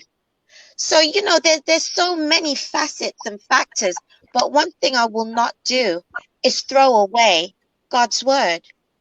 I will never throw How away are you? my The book, Bible until they the come book, in, the until Bible they is come not. in, Oh my God, the Bible is not until God's they come in, word. until It they is. come in through that my front door and take it. And then they're The gonna have to fight me Bible, for it. the book is not God's word. Well, it gives me comfort. There you go. There you go. That is 100% honesty right there. There you go. When I can read respect it, that. when I I can read it, respect it that. gives me I can comfort. respect that. I can It respect gives that. me That's peace. what I'm getting at, because you get an ego a lot. And that's what I'm saying about a lot of Christians. You get an ego because you want to prove that you're a child of God, quote unquote, but you don't admit the truth, which is basically willful ignorance, because you're comfortable and comforted where you are in what you believe. So if it gives you comfort, that's perfectly fine. So let me But ask you, what do you don't pretend like it's something else, because that is not the word of God. Because the word of God, according to that book, was from the beginning of creation, and that was before a book was ever written. So can I ask you, what religion are you? I am of no religion. I am not of no religion. I am not religious. No religion. Do you read any text at all when you worship God? Why do I need to read a text to worship them and give thanks to that which created me, myself? People do that. People do that in the bush that never heard of a Bible or a book. They honor their creator all the time, every day. I am not bound to a book.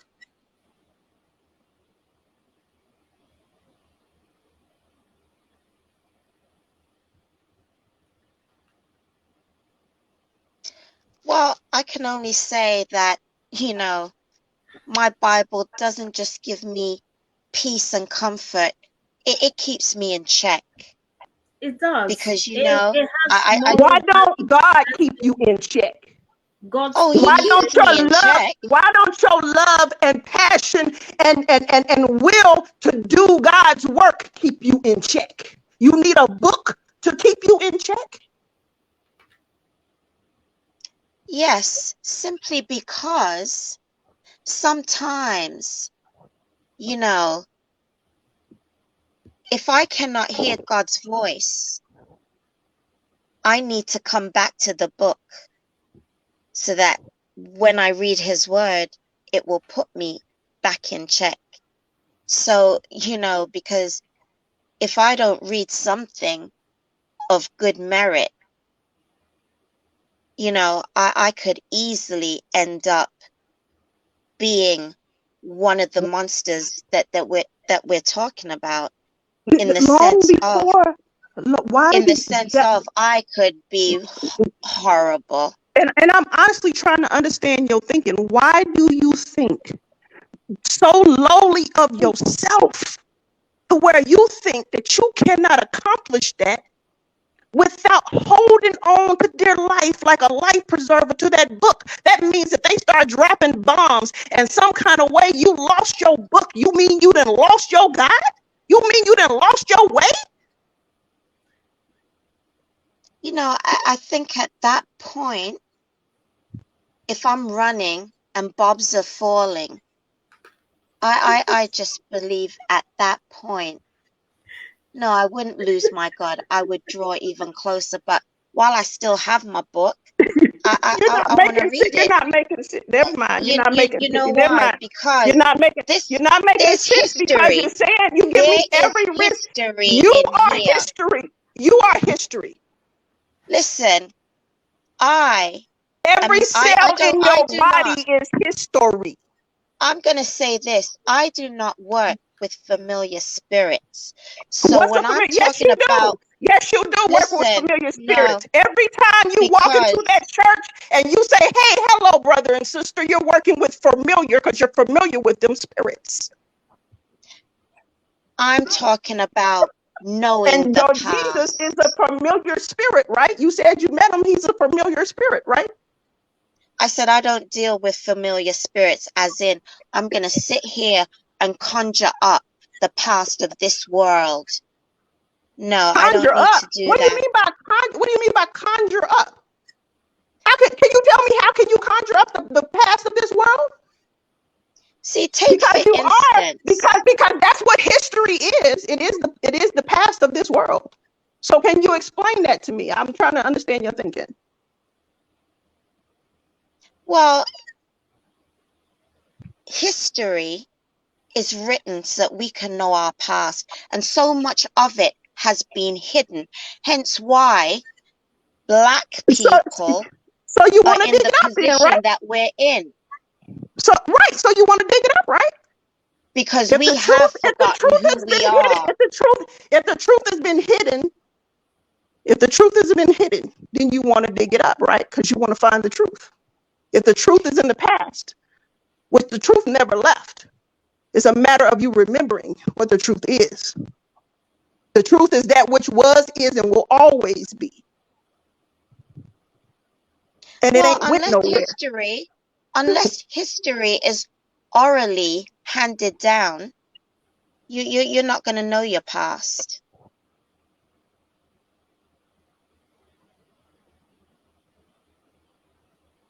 But at least the Lord has, oh, sorry, you don't like that term. I didn't say that. I didn't say I didn't like. I never said I didn't like the term. At least our Creator has left us something, And also to tell us of the past and of the future, because yes, what's coming. slavery is big in the Bible, only people don't see it. So it's rape. Exactly. Oh, it's all in there. Okay, so listen. The world was before the book was written, and the world will remain after the book. The world does not end in that book, because the world did not begin in that book. I don't care, and I don't have any problem with you utilizing that tool the same as you utilize the money in your pockets. I don't mind. I don't care nothing about that. That's not my issue. I used the book when I was in it. Do you understand? And so it's not about that. It just the concept of what you're saying doesn't make any sense. As far as why you have to, like, that's God's word, and I would be lost without it. That's saying that how you're afraid of yourself. You're afraid that you're going to go and do things that you deem evil if you don't have that book. And that's more telling of you than anything, of how you view yourself. Yeah, do because I don't now have that I've read it, have the book. I'm not going to go and do something nefarious just because I don't have the book. You do realize Because- that there's a fine line between good and evil in this world. And yeah, there are people who literally sit down in offices in London, and myself, Harriet, has attended one of those meetings where they literally plan how they are going to bring agendas. Absolutely. Absolutely.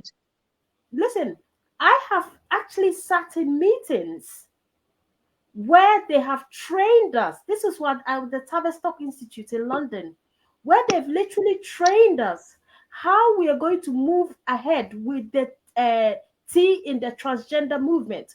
Who do you really think is behind that? Giving children hormones at the age of what, 16, 17? Who do you really think is behind that?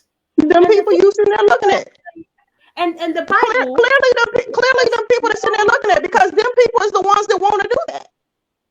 Listen, You ain't the one wanting to do that. They want to do that. The Bible gives us a clear instructions. It stands for biblical instructions before leaving. No, that's what you were taught. It gives us clear instructions. That's what you were taught before that book was ever written. What was their instructions? Well, before the book was ever written. The book was written, the book, God was communing with man. And so he can't commune with you now? He can, but because of the fall of man. Who let him fall? He let him fall? It was our fault. It- It was our fault, and that's why Jesus came down to die for us.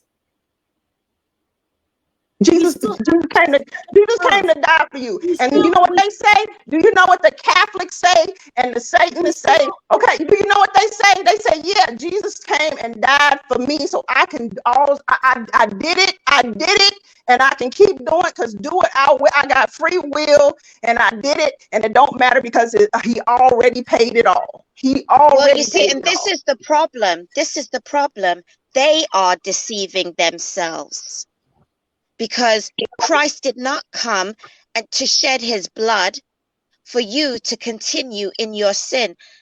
And for those who believe that Christ is returning, he's coming back for a righteous people, Amen. people who do not sin. Can you Because if I define? was not reading, Can you give me if your I was perception not of what sin reading is? my Bible, if Can I you was give me? not reading my Can Bible, you? I would still be out there Can you? fornicating. Yes. Can you give me your definition of what sin is? In fact, I didn't even think fornication was a sin when I was growing up. Honestly, I didn't think it was a sin Exactly. Who until did? my eyes was opened into the spirit realm. How What demonic is literally fornication? fornication is Having sex outside sex marriage. without being married. Okay, and we all established earlier on in the conversation that even if you're married, because I was married. I was married. The church, the priest blessed it and all. And I was married to the damn devil. But it was not of your choice. You said your mother married you to this person. No, this is America. I wasn't in y'all. I'm in America. So it was a choice. I was doing what I thought God wanted me to do, according to what people in the church and the religion told me. But Absolutely. that's what they told you. But No, did you ask God yourself? Because they speak the same language you're speaking. No. I was Did born. you ask God yourself? I have a baby picture of me right now. My mother brags on how she turned her life around when she was pregnant with me and how all she did was pray and read her Bible. I have pictures of me as a baby sitting right there by the Bible. She got a big old Bible open next to me. I've been since conception in the womb, born in that wood.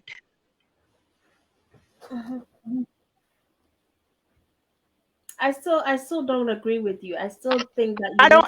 It's not. I'm asking questions. It's not about agreeing or disagreeing with me. I'm asking questions. Well, you and when I asked ask the question, what is sin? the questions, and then you answer, and then I come back with another question, you can't answer the question. You know what I'm saying? Where it makes any sense, and then you go, "Oh, I disagree." You can't disagree with me not understand. It doesn't make any sense to me. You said I'm the one asking what the is question. Sin? You asked I what asked is you sin? to give me your definition because many Christians and many churches have different views. So I'm asking you personally, out of respect, what is your definition? Well, for me, I can give you the answer now, which is the transgression of God's law. Now you can say, "Oh, here we go again," but you don't put words in my mouth. break, I need you to explain. I don't put words in my mouth. I need you to give me a definition. I need you to give me a definition. Don't put words into my brain. I'm going to explain. Sin is the transgression of God's law. Tell me God's law. When you break the law of the land, what happens? You receive punishment. Receive punishment. Tell me what. I'm going in steps here. Tell me what God's law is. Well, for me, is the 10 Commandments, which is what He wants written in your heart. I agree. And hence why, that's not what Jesus said. That's not what Jesus said. And now I am a Sabbath keeper.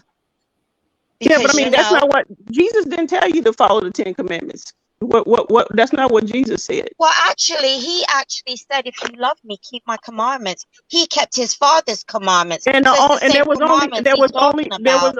he didn't no. See, that's how y'all Oh, it embellish. is. Y'all embellish what's not written in the book. Embellish? What? Yeah, What's you embellish. embellished?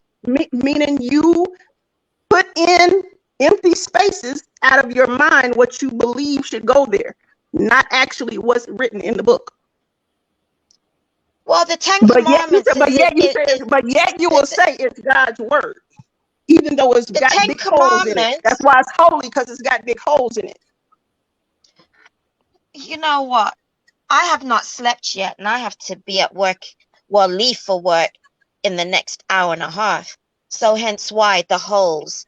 But God's 10 Commandments is in Exodus chapter 20. He also said that he could have more than one wife. He also said that you could, you wasn't supposed to do a whole lot of things. He also, it was blood sacrifices Yes. then, and all that kind of He said stuff. a lot of things that you should not do. That's what they doing. Which people do blood sacrifices still. Yeah, but that's their choice. That is their choice. I'm just saying. Because even God says it's more than 10 commandments. It's more meaning what God said do, God's law, what he said do and don't do is more than 10. Well, you know what? Let's not get it confused with what the handwritten laws were of Moses.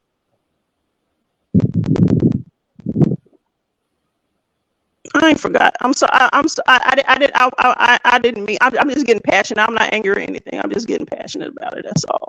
But I appreciate y'all sharing y'all thoughts with me. I really do. Like, cause I honestly, from my heart, I do understand where you're coming from. I was there. I do. But this is what I say. I usually try to be quiet because. Well, I'm gonna say this. It starts to come out of me from my core because I don't when I ask the questions, it's the same thing from from different people, and it's like. This is why you need to read the word for yourself. But No, I have it right here, and I've read it. And read it. I'm gonna say this. And read it. And I fasted and prayed on it and fasted and prayed on it. And when you talk about celibacy, I've went long since matter of fact, right now I've been celibate for 7 years. So if these I go long stints without being sexual with anybody. So even now that I'm not in the Bible, I still don't. So it ain't got nothing to do with that. I am not chained. I am not bound to a book. I think. Well, I'm gonna say this. I'm gonna say this because this is I think that's the problem. You sitting up here telling me what I need to do.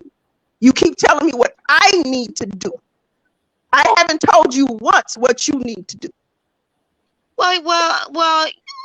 I just shared my experience and my viewpoint, and not once. And this is what I was saying, why people get turned off by your language, because this is what y'all do.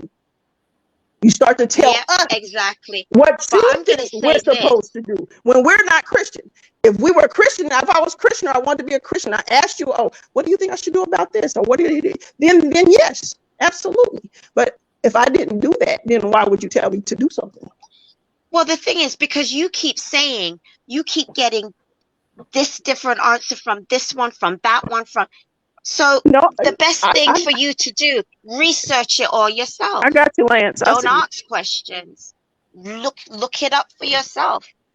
And the only that's the whole point. That's the whole point. When I'm telling you when I asked, you know what happened? I was shown in the book the lies. I was shown in the church the lies. I was shown. When I asked, I was shown.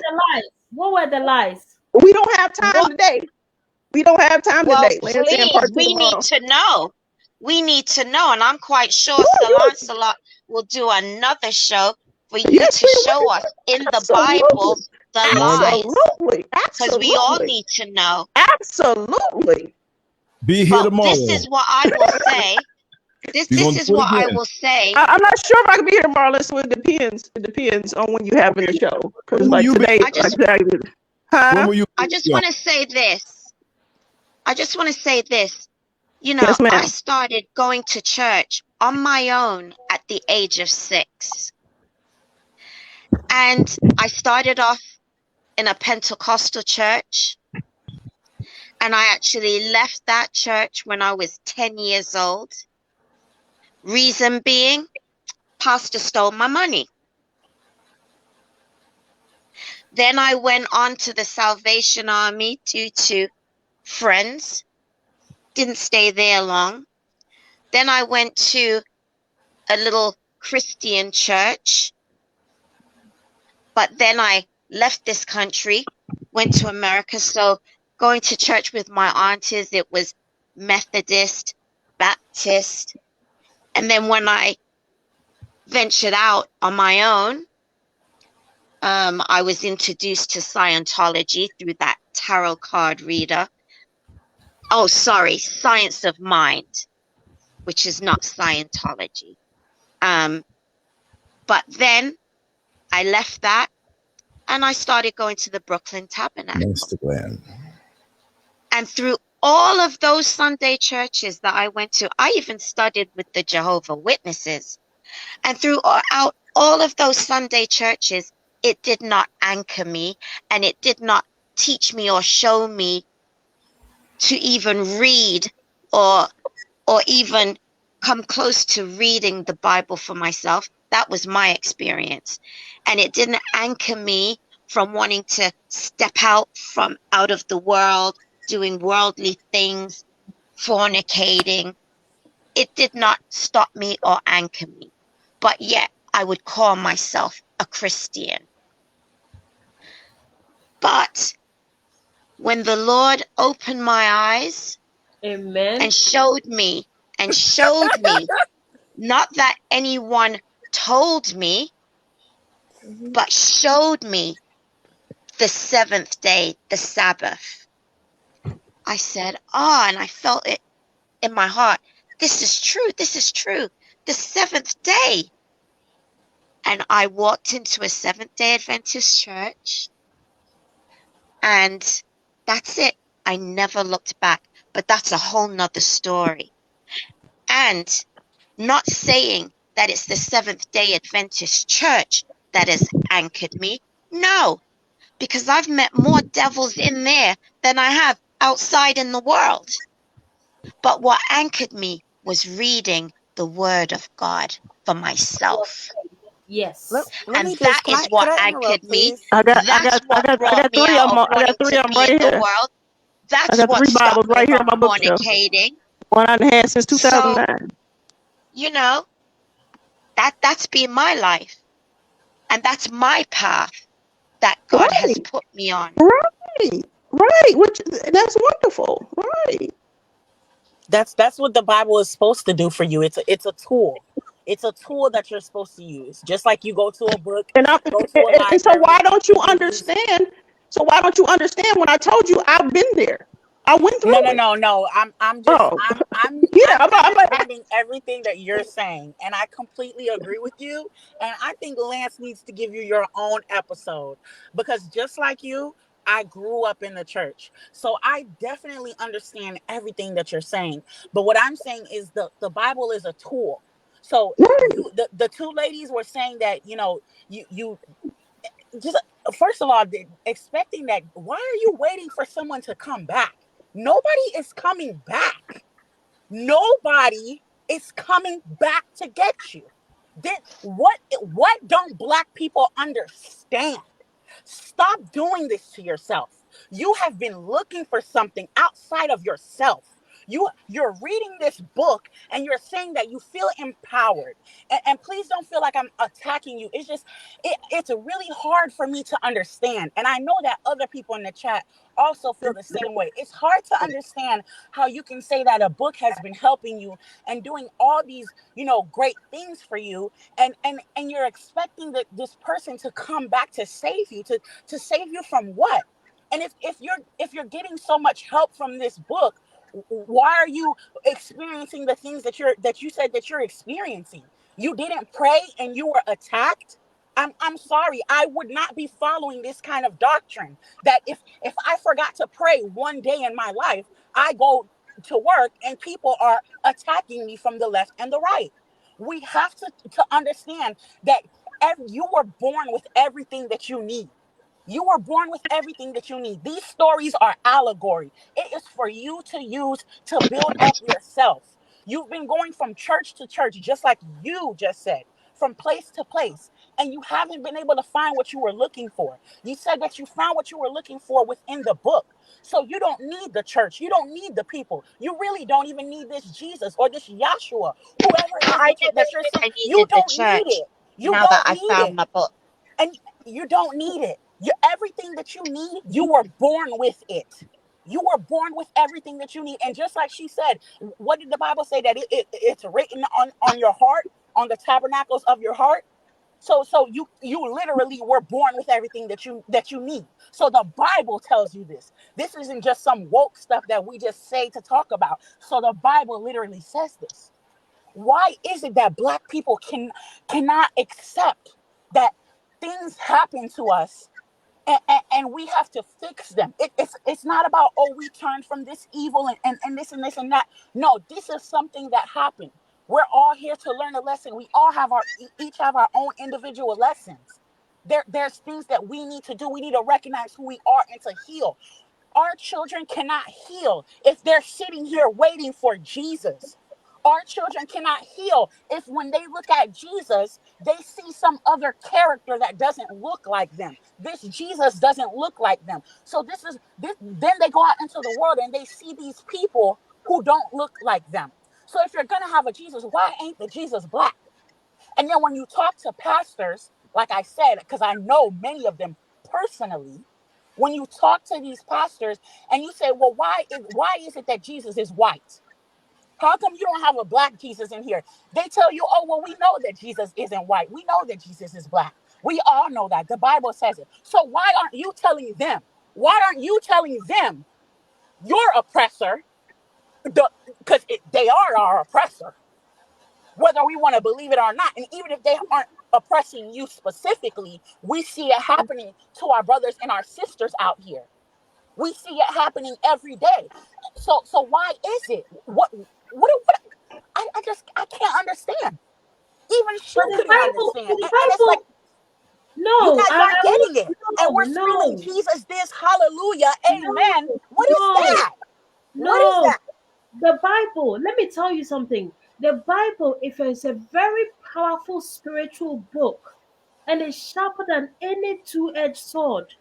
Oh my God. You read, you defending the Your Bible mind. with This the is word from it. something you have made up in Oh your my I mind. This God. literally, is something that's I been literally, implanted in your mind. This is your no, belief.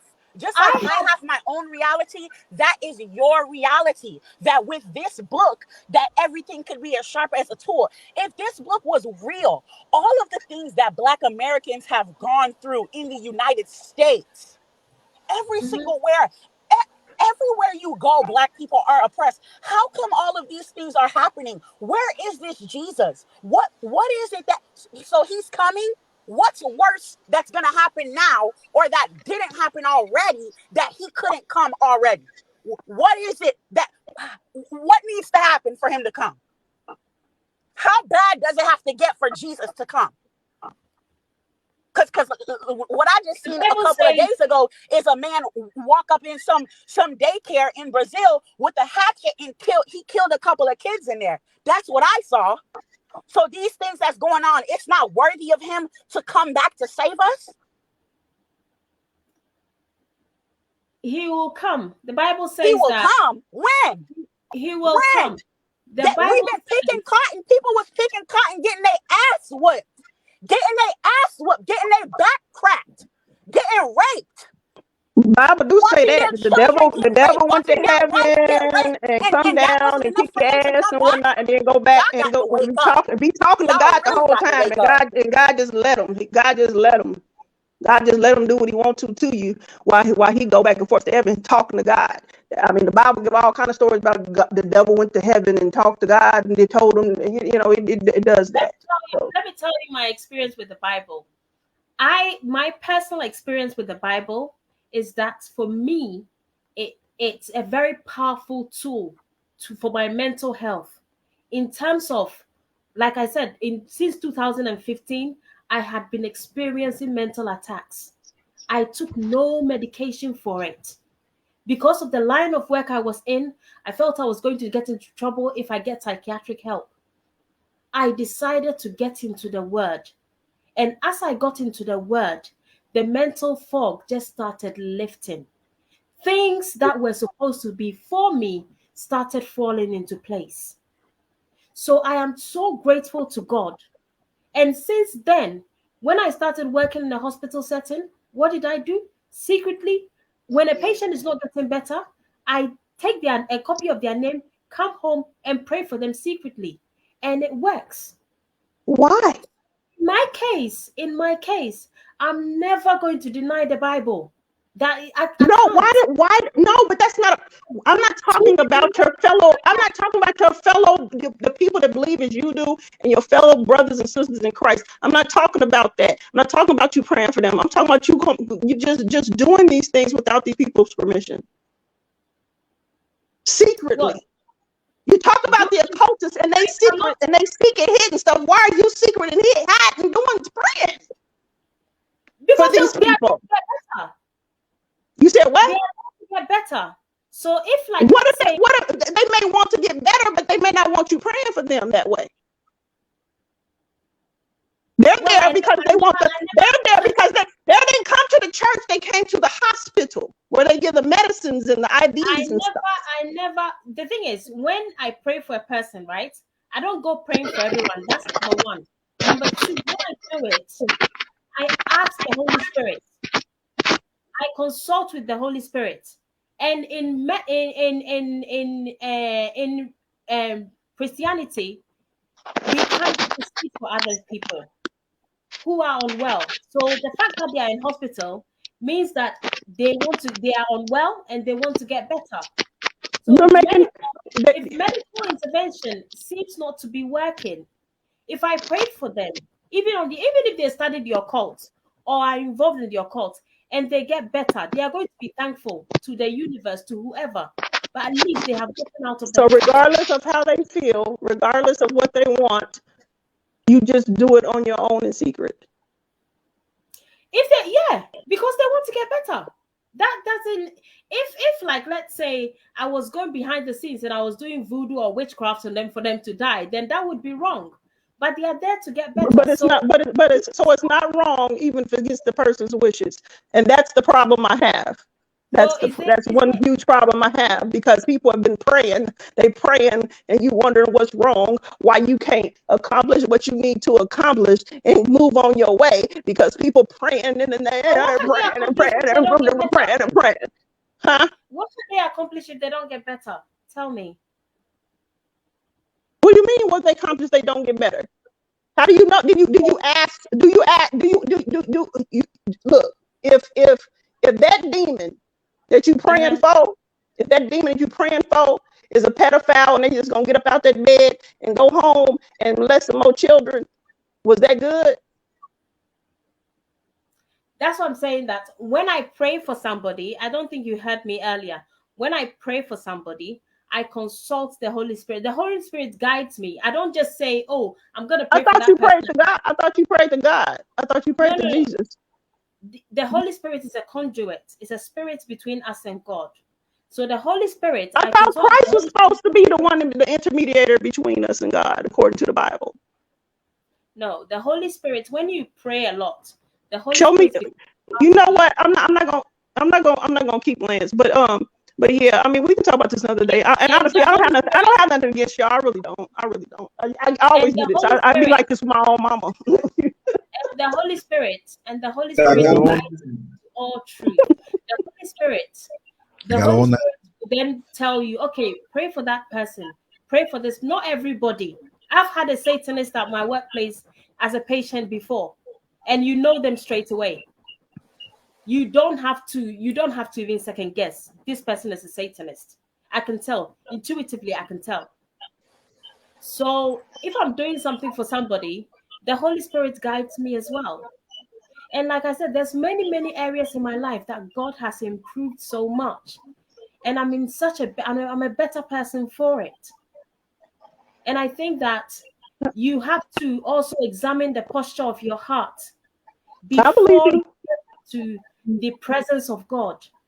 I believe you from. I believe your. I do not doubt anyone's personal experiences. I really don't. That's your personal experience. I don't doubt them. Like I said, I've been there, so I don't doubt those personal experiences. I don't. It's just it's just the perception of it is off. You have to remove all. And I do find it disrespectful. I do find it disrespectful because I do see it the same way as when you're praying. Because when you're praying against somebody's own personal will, that is to me disrespectful. It's no different than the Satanist. That person's will not to get better. If they don't honor your God, if they don't honor your Lord, if they don't have no inkling, if they knew you was talking about praying over the name of Jesus, will cuss you out, don't have nothing to do with it. Yes, it is disrespectful. If you ask them, I don't see the point in not asking them. If they unconscious, I understand. But if you can ask them, is it okay? Then I have more respect for that.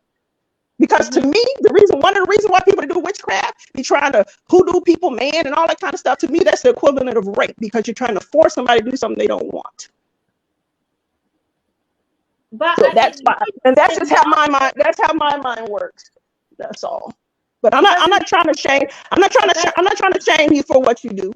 I'm really not. My mama do the same thing. If the person is not trying to get better, to get out of there, then it will make sense. But the person actually does want to get better. Because you just, yeah, but they didn't come there for spiritual. They came there for like I said, for the pharmaceuticals and the IVs and the whatnot. Working for him. The particular man that I prayed for, the pharmaceuticals was not working for him. And as I said earlier, he was the consultant, the head consultant was deciding whether to make him end of life. End of life just means that we're going to stop all treatments and let nature take its course. He was the breadwinner of their home. So his wife kept on coming to the hospital every single day. In fact, he wouldn't even come on the ward because it was a COVID ward. This was during the pandemic. So at that time, and they had 2 little children, sometimes I would go in and he would have the respiratory masks on. He would have that on and he would just be holding a phone with his wife watching their video. I think their wedding video. And I would just sit there, try to talk to him, try to console him and all of those things. So pharmaceuticals, we had gotten to the point where pharmaceuticals was not working. You know, and I believe you. My own mother has in the past prayed over a baby, and literally the hole in their heart, in the baby's heart, closed after she did about 3 times. But she can't repeat that to this day. And I don't think that people answer me this. Do you believe that other religions or other cultures have other ways of healing, that not in the name of Jesus, but they have other ways of healing spiritually without your own practices? Do you believe that? I've never thought of that. Okay. It's very possible, but it's not something that I have actually thought of. But I think for me, since I got involved in reading the Bible, getting into the Word, getting to know the Word for myself, and asking God to come into my life. In fact, sometimes anybody who comes into my life who is got evil intentions, bad intentions, I pray about it, and 1, 2, 3, things are just revealed. I don't go looking for the information; it just falls flat in my face, and then I have to make a decision based upon that. And God has removed me from those instances so many times. And let me tell you, I came from a medicine background, right? And in medicine, in psychiatry, we have people who have, and I'm sure you've heard it because the word has been thrown around a lot, narcissistic personality disorder. In medicine, it's not defined as a spiritual illness, right? But it's Mm-hmm. more defined as somebody who has a grandiose sense of self, lacks empathy. I think there's about 9 criteria. Out of the 9, you have to meet 5 to be diagnosed as someone with narcissistic personality disorder, right? But when you watch somebody with that disorder, watch somebody a disorder, it's almost as if something is controlling them. They are compelled to do evil round the clock. They are compelled to destroy things round the clock. And the thing is, you really see their evil ways when you look at their victims. Their victims. So do you think? So do you think it's an illness? Do you think it's an illness, or do you think it's just demonic, or a combination of both? I think it's an illness due to moral deficiency. Some of it can be brought on. Don't you think some of it can be brought on by even like poor nutrition, physical deformities and issues? No, because what narcissists do is once they've harmed you, once they've hurt you, they are planning their next one. And spiritually, I prayed about it. I prayed about this, and I wanted to really find out what's the core of it. What did they actually do to their victims? And what they actually do is they cause, it's almost like harm to your soul. It's almost like they cause trauma initially. First of all, they love bomb you, and then they cause trauma to the soul, right? This creates holes, either through betrayal, either through taking your money, either through something that will cause you pain, emotional pain. This allows the spirits to go into the victim's soul, and then start operating from there. If that person, that victim doesn't get deliverance, they also start showing what we call narcissistic traits. Okay. So thank you for sharing your thoughts on that. The devil, evil and the devil does exist. If you don't anchor onto something. Oh no, I never said that. No, evil didn't exist. It's just the concept of the. In this day and age, we need to anchor onto God. I'm not saying I'm perfect. I've done bad things in my life, but once my eyes became open, I am even telling a white lie. I get I get a feeling, I get a horrible feeling inside of me when I tell a white lie. In fact, I feel so guilty. It's the Holy Spirit reprimanding me. Don't tell even a white lie. And there are people who get to a certain place, right, where they become reprobate-minded. This is in Romans 1, chapter 28. It talks about people whose mind have become so calcified against God that all they do is evil. This is the narcissist. So they are not able to self-reflect. We need to figure out what the spiritual power is to get rid of them, because they've been running too damn long for me. And like I said, we need and the Bible ain't been doing it. The Bible just they got the Bible in their hand too. So I don't know. So if it's working, if you can get it to work, I'm all go ahead. But I need narcissists are proof that if you lack if you have moral deficiency, you become like one of them. They are proof that you become sick. Yeah. Get a personality disorder. It's true. You get a personality disorder where you think you're right. You think everybody else is wrong, right? And you keep going on about your business doing evil continuously. And the thing is, when you anchor onto God and you read the word of God, when somebody comes around you who is not for you, who is not of God, you can tell straight away. In my workplace, I think sometimes we also focus too much on negative people. In my workplace, I have some fantastic people that I work with. I even sometimes say that these are angels of God. I have some wonderful people who I work with. So God opens your mind to who you can, attach to and who you cannot. But the free will, you just use your free will to just hold the Bible, pick it up and open it and read it. Even just reading one psalm a day. Just read one psalm a day. And fast with it and meditate on it and beg and cry out to God. God, this is what I need. God, in your Bible, in the book, you said this, and pray the scriptures.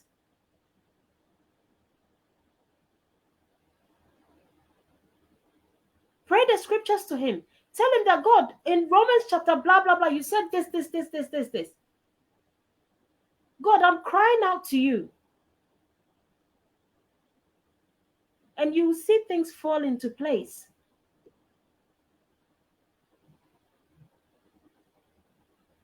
There's more to this life than I think people realize. I've seen people, like I said, I work in a hospital setting. I've seen people on their deathbeds. Some die when they're about to die. Sometimes they want to speak. They want someone standing next to them. Sometimes I'll go and stand next to them. Some people even want to hold hands because they are so terrified. Some of them are excited. There was a lady who died recently in hospital. She was quoting scriptures all day. In fact, the nurses were pissed off. They were saying that this lady needs to be sedated. And I said, no, leave her. She was quoting scriptures all day. It's almost like a peace that surpasses understanding comes over them. It's almost like they are going to a better place and they know it.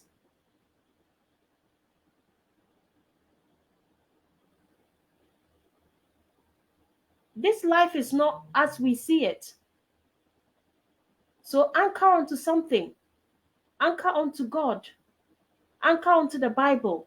Yes, they are going to tell you it's the white man's invention, blah, blah, blah. But you go to Central London. I've been to Central London, the Tavistock Institute, where they are literally doing the opposite of what it says in the Bible. They are planning on injecting your children with hormones.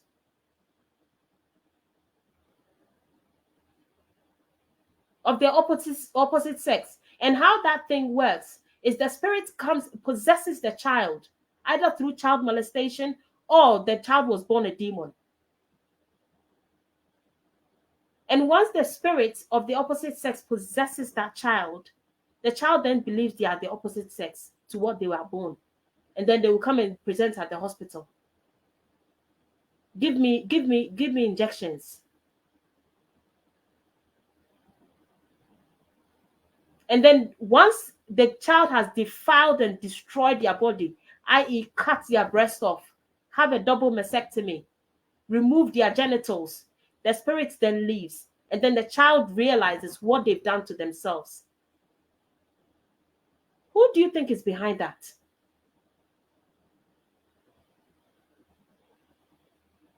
I've sat in meetings where they've said, just refer them. Just when they come, don't correct them. Sorry to be so blunt about it, but that's what they are doing. Just refer them. And if you refer them to the psychologist, psychologists will say, yeah, he's great. He's ready to transition. What kind of madness is this?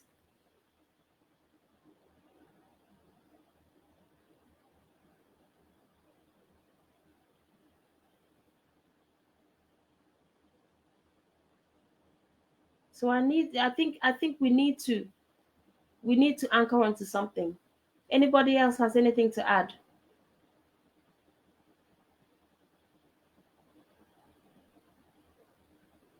Does anybody else join in? I'll drop the link. I'm still here. Well, I can only speak from the experience that I have had with God, Christ, and the Holy Spirit and my Bible. And, you know, God is real. His work is, his word is alive. It's also a testimony. It's his testimony. So I'm not going to ever disrespect the Bible. Yep. And, you know, we can sit here and say, oh, it's the white man's book. Ah, you're giving them far too much credit. They're not Yes. that smart to have written a book like this. And even though they might be producing their AI, they're not even that smart to produce that either, because they work with Satan to produce what they're producing. So, you know, I am not going to lose respect or reverence for God, Christ, the Holy Spirit, definitely not, or my Bible. And, you know, no one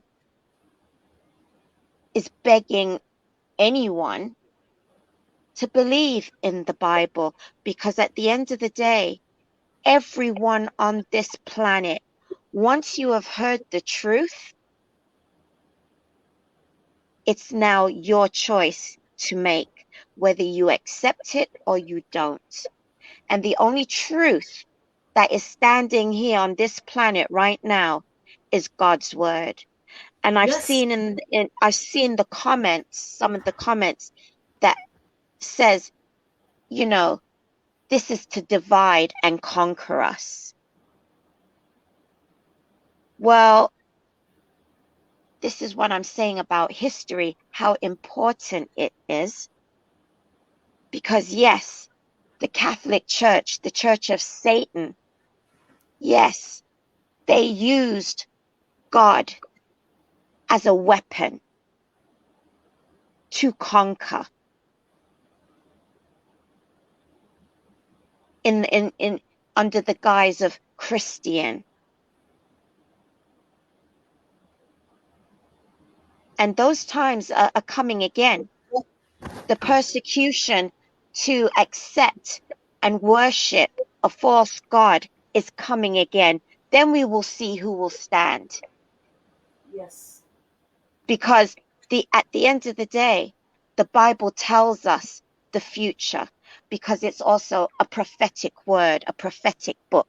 Hence why I've forgotten your name. Sorry, Harriet. Hence why Harriet said, this book has power, because it does. And like I said, because of my relationship that I have with God and Christ, it was revealed to me about the 2020, even before it got here. So, you know, if I was not trying to be an obedient child to God in keeping his commandments, maybe right now my DNA would, you know, would be being snipped here and there and being changed. But I say this, because our sister that's left the chat now, she wanted to know what is sin. Well, sin is the transgression of God's law. Yeah. And when we sin, we bring all kinds of things into our lives, including illness and Yes. sickness and disease. And when you read the word of God, it actually keeps you from all of that. Because, you know, and it's not just about sexual things. It's the taking of drugs, the drinking of alcohol. Because there's shown many things concerning alcohol in the Bible. So God is warning you, do not drink alcohol so that you don't bring shame upon yourself, like maybe being taken advantage of or being found naked. These are examples given to us to show us how to live. Because we can say, oh, you know, I've done everything for and by myself. I've protected myself. I've done this, but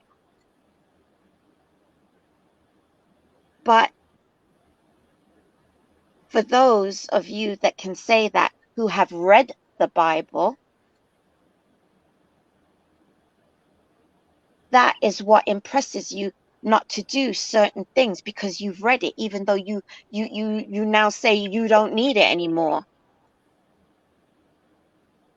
But you need to remember, some of us have just found the truth, the word, God's word, and find it refreshing and where it gives us peace and comfort.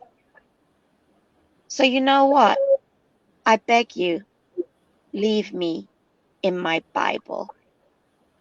And it's not saying that I don't have a relationship with God. Yes, I do, because he has done so much for me and saved me out of so much bad circumstances and protected me from the devils that would have liked to see my downfall.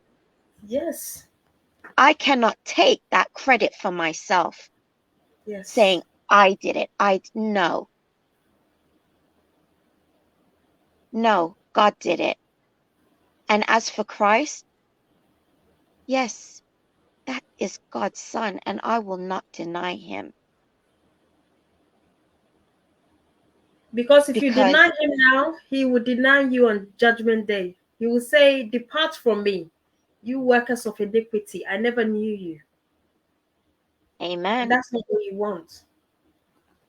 But that's not even the reason why I wouldn't even deny him. It's because he has fought for me, battled Yes. for me, literally, and I have seen it with my own two eyes. Yes.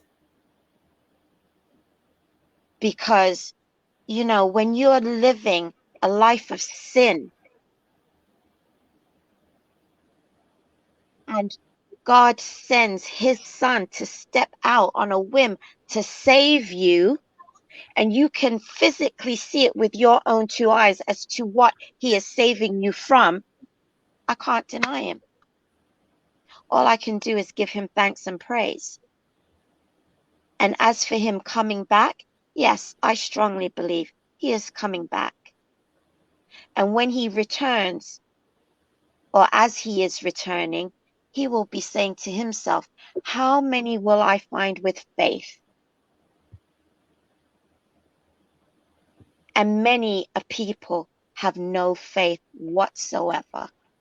Yes. And so with what is coming upon this earth, where men's hearts will be failing them for fear for the things that are coming upon this earth, I don't know how you're going to do it. Yeah. I don't know how you are going to then save yourselves. Yes. Because I believe in the impossible of what man cannot do, but God can do. So if this is all just an allegory and fables and what have you, then, you know, if you have your Bibles still sitting in your houses, leave them on a bus or a train for someone else to get them, Yes. so that that soul can be saved. Yes. Because, you know, when I became a Seventh-day Adventist and heard the preaching and what was being taught, all of my years of going to Sunday church, I can say I learned nothing, absolutely nothing, compared to what I learned in that first year of being an Adventist, which opened up the Bible to me. Because when I came into the church, whatever pastor was preaching, they would say, read it for yourself. Don't believe me, Don't trust me. Read it for yourself. And that's one thing I have to give thanks to the Adventist Church for. They do encourage you to read for yourself. Amen. And that is where you cannot go wrong, in reading God's word for yourself. And when you pray and ask, Father, Abba Father, please teach me, show me what it is I need to know, He will show you and teach you. Yes.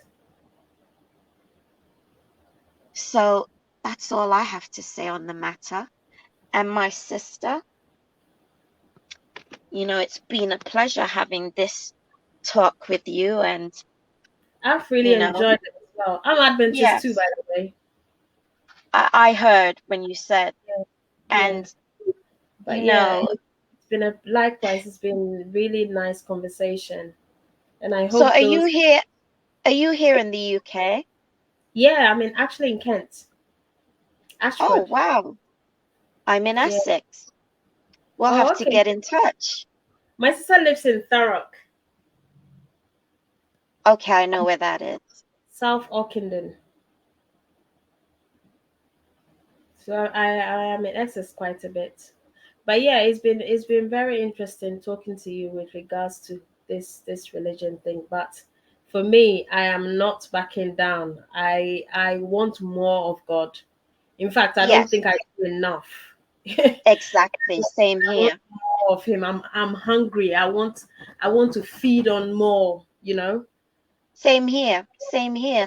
And it's Yeah. though, and now we're in that time period where days are so short. There's not enough hours in the day to get things done and Yes, and and eat the word like how you want to eat it, you know. exactly.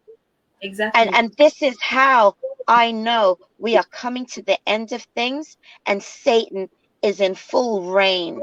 Of course. And it And will I be like tell the you, days of Noah.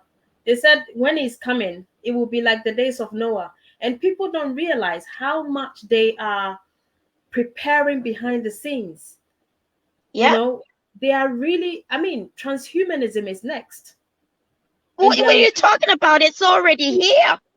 that's what I'm saying. Transhumanism is next. They will be promoting it, and the very people who will be telling us, "Oh, the white man brought the Bible and blah blah blah blah blah blah," will be there to take the chip.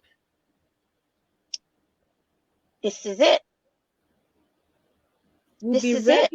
Will be ready to take the chip because transhumanism promises you an upgrade of your current body into a new body, either through by augmenting the human body with technology.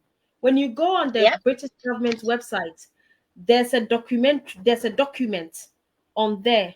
It's called human augmentation. A whole documentation on it. So they are very, very serious about this. Oh yeah. Everything is in place.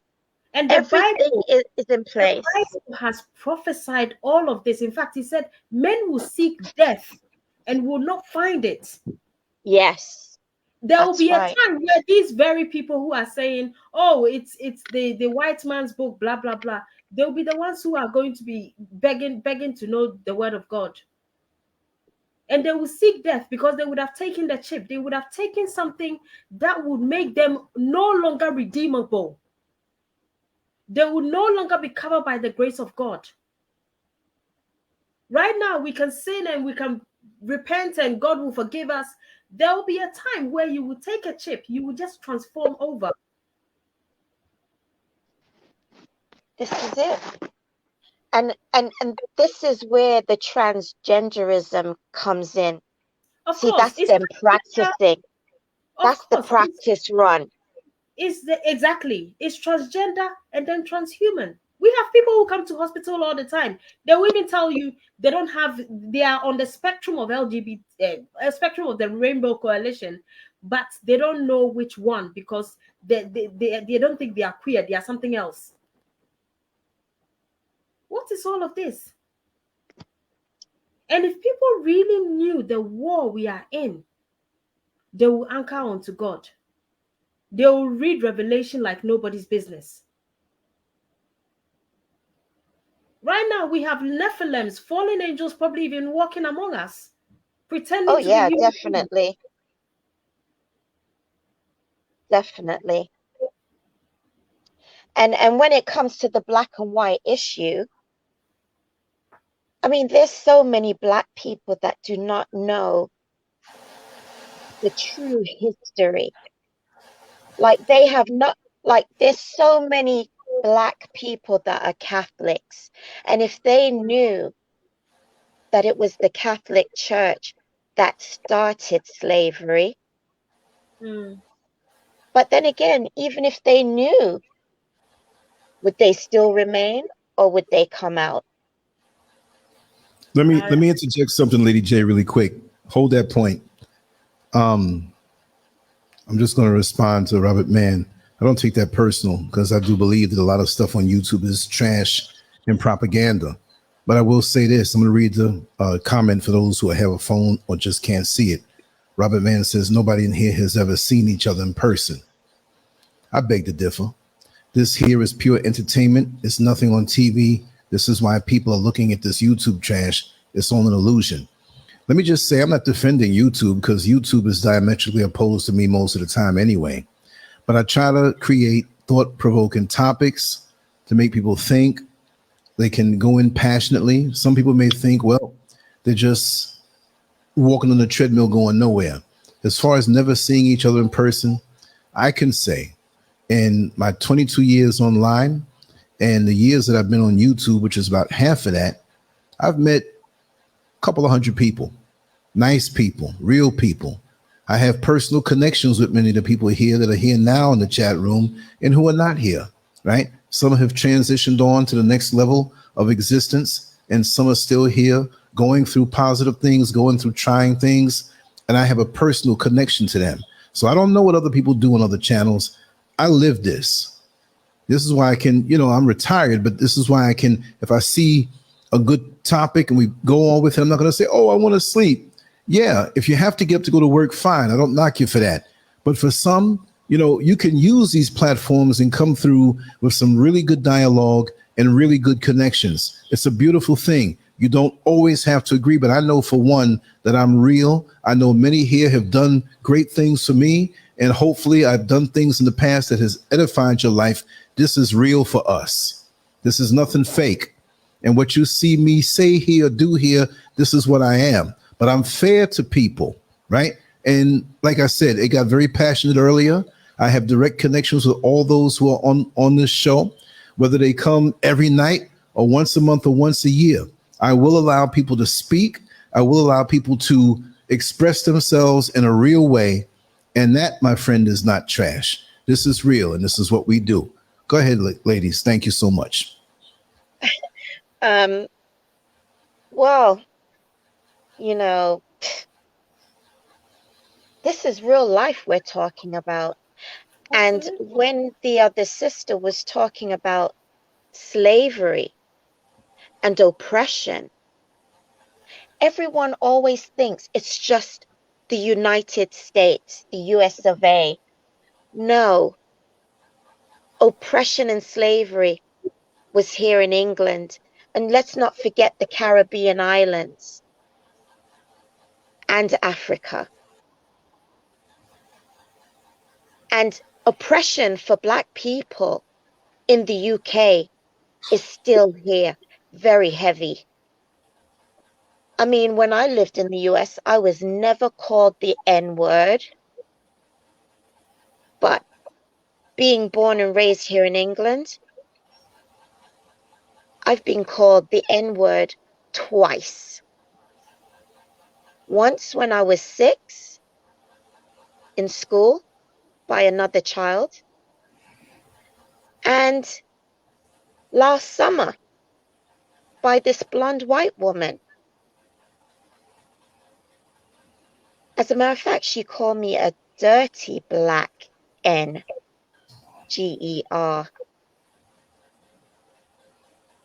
So oppression is all over this world for Black people. where we are at the bottom of the totem pole. And I have to give thumbs up to Uganda for standing up to say, no, you don't come and tell us what to accept when we have standards and our culture. Because you see, the tables are now turning.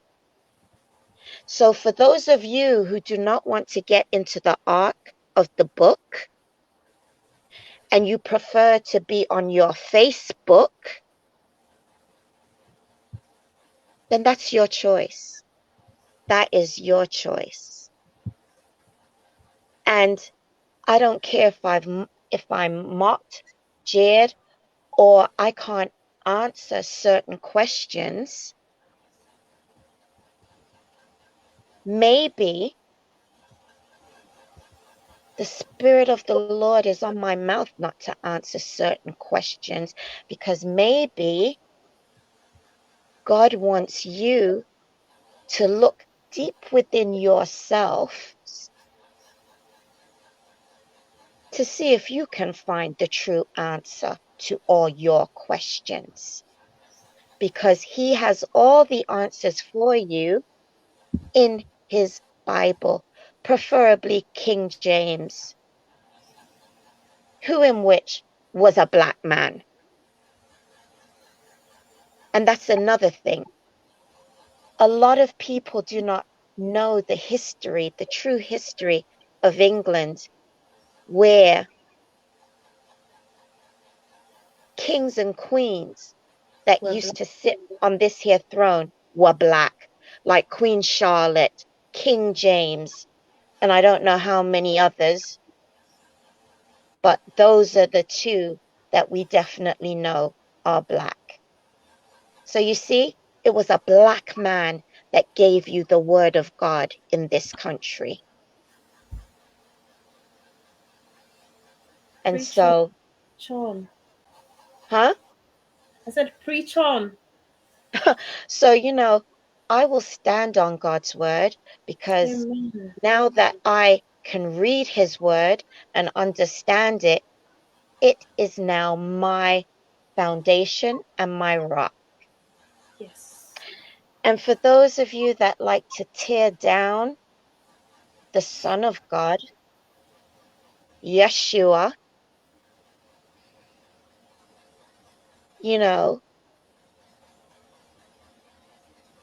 we need to remember why He was sent here.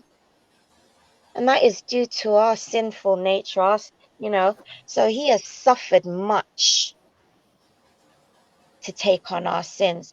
But at the same time, you once again have choice to sin or not to sin.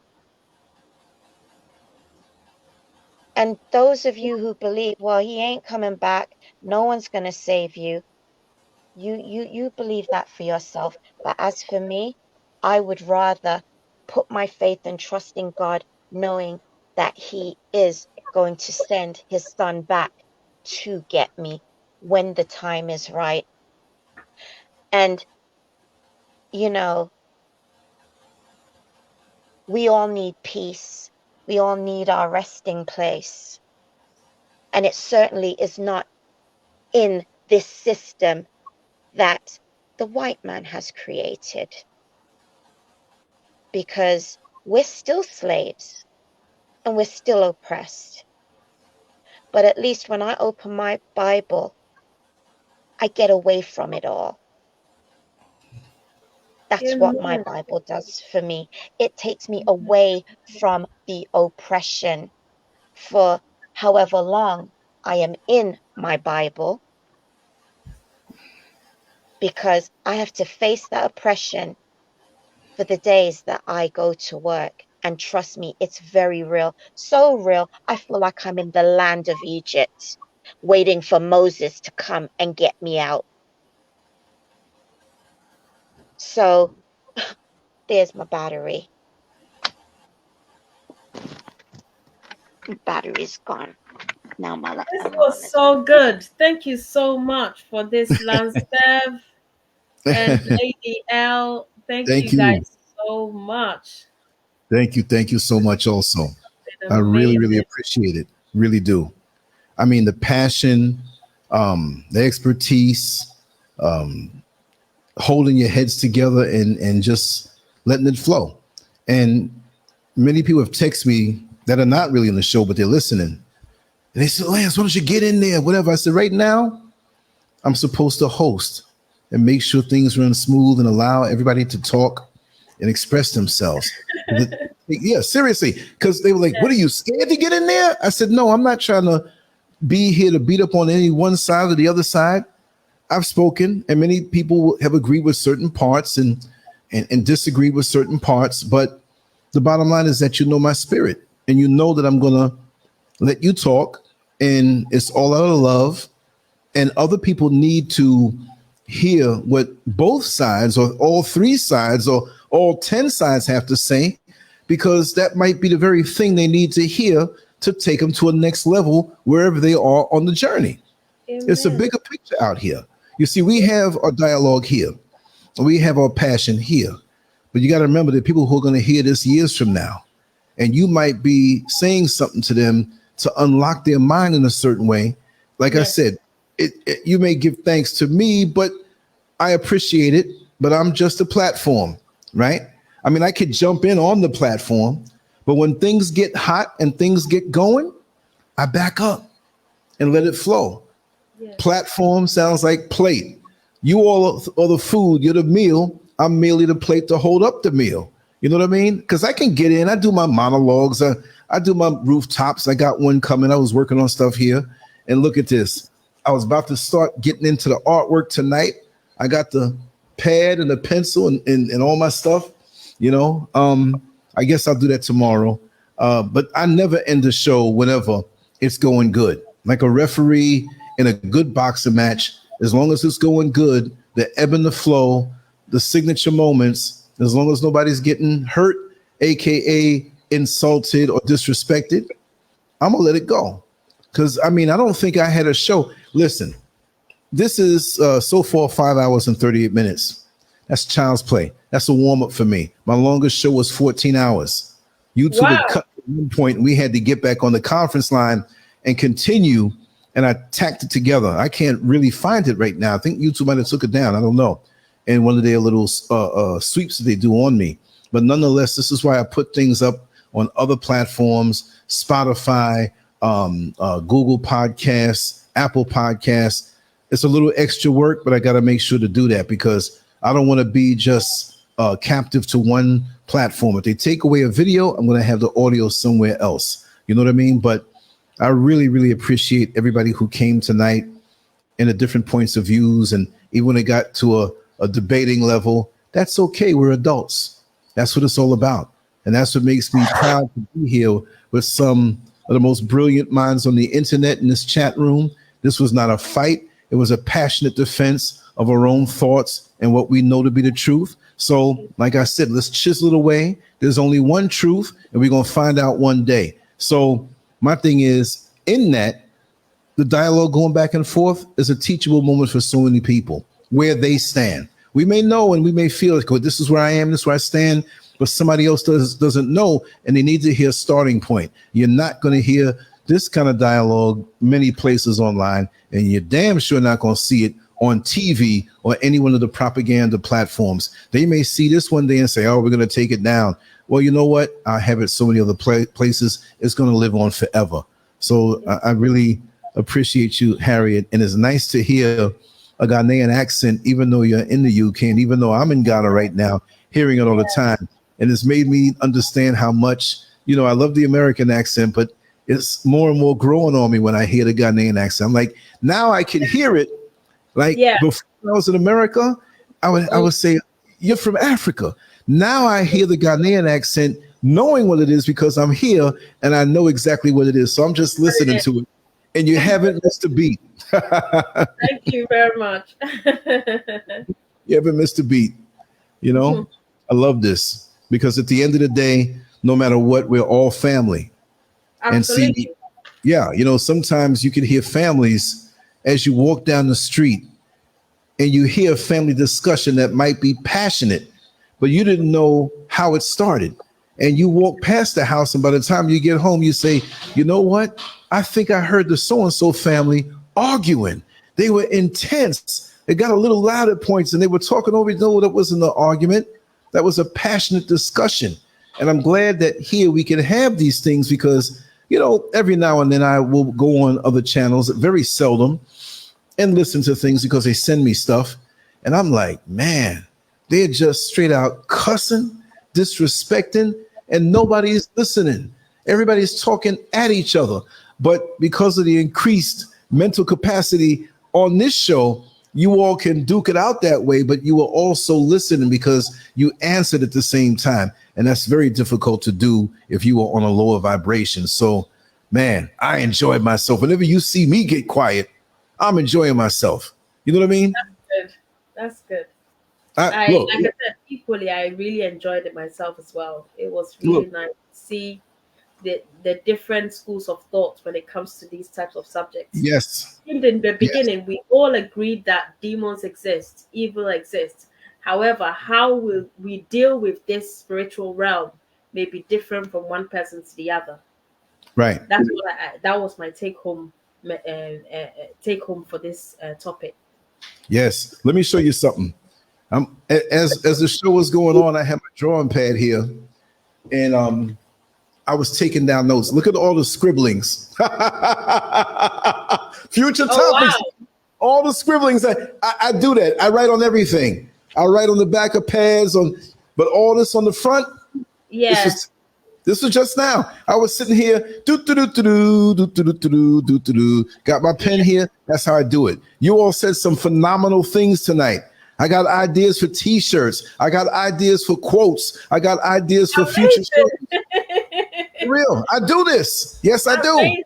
Amazing. I hope that this is the beginning of many more discussions. I believe you want to have another one tomorrow. This is why, and we're going to come back tomorrow.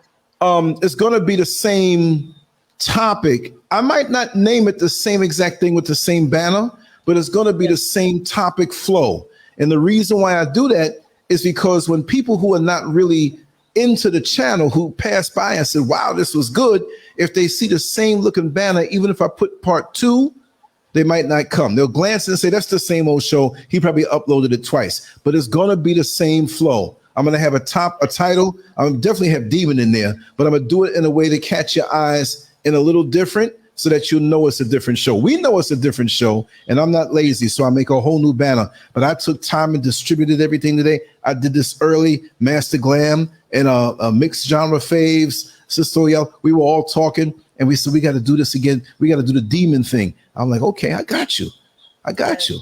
And she might have been surprised, but I know she said, Dag, Lance did it again. And I knew it was going to be something. And I want to really, I talk a little bit about everything. I do my little short monologues. I don't push things on people.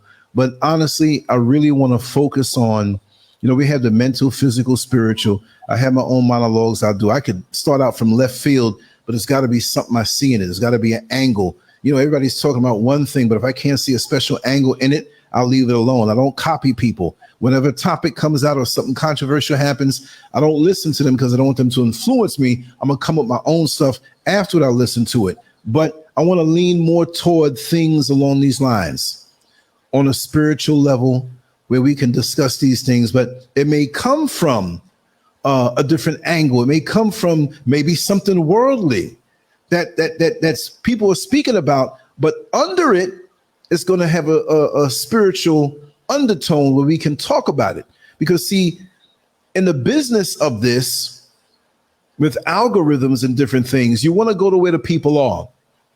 You see, I'm not going to run away from where it is, but I'm going to have my take on it. So if you see something worldly, trust me, I'm bringing it around to something that you can think about on a deeper level, unless I say this is adult entertainment and we're going to go there just for laughs. So, my Christian brothers and sisters and religious brothers and sisters, while you probably won't come into the chat room, I know you'll be listening and laughing because I could be crazy on all kind of levels, but we have to laugh in the trenches also with all the things that are going on. We got to chuckle. We're all human. And I'll take the blame for that. You know what I mean? I'll give you a good laugh too.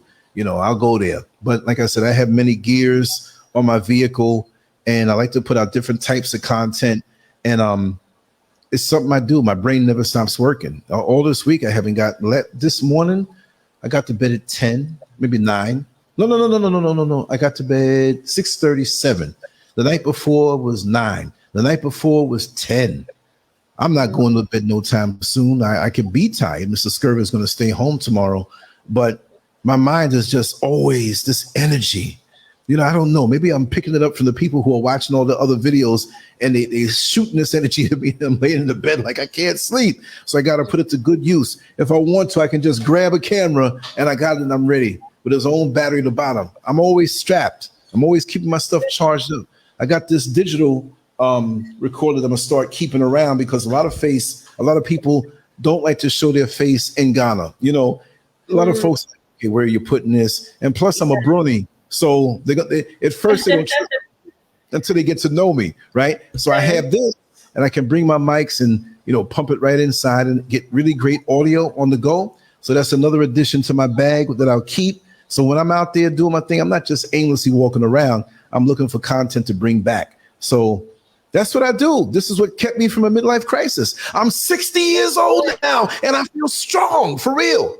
Fantastic. If I walk down the street and a Mack truck comes, you better bring something for the Mack truck, because it's going to get smashed, because ain't nothing steamrolling me no time soon. I'm too full of passion. Trust me. That's amazing. That's great to hear. That's really good. Thank you. Yeah. Yeah. Master Glam. We're going to continue. Yeah, we'll have a conference call tonight. We got to just burn it out. And all of those I will throw up on Patreon, just for the sake of having the long content there. And then because we can talk about those things there. See, if I did the conference line, which goes up to 5 hours, and when it's over with, you just call back again. I don't have to be there.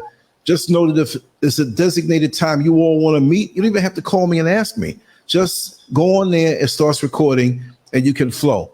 You know what I mean? Wherever you are, on the phone, on the computer, on a tablet, or whatever. If you go there and nobody's there, you're not going to hear anything. Let me just put that number out there for all the people who are new. I think I'm safe enough now and able to put the number out without looking for it. Don't let me speak too soon. This is the right number, I believe. Let me just put conference line there. And we do have international numbers if you want to call in there, toll free. There's no extra charge for that. It's set up that way. And I'm going to drop that link also, the international. But here's the conference line number. Let me go to the site. I'm going to drop the link here. And so you can look at the list of countries that are there to see if your country's listed. Definitely the UK is there. Anytime. And just listen, anytime you have a topic that you want to talk about, just let me know. Just let me know. Just tell me it. Even if it's something that you don't want to be associated with. You know what I mean? Lance, tell me the birth rate of transvestite midgets in Yugoslavia, whatever it may be. I'll talk about, I'm not afraid to talk about anything, even if it's me alone talking, right? Let me flash this up. And you can hit that link there, the conference call numbers. It shows you the international. Man, this thing scrolled up pretty fast. This is another thing I want to say. This got to be the show that has the most or the fastest chat room. The thing was going up so fast, I thought I was falling down off the side of the World Trade Center. Everything. I'm like, I had to climb all the way back. Got heated. For real, it did. I felt like a referee. I felt like God, I put this on. Only in America. Look at me. I'm so hyped. It's 3:51 in the morning and the windows are open. People walking by must be like, what the heck is going on up inside there? Yeah. That's just the way, yeah. Mrs. SCURV knows. She's fast asleep. She doesn't. What are you talking about so loud? This is the way I always am. I live this. And I'm going to get on the conference line also when this is over. And I'm going to get in the bed. I'm going to talk in my sleep too. I keep a mic next to me. I say, if I'm making sense, just start recording it. Right.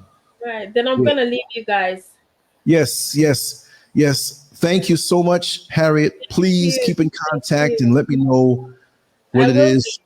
Yeah, I'm in the process of making a couple of videos, but they are more Christian based. Yeah, And right. I was wondering if, I don't know whether to start I may start a YouTube channel, but I don't have enough like followers. But I would, if it's okay with you, if you can Yeah, perhaps yeah. maybe feature it on your platform. Right. If you want to come in and talk, there are people. There are people who are.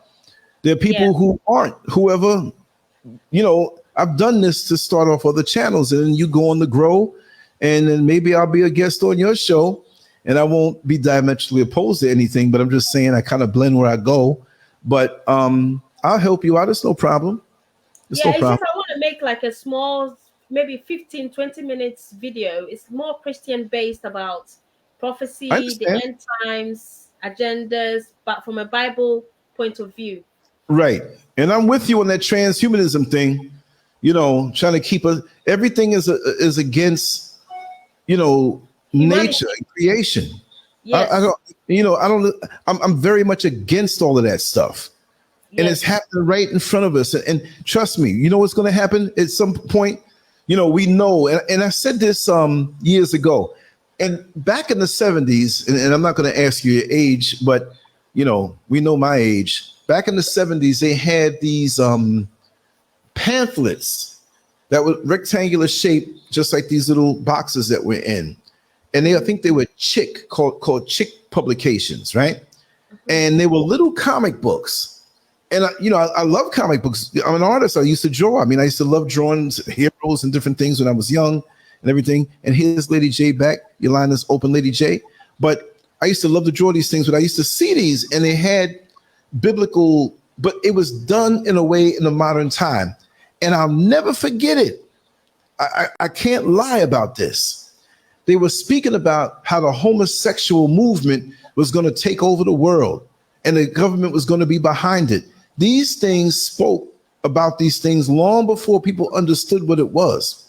And they were talking about computers and technology, how the technology would be so well developed that it would make us or put us in a position where we wouldn't think, or we won't think, right? Yes.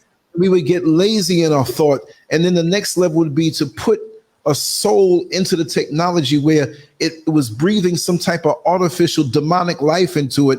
And when they saw us as flawed, it was going to take us off the face of the earth. Because if you have people programming things, they're going to program a bit of their point of view into these things. So what if you have a few racist people who are programming things, and they see, what kind of scares me? I don't mean scared like I'm like a punk, but those little robot dogs that they have that they can send up inside of a hostage situation.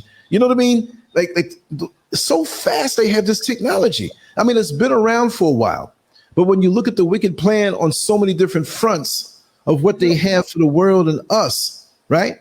It is alarming, because a lot of information comes to me, not any more than anybody else, but I have the time to absorb certain things. Some things are trash, you throw it away. But now more from what I could see here, and how here is changing right up under my nose, and how many people here are not even aware of certain things. Yeah. They want to embrace certain things to make life easier.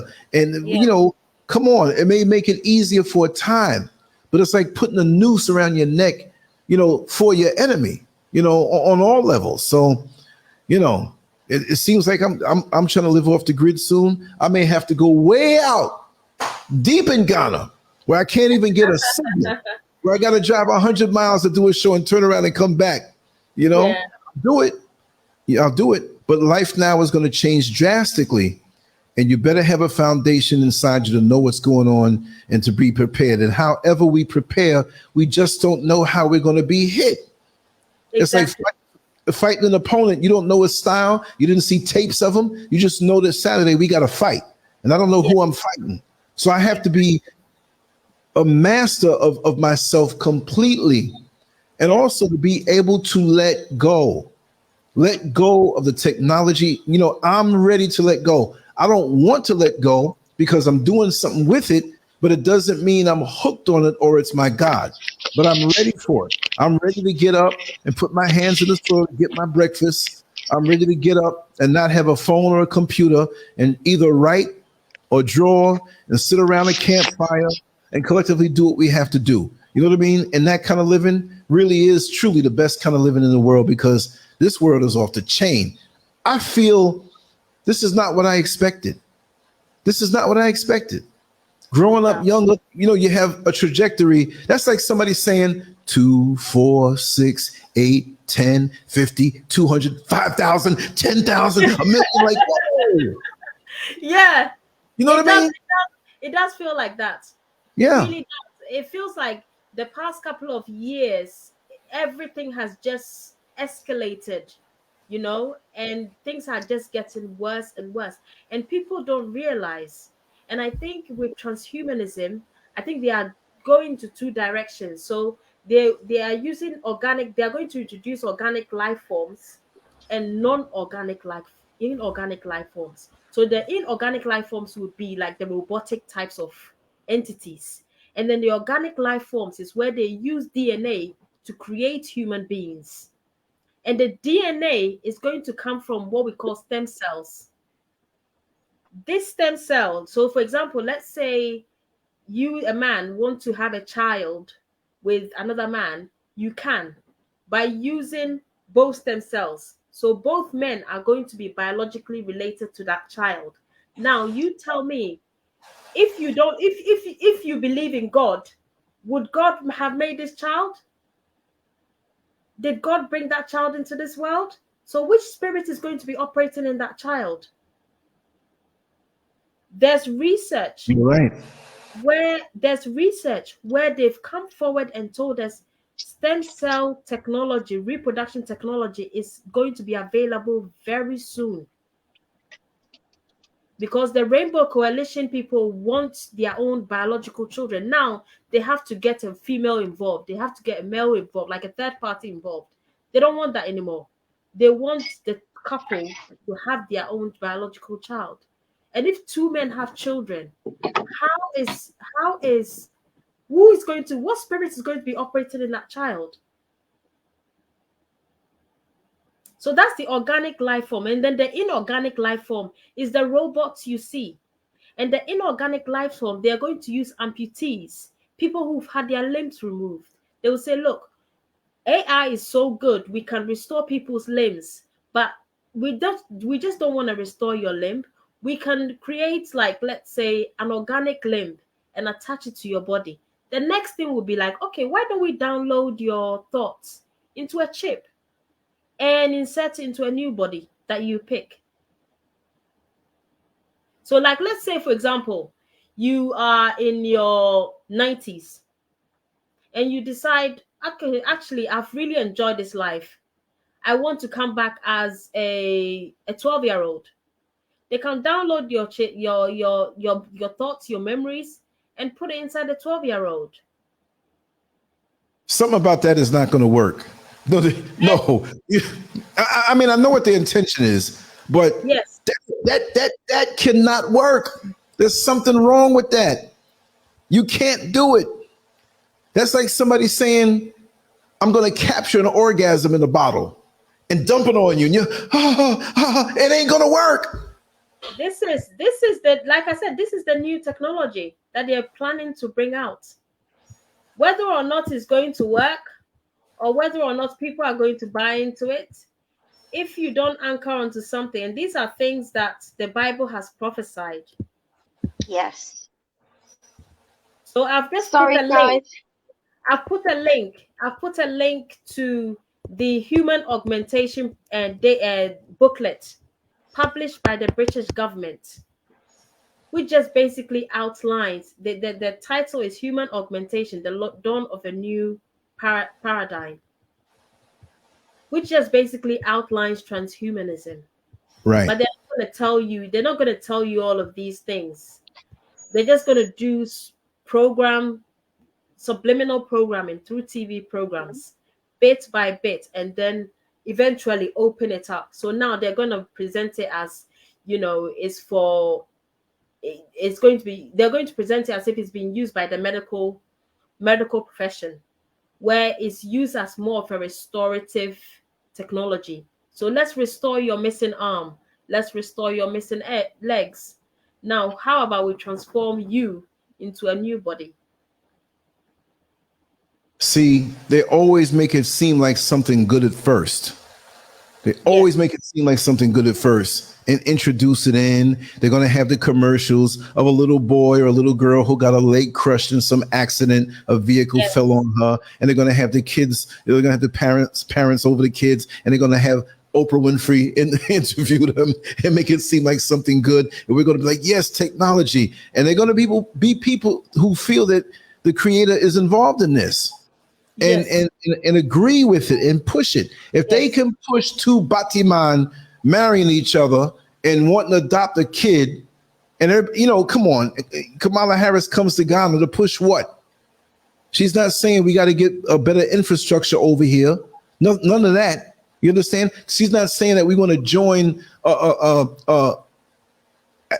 American Africans with native-born Africans here. No, Memorandum 46 speaks against that, to build business and infrastructure and trade. How about saying, hey, we ain't going to give you reparations, but we're going to talk to the governments over here in the countries that will agree with it in Africa, and we're going to repay you with land over there, and you bring your expertise over there and your skills and your knowledge to help build Africa, and you get a free ride. Not necessarily free, you got to do something for it. Why don't we do that? But they don't want to let us go from the UK and America and other places. They want to keep us there slaving, but yet and still they want to do this transhumanism thing. Like I said, we knew the homosexual thing was coming. I didn't know it was going to be like this. But to pave the way for a new race, for demons to live alongside us. That's as simple as that. And for us to lose our let's say Adamic birthright.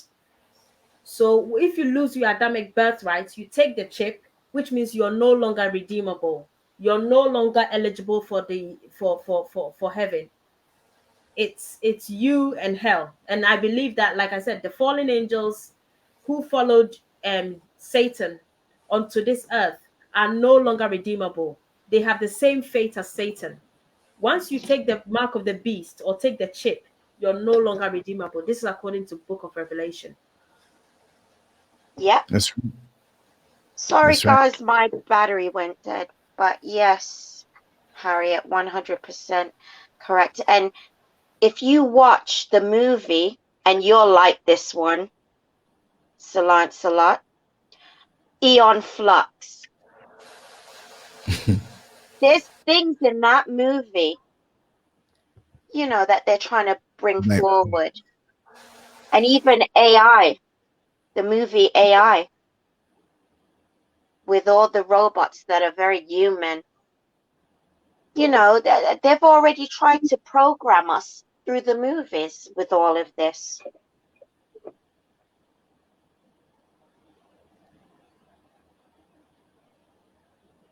Everything is to program us. Everything. Social media, they gave it to us. We thought we'd get the free ride. This is nice. No more mail, no more long distance phone call bills, no more having to call at midnight and talk for 10 minutes and hang up. No more mail that we have to send out. And they learned all about us. That was a form to me. They say it's about gathering data. Yes, it was that too. But the so-called powers that be, they don't have no power over me, right? But they were sucking from our humanity. The jokes, the sorrow, the ambitions, the reactions, what makes us angry. And we gave up our emotional DNA. And I can't say spiritual, but they learned our rhythms. They learned what makes us tick. Now they got that. Now they're going to control what we can't say on their platforms. But now they have AI, which is programmed by certain people, right? And I love to mess with AI and ask them questions that I know they can't answer, right? So, like I said, if they ever try to take any part of me on an artificial level and put it into a machine or put it into somebody else's body, I promise you, I'm going to make that whole system explode. It can't contain me, and it won't. There's no way that all of the beautiful, wonderful people that we have here on the show, in the chat room, on the panel, and watching, they're going to duplicate you and make you what? Better. Yeah, they can take a lump of flesh and grow it somehow, and they can do those things, but the life that it appears to be is not real. You didn't go through the process. You know what I mean? You can't do it.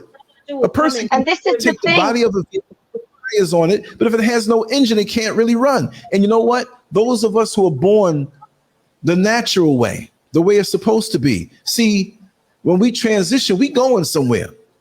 Yes. See, those things there, it ain't going nowhere. And then there's going to be envy of that if you infuse it with some type of artificial emotion that they keep on living and living and living. And how what you do? Keep transferring things. We're not made to be here on this level, in this level of consciousness so long. We must go on. You're And only this is what go ahead. Sorry. Go ahead. And this is what the Bible says, that I am fearfully and wonderfully made. Because God has created us. You know, he even formed us in our mother's womb. So, you know, the Bible says so much in how we are made. And it's there. It's only for you to see it. You know, the Bible is like an onion. It has lots of layers. One verse has so many layers. And each time you read a verse, you will find something else in there.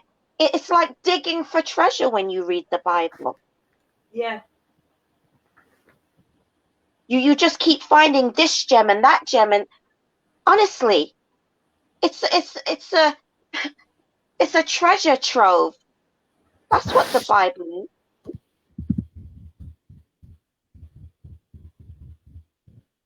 But yeah, my phone had went dead, and it was probably gonna cut out again. So when I disappear, it's because my phone's gone. Well, I'm known to run batteries down on long shows like that, private conversations. You know what I mean? I don't know. I was always getting in trouble for school for talking too much. So I guess that's my gift. That's funny.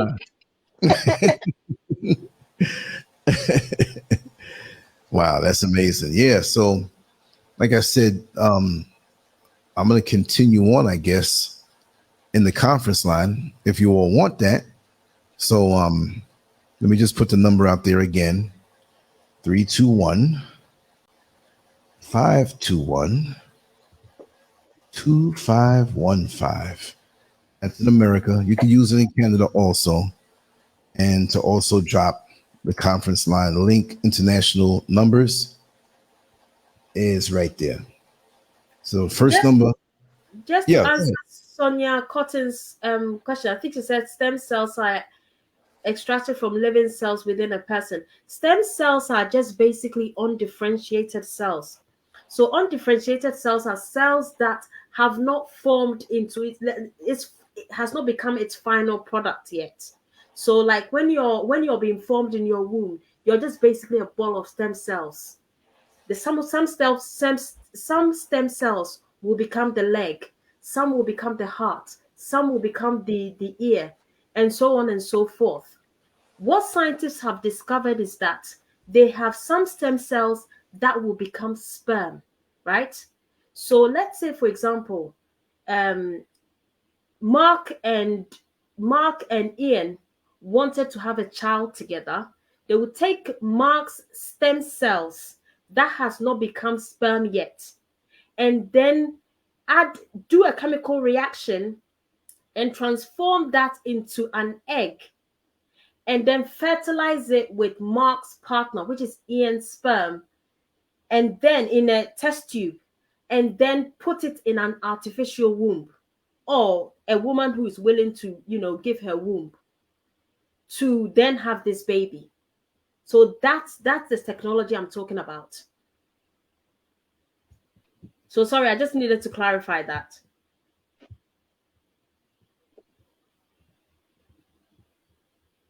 Wow. See where we are? Do you see where we are in this Earth's history?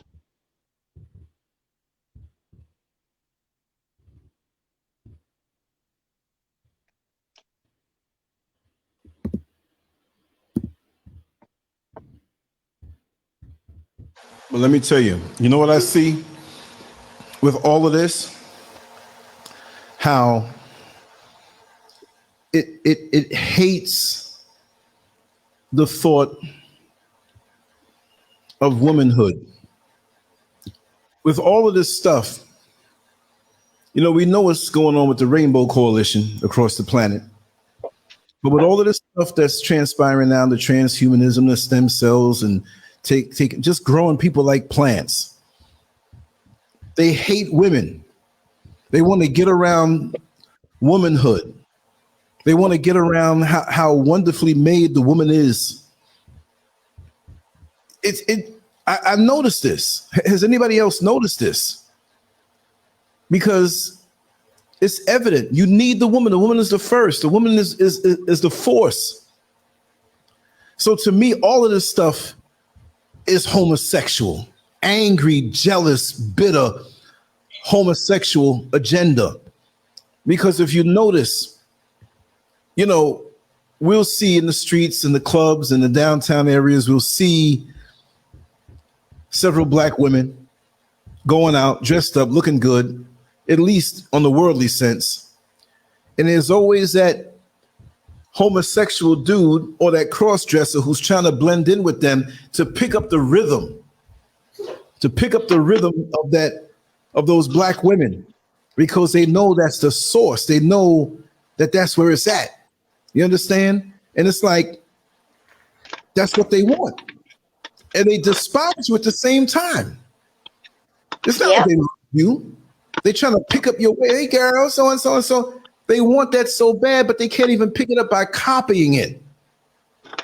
How are you going to do that? You can't do it. Ultimately, that's what is frustration with them. And I can pick it up, even if it's subtle. They have a spirit Look of at jealousy. in her essence. You cannot copy that. Even some of the, you know, and again, on certain things, we know they come after all of humanity, but with us, it's definitely something that we have. We have so much soul that they'll never have. Yes. And they want to take from us like we're pieces off of a vehicle in a junkyard. And they want to take all the best parts, you see, mentally, physically, and spiritually. See, they can duplicate the look of the physical.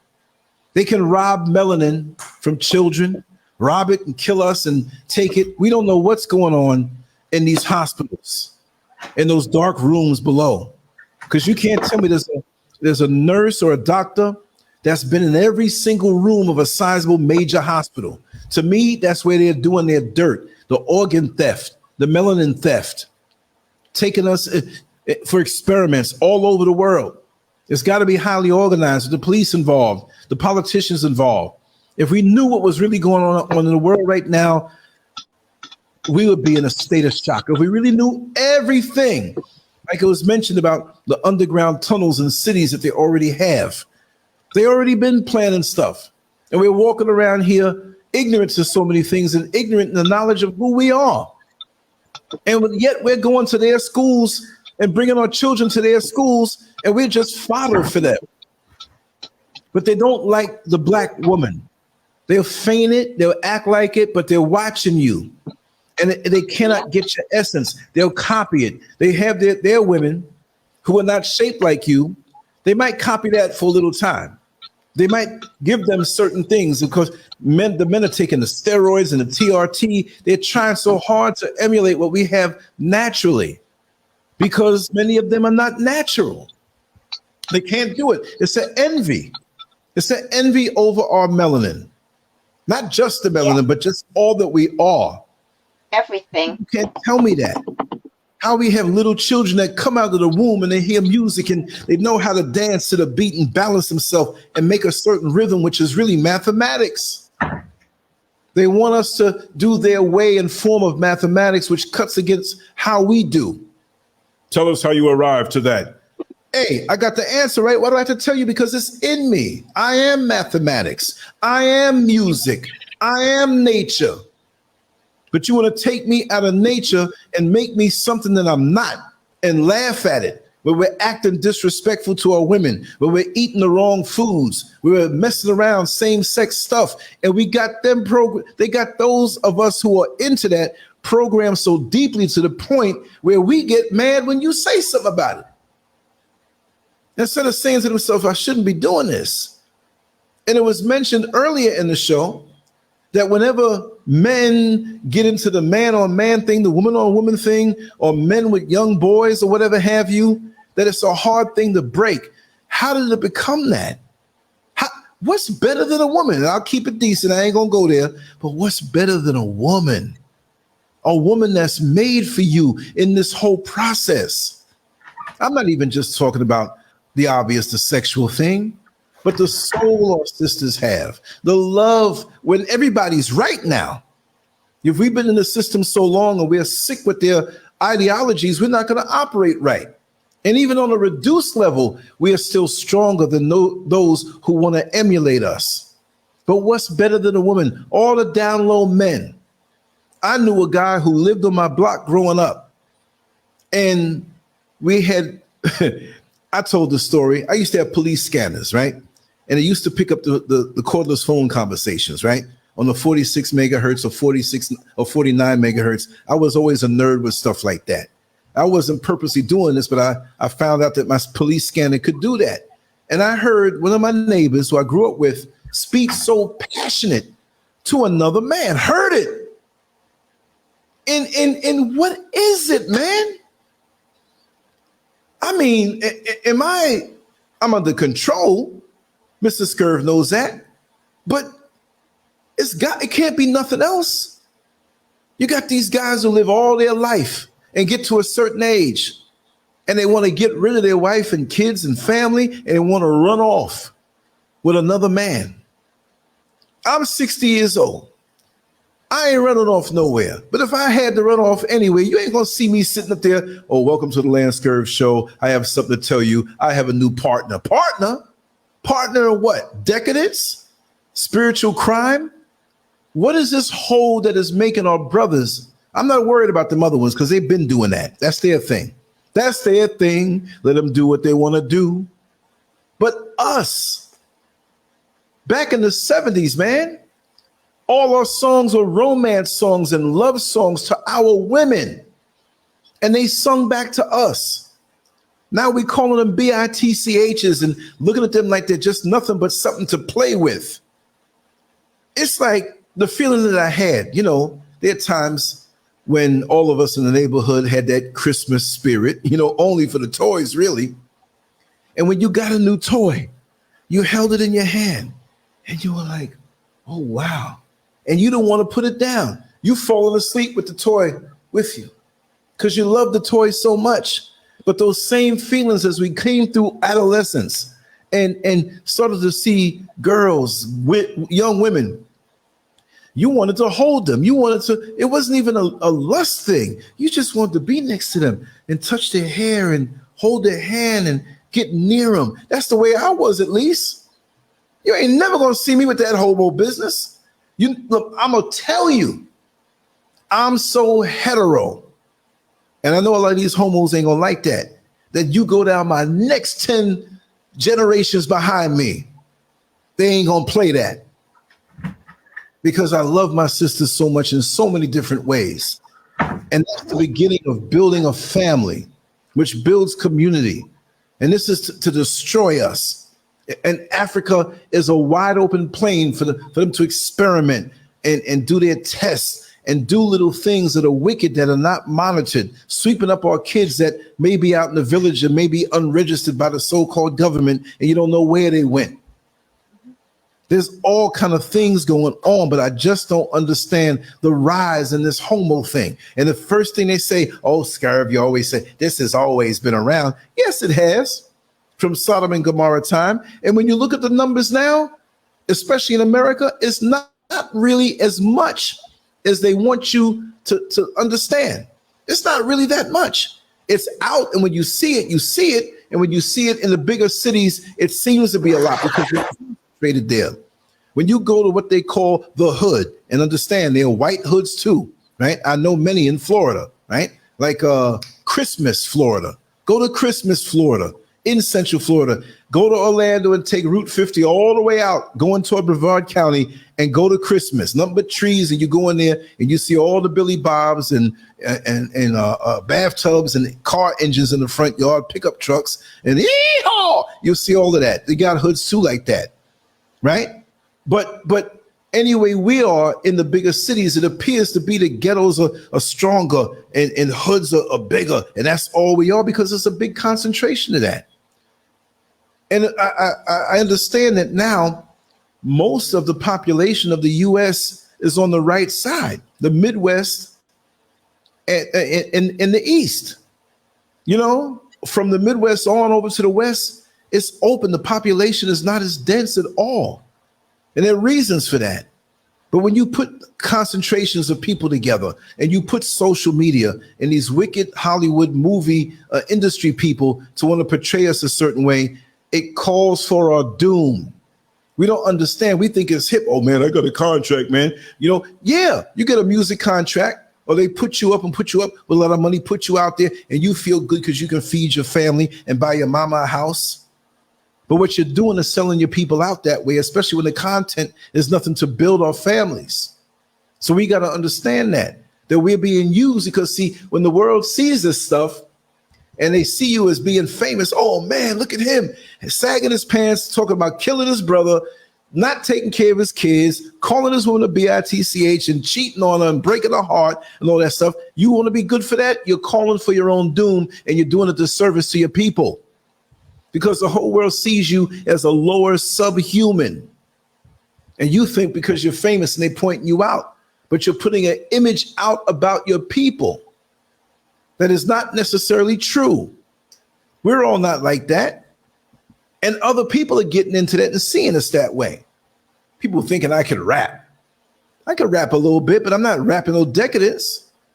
I could dance pretty good, but I'm not somebody who just, as soon as I see white folks, I start popping and there's a little cup down in front of me so you can give me some change. Or I'm violent. Or I'm seeking to just leave a woman if I'm with her. Nothing good is attached to that. And that imagery has gone out to the world, and that's how the world is thinking about us. That's why it's easier to do us in. That's why. Anyway, I'm talking so much. Everybody muted. Come on, talk to me. Let me check the chat. I just wanted to say, because I'm going to have to go soon. Yes. We're going to go to the chat room after that, the conference line. But go ahead. Well, you know, you said so many things.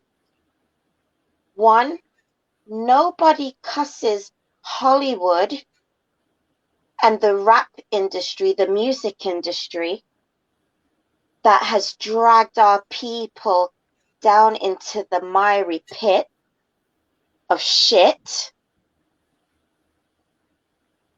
No one, you know, attacks that because I guess the money is too good. And, you know, I think more and more of us wish to be in that limelight than in the light of God's word. And when you spoke about the family, well, this is what the Bible upholds. Family, man and woman, go forth and multiply. But with the alphabet soup agenda, they have to do it by other means, where it was given to us naturally to go forth and multiply. And when you spoke about the women earlier on, you know, it brought me to how women are hated, black women are hated. That brought me right back into the Garden of Eden. Who was attacked in the garden, led to sin? It was Eve, by Satan, the serpent. That is where the hatred has come from for women, from the devil himself. Hence why the transgender agenda is out there. Because when you look at the Baphomet, what is he? He's both sexes combined.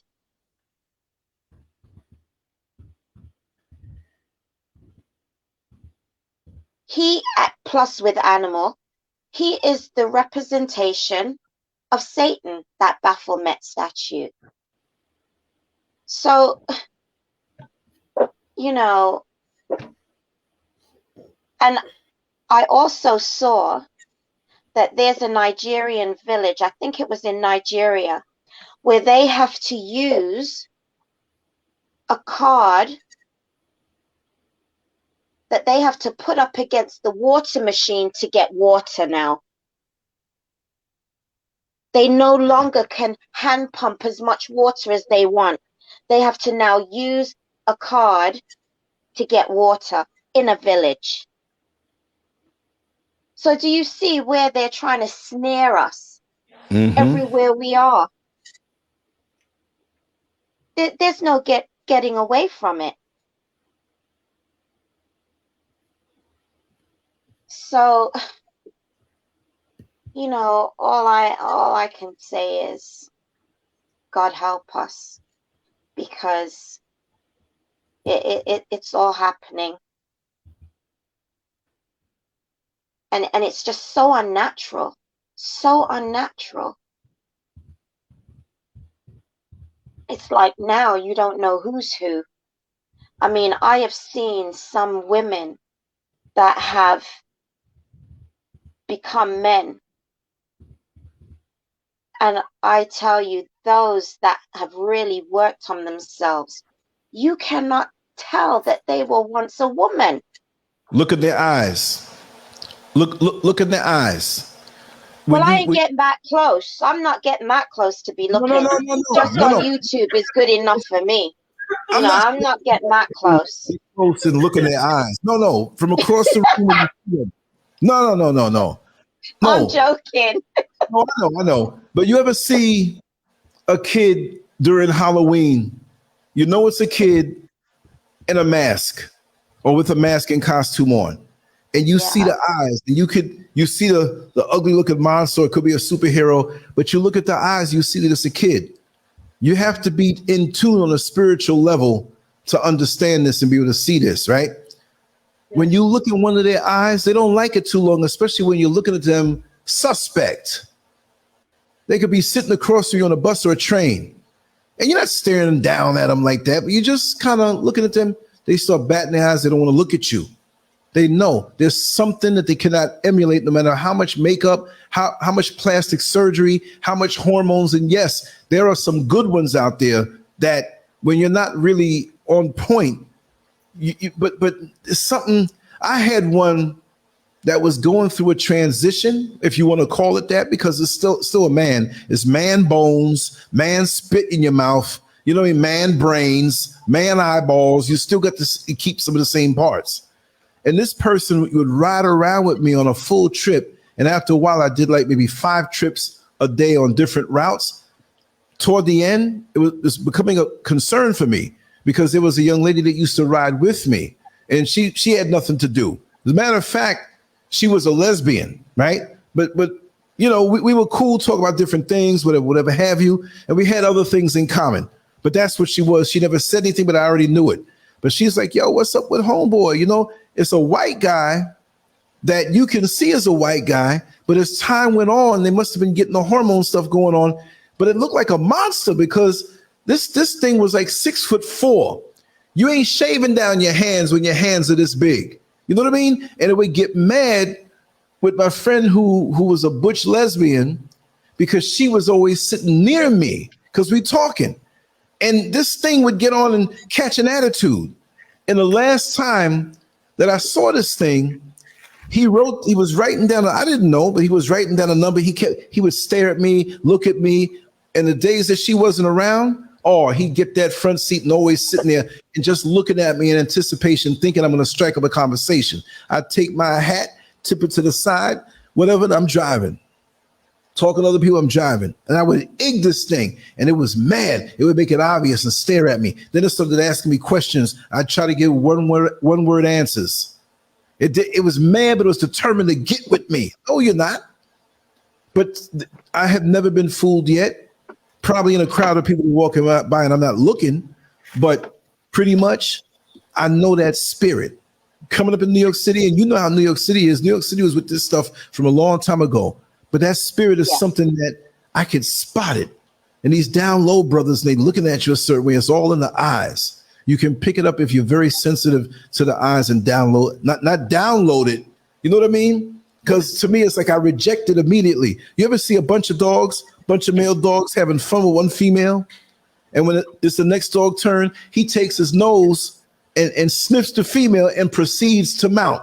But when the dogs are around each other and they don't know what they are, when it's the wrong thing. Well, when I see them like that, it's a rejection that I give, and they already know I'm not with it, and they get mad. But I don't know what it is that makes this thing so powerful. I'm not trying to know, but what I'm saying is that the last thing I'm going to say is they have gone on, I believe, to different realms of actual spirituality, and they're there manipulating that on those unseen levels to a lower level, not the highest, but they're there already while we walking around on a lower vibration, not wondering how we're so easily controlled. I'll shut up.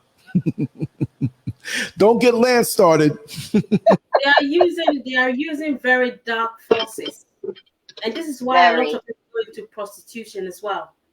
It's not because they cannot get jobs or whatever. They are using very evil forces. And these evil forces put them in a place where they feel as though all they can do is to go into prostitution. And when they go into prostitution, the idea is not just to take money from that person, it's to take something away from that person. And they prefer straight men, by the way. We have one in my workplace. It's like once I was just sitting there and then it just dawned on me. And it's almost like you said, it's like a spirit. And they know you know, but they cannot confront you about it because we are both, well, quote unquote, she presents as a woman and I'm a woman. So we'll just stare at each other and she knows I know, but she cannot never confront me or say anything or ask me or, you know, but they have spiritual antennas, which lets them know that which lets them like navigate this world. They know which man to pick and which man not to go to.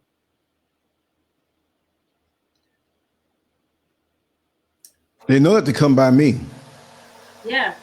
They put out the signal, but they don't receive anything back. That's how it's done. This whole download thing and the trans thing, a homosexual world. Yes. I'm not saying it's a spiritual thing, like good spirituality, because demons, they operate on a spiritual level too. Yeah. They can discern your spirit and discern your light. It works both ways. So a lot of folks say, oh, what do you mean spiritual? Like spiritual automatically means good. That's like radio frequencies. Radio frequencies, you can be talking all kind of stuff. You can have dirty rap music. You can have enlightening things, educational things. It's all one realm. What are you in it? What kind of energy are you bringing to it? But them there, it's definitely a spiritual something. And I do believe that CERN has flooded and helped to flood this realm with more negative energy. Some people would say demons. It has ripped the fabric between the physical and the spiritual, whatever's on the spiritual side. And these things are coming in like, they knock down the Berlin Wall, where they knocking down this, and there's stairs and portals everywhere. There might be a portal in your living room. They might be ripping through the fabric and stepping into where you are, and you can't even see it. Even on a lust level, even on an anger level, we focus on the sexual things with decadence, but all of this extra crime. In Orlando, not too far from the downtown station, dude had shot up his son, two other people in another neighborhood that I drove through. They shot up 2 people. And there, of all places, I mean, it's not that it's not supposed to happen, because Orlando is not what you think it is. You think Disney? Shoot, you got some hoods over there that when you walk through, you're going to wish you wore diapers because there's going to be a little substance in your pants after that. Not that you're going to run in fear, but let me tell you, you got some rough customers out there. And there's a spiritual stronghold. We got to think about this also. There's spiritual strongholds over certain places. Yes. Come on now. You know, I'm going to give you an easy one. Atlanta, Georgia. What you think the spiritual stronghold is over Atlanta, Georgia? Ow. But they got the anger and the frustration and the crime going on, people killing each other. I couldn't believe it. It was back in 2005 or 2004. I went to Atlanta and I'm walking through the mall and dudes, I mean, they're men everywhere, but they were dudes who were coming to like it was a salon. They had dudes doing hair, you know, like the church choir, what you call it, the choir leader. They came to the door and they looking out. They didn't know I didn't live there. What is it? You see, the thing is too, they see you as fresh meat on a spiritual level. They can pick that up. They can pick up that you're not into this and they want to rub the little cooties on you and violate you. They take pride in turning you out.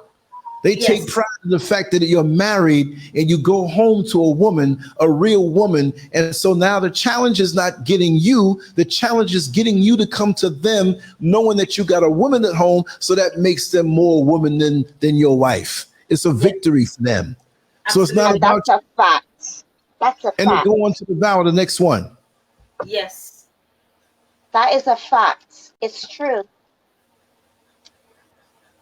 And they attach things to you that you keep going back for more and more and more and more, and you become addicted. You become hooked. Well, that's one plate of the buffet. Right. By the time you realize the good things, the things that God has established in your life, it starts falling apart. Whether it be your marriage, whether it be your children, because these spirits can transfer. So just because a man has gone to have an affair with a transgender, the spirit which is attached to him comes home with him and he gives that spirit to his wife. The children can also pick it up. Yeah, big time. That spirit can then start destroying whoever or whatever within the family structure, start bringing confusion. That's right. That's all it is confusion and chaos against the family. Yes. And they don't know what role they're playing in that. I mean, come on. Imagine how many men have destroyed their family behind this down low foolishness. Really and truly. What do you think you're doing? How do you feel when you go home and lay next? I mean, it's bad enough for a man cheating on his wife with a woman. What kind of twisted energies are you bringing into your bedroom? And then you go and you want to cleanse yourself of the guilt of you doing what you do and enjoy a Sunday with your family. So on a Saturday night, you go make love to your wife just to kind of, get back in line on a straight level because you did stuff the night before to your heart's content in a twisted way. Now you want to go binge purge with that whole thing. Yeah. It's like folks who are in the club, whether your worship is on a Sunday or Saturday, the night before you've been doing your thing. And those are the ones jumping the hardest when they're in the service. We use it as a cloak. And so, like you said, they use the women as a cloak and a shield because of what they're really doing. It tastes better to them. And I'm talking about the down low brothers. The whole sexual thing tastes better to them when they can go back and lay with a woman that they don't really want to be. Because now they can act like a better father, bring you, when a man cheats and he brings the roses to the wife, right?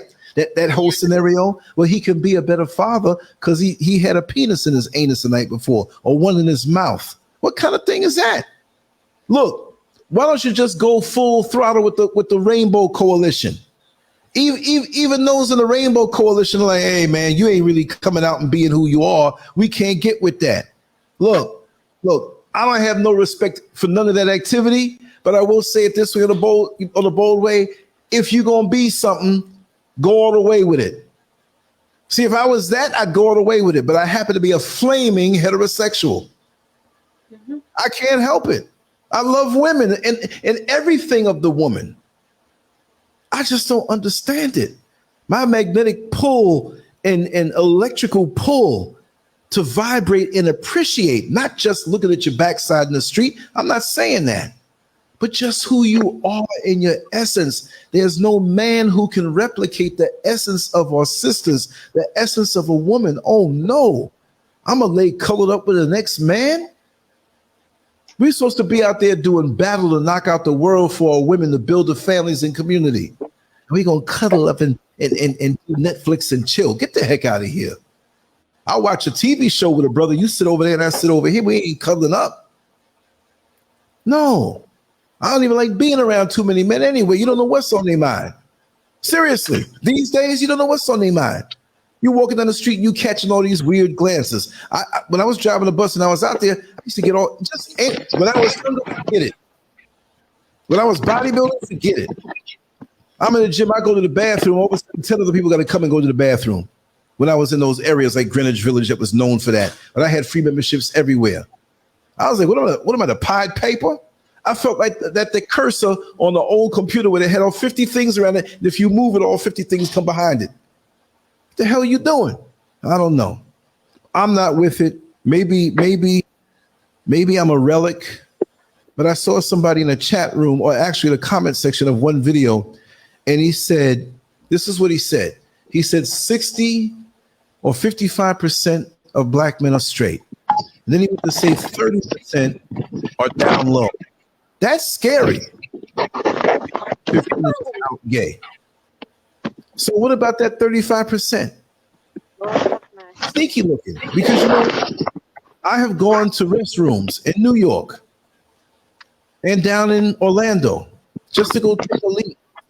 And it's not like you push open the stall and you see the oral activity. One dude sitting on the toilet and one other one standing in front of him. It was a problem where I drove the bus downtown. They had to have the cops keep going in there to break up the homosexual activity. Imagine that. In New York, it was worse, even way back in the day. You go to the bathroom, see all kinds of things. I just turned in the door and just pissed on the floor. I want to see that. One night came over drunk. Where was I? 23rd Street.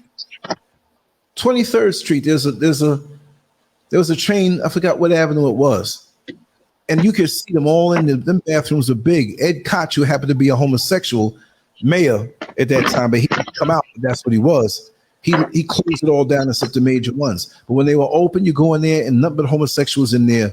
Blowjob, blowjob, blowjob. Just come on, man. And it was stinking. They like the stink stuff. They like to be around funky stink stuff. It's more of a thrill. It's so I had to take a leak. I leaked real quick, and this dude came and put his hand on me. He didn't put his hand on me down there, but he tried to put his hand around my waist. Yeah. I knocked him out. I was crazy that I knocked him out and didn't feel no guilt. I was scared though because part of my hand was cut. I was like, I hope this guy don't got no AIDS. You know, it's crazy. So next time I'll kick him out. Even here in Ghana, Harriet, even here in Ghana, it's bad. Even at the Accra Mall, they have a sign in every store and one inside visible, right? You know, no peeing on the floor, but they don't say peeing. They have it where you see a figure in a stream of water hitting the floor or standing up on the bowl or whatever. And one says, and it says it, no sex. That's a man's bathroom, so there's no women in there. So what you talk about? Men? Yes, they are. Yep. That was my homo rant for the night. I'll let you all continue.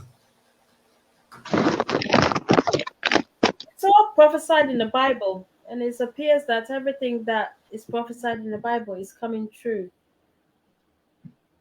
It's really coming true. But if we anchor onto God, I see that, and take Him seriously, study the Word day and night as much as we can, as much as we physically can, we'll be okay. It's sad that people are doing this, living this lifestyle, but it is what it is. It's a shame that it's happening in Ghana, because Ghana, we tend to be very conservative, but things have changed. a lot in the last couple of years, because I lived in Ghana about 20 years ago, and it was so much. About 20, I was about 10 years, Mm-hmm. and Ghana was very peaceful, so much peaceful. And the thing is, you were even scared to tell your parents that you had a boyfriend, or you were scared to tell your parent, or just, let alone come out and say, oh, I have a boyfriend, but I have a lover, but it's of the same sex. It's crazy. But now it appears that because of social media, they see the Westerners doing it. They think it's fine to do it. And there are some people who also do it because of poverty. So you will have boys and girls selling themselves because they don't have money, and they have older people with money and will give them money to have sex with them. So sometimes Yes. it's money, sometimes they go in it because of money, sometimes they go in it because that's their sexual preference, that's their desire. And then some of them go in it because they've been turned out. Some guy or girl has tried it on them and they liked it, and since then that's what they prefer. I think in Ghana we call it supi. Supi is for a term for somebody who's been turned out. Wow. It's I'm telling you, you'll be very disappointed if you see what I see here. Because Yeah, it's no, not I'm subtle. not surprised. I see on social media they Yeah. even tried to build a house. I think get like a rainbow coalition house in Accra for employment, and I think they shut it down very, very quickly. But behind the scenes, the thing with Ghanaians, and I'm Ghanaian and I can say this, the thing with Ghanaians is on the surface, it seems as though they are fighting against, they are against, especially the politicians. On the surface, it seems they are fighting against it, they hate it, blah, blah, blah, but they are collecting money Yeah. from the West. And eventually they will buy out all the politicians, and then it will be legalized. It is inevitable. It's Sure inevitable. is. Kamala Harris came over here. Must be something going on. Yeah, She's like, they are in bed with the politicians. I think Gabriel Union and Dwayne Wade were there as well. And I think Steve Harvey also went to Ghana. So there must be something going on. that's right. But they are all in bed together. They know what they are doing. Exactly. Exactly. I always tell people that they need to check out the channel Vibes and Five with Arnold. You ever see that channel? No. It's a guy that does interviews with Ghanaians. And Okay. yeah, it's really, really, I mean, I put the link there. It's a YouTube channel. And this is the name of the YouTube channel right here. I want to put them both together. If you see that, you'll see that he makes jokes about it, but they highlight the decadent, off, ignorant, backward, out of control sexual things just for, I would say, the thrill of it all. You know what I mean? And Oh yeah. it's like lifting up a rock that is in your yard that you didn't know what was under it, but now you find out all of the bugs and little things crawling around, and he puts it out there. He appears to be a nice guy, but he's doing it for the attention and the hits and stuff like that. Yeah. There it is. I'm gonna put it in there again. Check that channel out. And once you saw it, just look at the thumbnails or the titles. It's like, this is Ghana? Yeah. When I first, I said I might as well turn around and go back to America. People are not shy anymore. They're not. People don't care anymore. In the past, it wasn't like that at all. It wasn't like that, but things have changed drastically. There was a young lady who worked in a restaurant that after a while I always had this travel tripod sticking out. And she realized that I lived there because months had gone by, and every now and then when I go out to shoot video, she got the courage to kind of ask me. She's like, are you a photographer? I kind of told her what I did, gave her a card. She checked it out, and she was like, really, like, wow. And the next time I saw her, and so she called me one time. She had my card. She had my number. She felt she can trust me. Plus, she sees what I do anyway, so she felt like she knew me. And she said, Lance, I have an issue. I said, what's the issue? How could I tell my father mainly that I'm pregnant? It was a big thing for her. And mind you, it wasn't like she was 12 years old, 13 years old. She was about 24, I'd say, right? And she was living on her own. And this was still a big thing, which points to that era of what you told me, how it's kind of hard to say you have a boyfriend. You know what I mean? Yeah, or whatever. yeah. She was from that era. Even though she's only 24 years old, there's still pockets of that big time. It doesn't mean Ghana's completely out of control, but it's ever growing, right? Yes. So she was, I must have had about 6 conversations with her, long conversations. When I'm doing my editing and stuff, I would talk with her. And she was just so distraught. And I was trying to coach her on what to say, how to say it. And at the end of it, she's like, that's good, Lance, but you don't understand my father. My father is so strict. My father is an old school Ghanaian man, and he is not going to see this.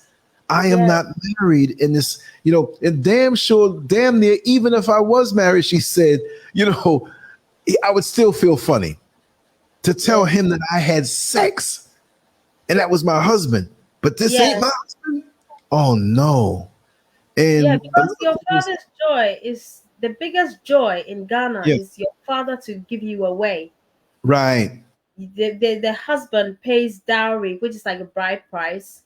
And they have like a big ceremony where you wear the kente cloth. The man comes with the gifts and money and basically takes you away from the house.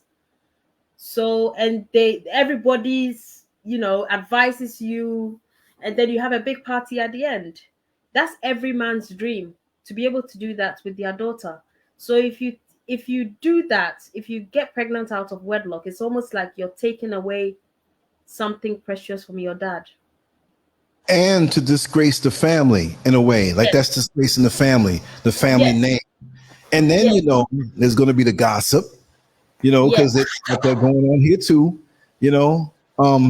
but still there's a lot of the old school way, but I can see still at 60 years old in my lifetime, I'll see it change drastically even faster.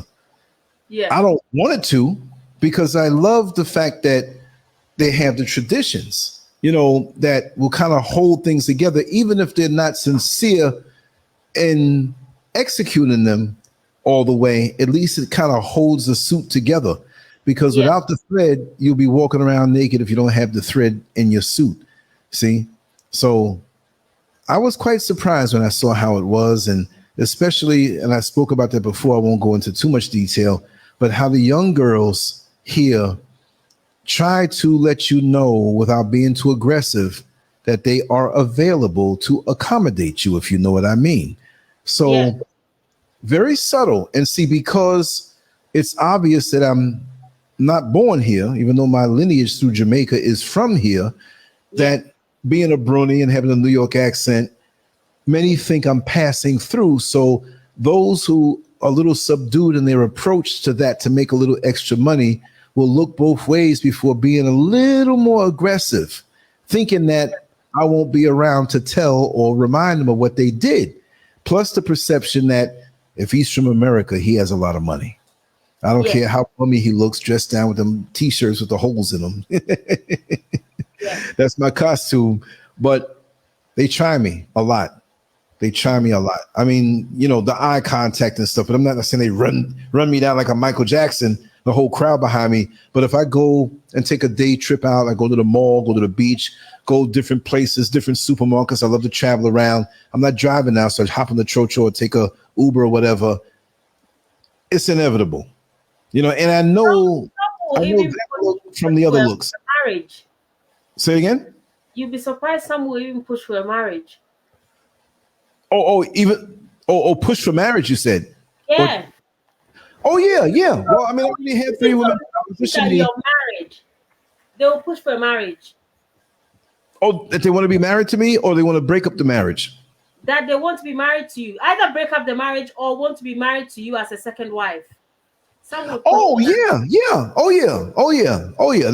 See, with that aspect of it, they would joke about it. They would never joke about it in front of Mr. SCURV, but like regular places that we go to, and they can't figure it out because still some think that a lot of them think that me and her are not married. Like they see that she's Jamaican with a Jamaican accent, whatever, and they think I'm visiting like I'm some friend or something. Like when we go places that they don't know us. Because just the other day, we were in the Medina market in a little street that we never been down before. Because most of the people down here know me anyway. Like the chochos, if I stand out, they know exactly where I'm going. They know which one to, So we were there. We were getting something, and the young lady was there. She wasn't being disrespectful because she didn't know. So she said, "Oh, I want you to take me with you." And I didn't hear it first, and she said it again, and I said, "Oh, excuse me, what did you say?" She says, "I want you to take me with you." And I'm looking like, does she mean it that way? Because I'm thinking married mode, you know what I mean? Yeah. So she says, "Yeah, I want you to take me with you when you go back to America." So Mr. SCURV just smiled a little because she knew that she didn't think that was my wife. And so I said, "Well, that's a little more complicated than what you think as a joke, So she laughed. It went right over her head. But then you have the kind that just don't care. Right? They'll see you together, but they come subtle. Like I said, it's just like the Down Low brothers. It's the eye contact involved.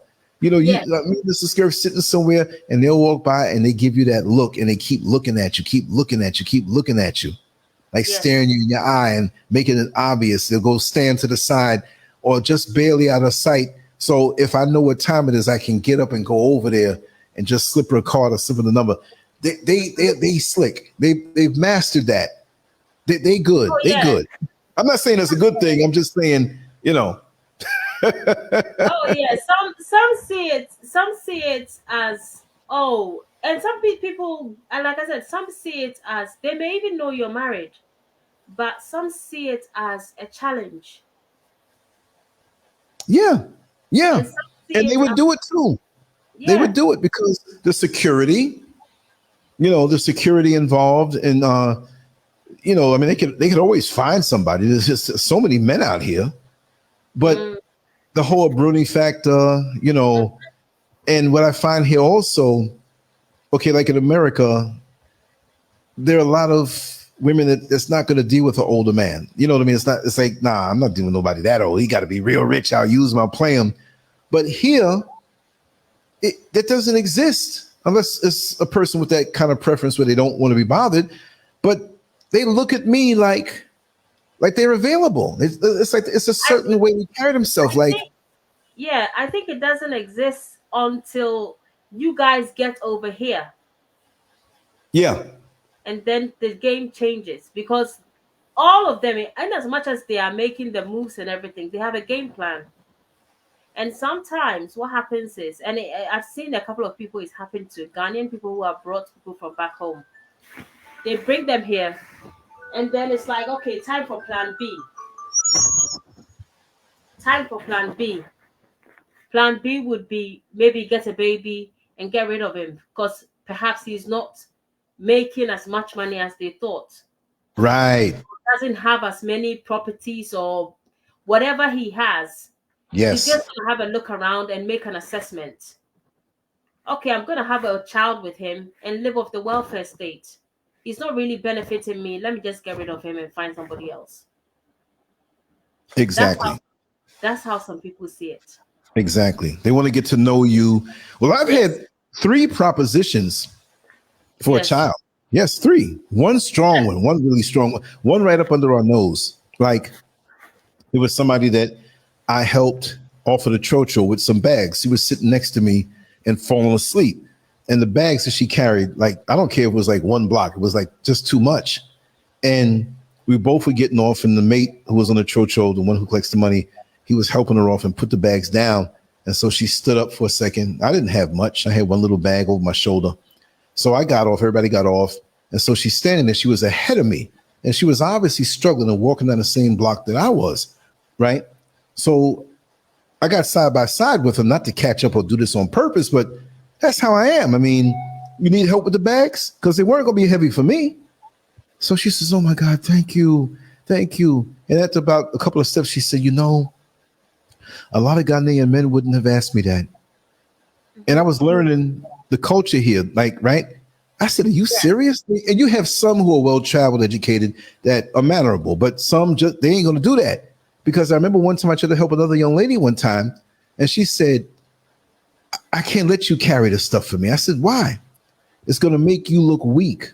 I said, what? Make me look weak? Aren't men supposed to do things for women? You could say that, but not that. So I helped her home. She was almost to where my first apartment was. It was a long road. And she had the block before, she was like so many doors in. So I said, I'll take it to your gate. You know, I'll drop it there, you know. So she was just, oh, I'm so thankful. What is your name? And she wanted to ask me some things about America. So I chit-chatted with her like 5 minutes. Then I headed on home. Week went by. I didn't see her. I wasn't looking for her. I'm walking up the long road again. So she calls me and we're walking up. Then the next time, Mrs. SCURV was with me and she called me and I said, hey, come here, meet my wife. This is Miss SCURV. I said, this is the lady that I help with the bags. I'm always transparent. Plus, she's not touching that anyway, because I talk to everybody, right? Look how long we've been talking, right? So, you know, after a couple times of seeing her again, so she's like, listen, can I ask you something? I said, sure. She says, you're going to America soon? I said, no time soon. I said, and you know, I didn't know. I'm all enthusiastic. I said, we're building a house up in the mountains and we're doing this and we're doing that. I thought, you know, I'm so enthusiastic. I thought everybody shared in the enthusiasm. It's like, you come here like this and you're just going to build a house up there?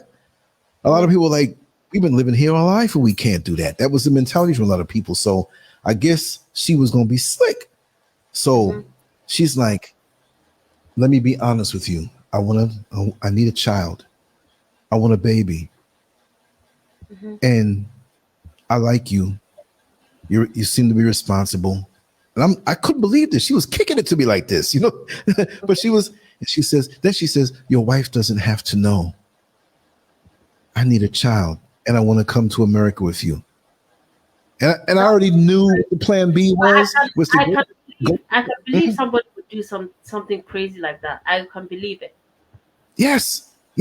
No, it ain't happening. I'm just saying that, you know, she wanted to go. I know what it was. Get pregnant, go to America after about 8 months of pregnancy or 8.5 months of pregnancy, have the baby there. And it's an American baby and we got child support and you're going to have to pay up there, buddy. But, you know, I found out that if woman gets pregnant here by an American and she has his credentials, she can go to the American embassy and ask for the blood test and thing and get the child support the same way without even having to leave the country. That's what I found out.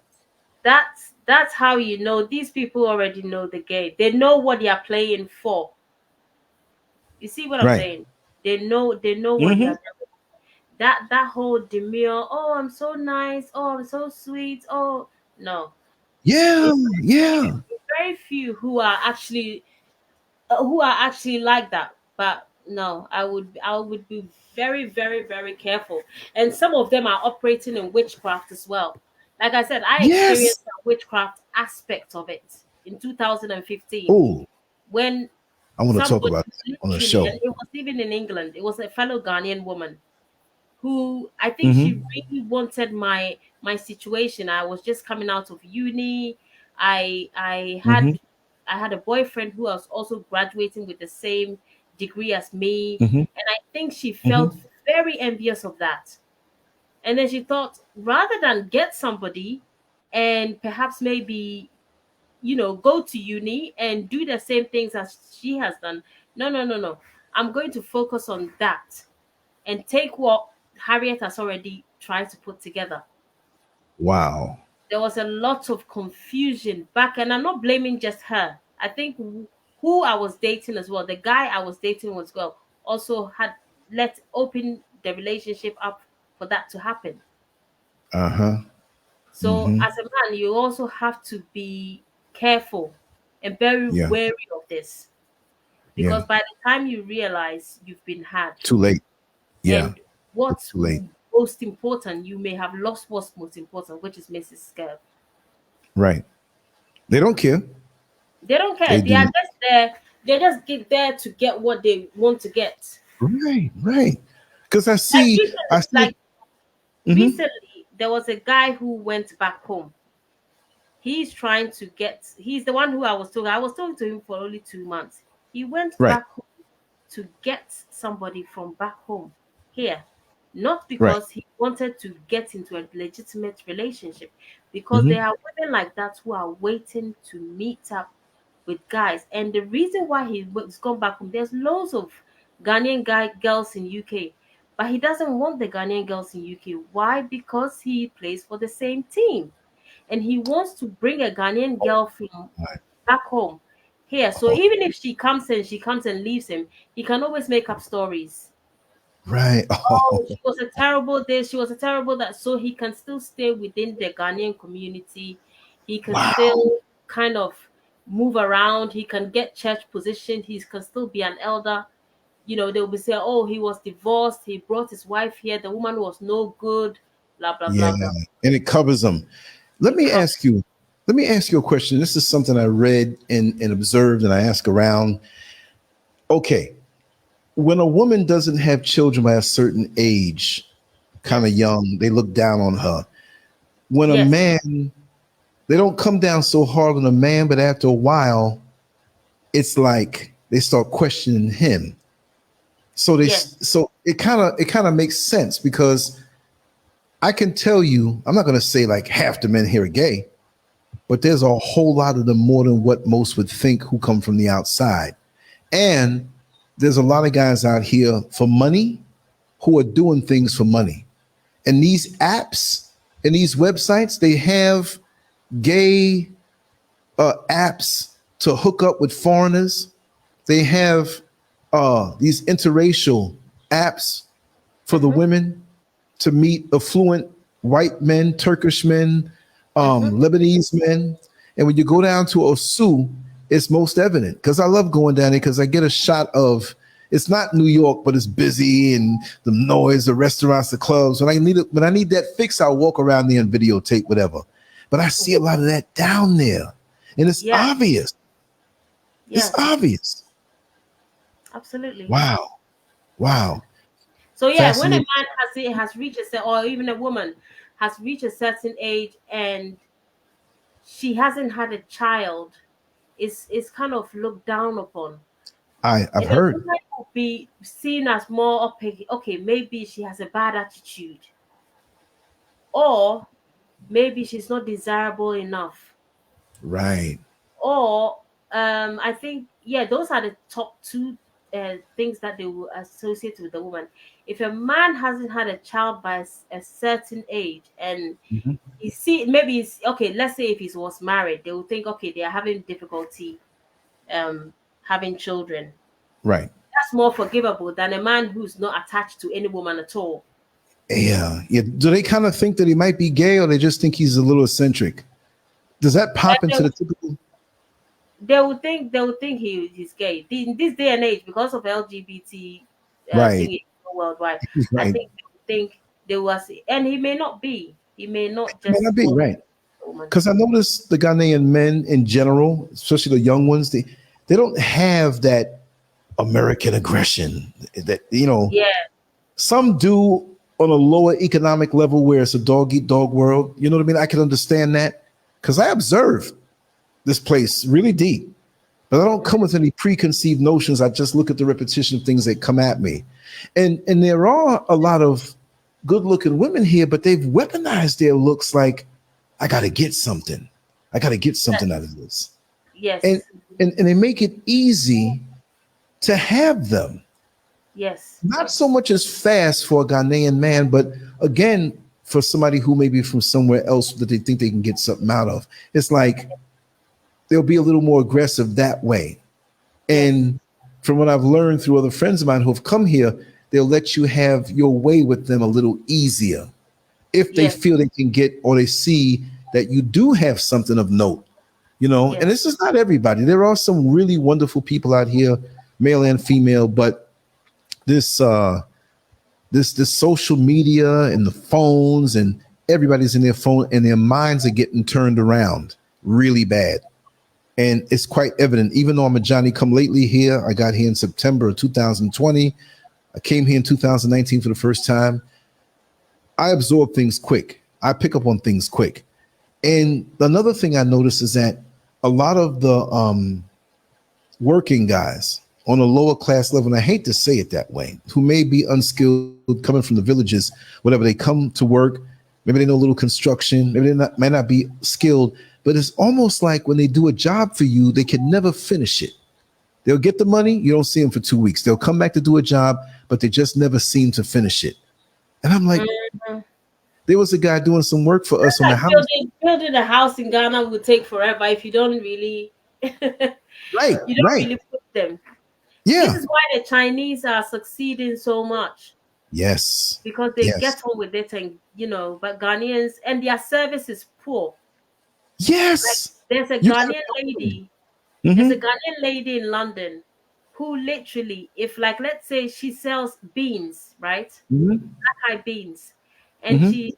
when it expires, she takes it out of the original pack and Oh, puts it in a plastic bag wow. and ties it up and sells it. And the See thing is, that? one day, someone confronted her about it. And in front of everyone, this was in a London shop, she insulted her from head to toe. Wow. Wow. So No, they'll do even if and the thing is, this is in front of other customers. So even if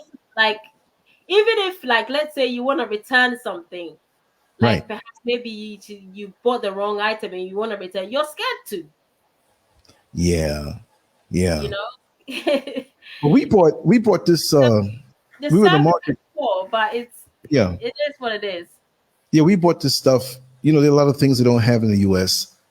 There's some things they have here that they also have in Jamaica. And there's some things that they don't have in Jamaica. There's some new things that they're not new. It's not new to the folks here, but for us it is. So Mr. SCURV went over and she was asking this one woman, and the woman was looking so evil. I mean, straight up like demonic. Like, I know this lady's into the voodoo deep, the evil voodoo deep. I know that. And it's like she didn't even want to talk, right? So she says, is this sweet? And she says, yeah, this is very sweet. This is very sweet. So she said, let me taste one. So the lady sitting next to her said, oh, this is for your stomach. You take this. This is like medicine. You'll go to the bathroom and you'll clean out. So Mrs. SCURV was like, well, I'll still get some. Is it sweet though? How does it taste? And she tasted it and she said, oh my God, this thing was nasty. But the lady was lying to her, you know? And this is another thing they've been doing within the last few years, even more so. Yeah. I'd rather get my fruits outside of Ghana, where they pick them and sell them when they're fresh. What they Yeah. do now is they pick the mangoes, they pick everything way before they're ripe. I mean, you're not going to get it like as it's ripe where the next day is spoiled, but Yeah. this stuff is not ready yet. And they sell it to you and you bite into it, and it's like, and they want a longer shelf life to be able to sell it. That's all it is. And even when I first came, the watermelons were so delicious because they have a truck that comes into the Medina market, and all the vendors, they go and get their stuff, but they're picking this stuff a little too early and it's not ready yet. So if you go way out on the side of the road somewhere, way out where they get it right and people are passing through, so they don't want to get anything that's not, you know, there's so many different things. I mean, for me, it's still a big change on a good level because I know how I like to live. So I'm all right. You know, it's not like I'm coming here as an adolescent, you know, and getting caught up in these girls, you know, because they will get you caught up. I'm not going to do that. You know what I mean? So I know how I live and I'm good. But I could see how if you're not intact with who you are, Or you're you not spiritually prepared, you will unravel and you will underestimate these young ladies here and they will get you. Yeah. I had a guy, the landlord that I have now, you know, we're here until the house is finished. And he pulled me to the side. He said, Lance, do not let these Ghana girls get you. Do not. Do not underestimate them. I'm like, well, you telling me I'm all right?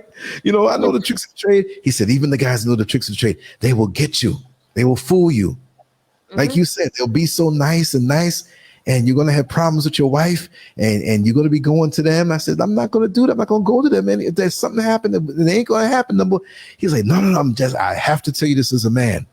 I don't want to see anything happen to you, because already they're lining up to get you in this one street where you live now. I heard them. They said, don't make no move on Lance. I'm like, what? I started getting scared. Yeah. Like, what kind of apparatus do they have that, you know what I mean? That I'm not even going to try to take, but they're going to make me. Well, you know, like he said they will do all kind of things. Don't eat from them. And I really understood what he meant. That they're not going to put poison to kill me, but they're going to do something on a spiritual level to just try to mess my head up. You know what I mean? Yes. And some will don't even mind calling Mrs. Scurv and confronting her. Yeah. Some don't mind doing that. Yeah. At all. Because they feel as though this is their opportunity to get what they want to get. Yeah. No, I understand. There's a big chance, you know, because everybody I talk to in an interview or just talk off the record, because a lot of folks don't want to get in the camera. First thing they say, I want to go to America. I'm like, listen, do you watch the news coming from over there? Do you see what's going on over there? Yeah, but I want to go to. You don't want to go over there right now. Then some who are unskilled or whatever, they want to cut. I'm like, wrong move. If you have a lot of money, maybe, but it's a very unstable place right now. And if any place collapses, it will be there. And if you're already there, you can handle to a point if you're smart, like the folks in this chat room. But there are a lot of people out there that they wouldn't. The ones from here who don't know, they would not be able to take it. Number one, it's the same as the UK. The one they couldn't handle the rush, how fast it is, how cold it could be, as far as temperature, and on a spiritual level, how cold it could be. You know what I mean? So it is what it is. I wish them the best. But look, I'm too old for them to get me like that. I'd be ashamed. Oh, too old, man. They don't mind. They don't mind at all. I know. They don't mind at all. And like I said, some don't even mind contacting Mrs. Scurv and telling her, Mrs. Scurv, you need to move on. I'm with your husband now. Whoa! They're gonna find out the real deal about Lily Fire. You know, she might be Mrs. Lily Vegan, but they're gonna find out about Lily Fire. You know, what? And she's laid back. She's real laid back, right? She's not the jealous type like that, like on normal situations, right? You know, for me to be, you'll never see her.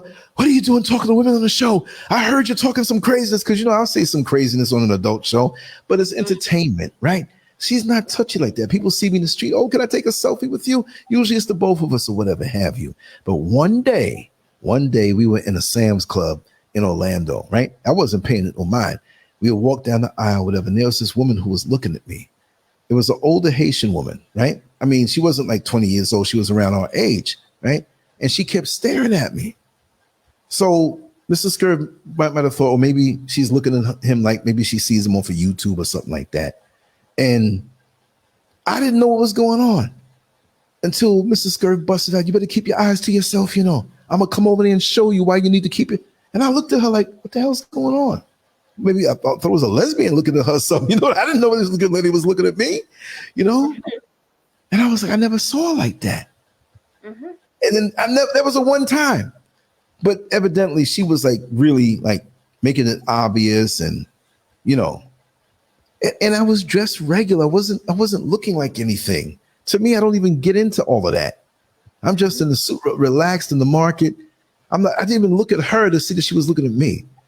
But I was like, and she was upset. She was ready to get up in somebody's backside. And she's not violent like that. That was just that day, but it shows you how people can pick up on things. But if anybody ever came out here and said that kind of stuff, what? Bring it. Because she got her other side. Also, it's all down to, I think in these circumstances, it's all down to the man and how the man handles it. Because as a man, if you stand up for your woman, the other woman will back off. Of course. If you don't But even go that if you way. don't, if you are the one who's allowing it, and one day there are some women who have no shame, and I'm You talking don't. from experience. They have no shame. They will call you. You will get a phone call where they will tell you that you need to move on because I'm dating your boyfriend or your fiance, and you're just like, what? Well, I'll tell you one thing. I was in a So, situation type relationship, and it wasn't really a relationship, but it looked like one. Long story. I'll tell the long version on another show. Well, anyway, I was dealing with this other woman casually, but I had no intention. I told her, this is happening, but this is not going anywhere. I'm going to be your friend and tell you this is not going anywhere, right? I'm enjoying this and what's happening and everything, but I'm leaning toward this other individual, and I don't even know if I'm going to really go with that one either. I'm transparent that way. I'm telling her. I don't know how, but a couple of weeks of this was going on, and I'm sitting here in the bathroom, and I hear the phone ring.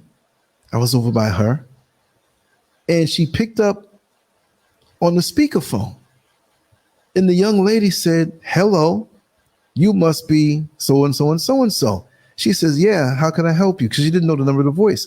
She said, "I just want to let," and somebody have no shame, "I just want to let you know that I'm," and she didn't say it this way, "performing acts on your man. And basically, it's mine now." And I heard it. I was like, God, I heard it. What? You know that little adrenaline rush that you feel when witchcraft ritual where you have to let your rival know. I don't know. It's probably part yeah. of a ritual. Yeah, you got to leave it all alone. You got to leave it all alone because that definitely comes into it. Men are looking at the pleasurable aspects of it, but really they're using that as a way to get in, and you're very vulnerable. I mean, you go up with one of these women and you're somewhere in a hotel or over where she lives. She can take pictures of you nude and send it to your wife or your woman. She can put something in your food or do something to you, and this stuff out here is strong. It may not always be where it's strong because there's a lot of hustlers professing to do certain things, but you don't want to take no chance like that. And like I said, I never saw so many well-shaped women in my life. I said, thank God I'm out here at this particular stage of my life, because I probably have to have a mountain, a property, and whatever. If I came out here when I was 20 years old, I'd lose my mind. And that's being honest. Thank God for old age. Yeah, it's and they know how to, and the thing is that those of us who come from the States, we think we so slick. And I tell these guys, because they see the videos of me walking around and stuff, and they said, man, look at them women. Oh my God, they're just so healthy. Oh, I can't wait to come out here. I said, you better make up your mind what mindset you're going to have when you come out here. Because like I said, don't come out here and get caught up, especially you don't know this place. No, don't do that. Don't do that. Don't do that. Because you have men who will try to get you caught up with women because they're like a tag team, like a pimp. I heard, and I actually heard saw a situation where the man was trying to hook up this woman with this next guy who came from America, and it was actually his wife. I mean, and so they dupe the guy together. Yeah, to get money. They get money out of him. Yeah, it happens like that. Yeah. Sometimes they marry somebody from here. So let's say a guy marries a girl from UK, and because the woman has money, he takes her back home, and the person that he says is his sister is actually his wife. His wife, yeah. And they all play their roles. Yeah. Just to dupe you. Just to get that money. That's vicious. Yeah, I've heard that before. That's straight gangster, and not in a good way. How low can you go? Seriously. Straight gangster. To sit there and plan that out. And I mean, what kind of relationship do you have? And the thing is, the person doesn't speak the language. So you could be talking right in front of them. They can talk right in front of you.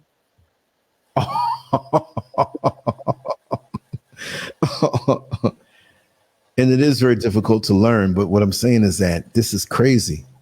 And it works both ways too, where you have women who try to push a man on somebody.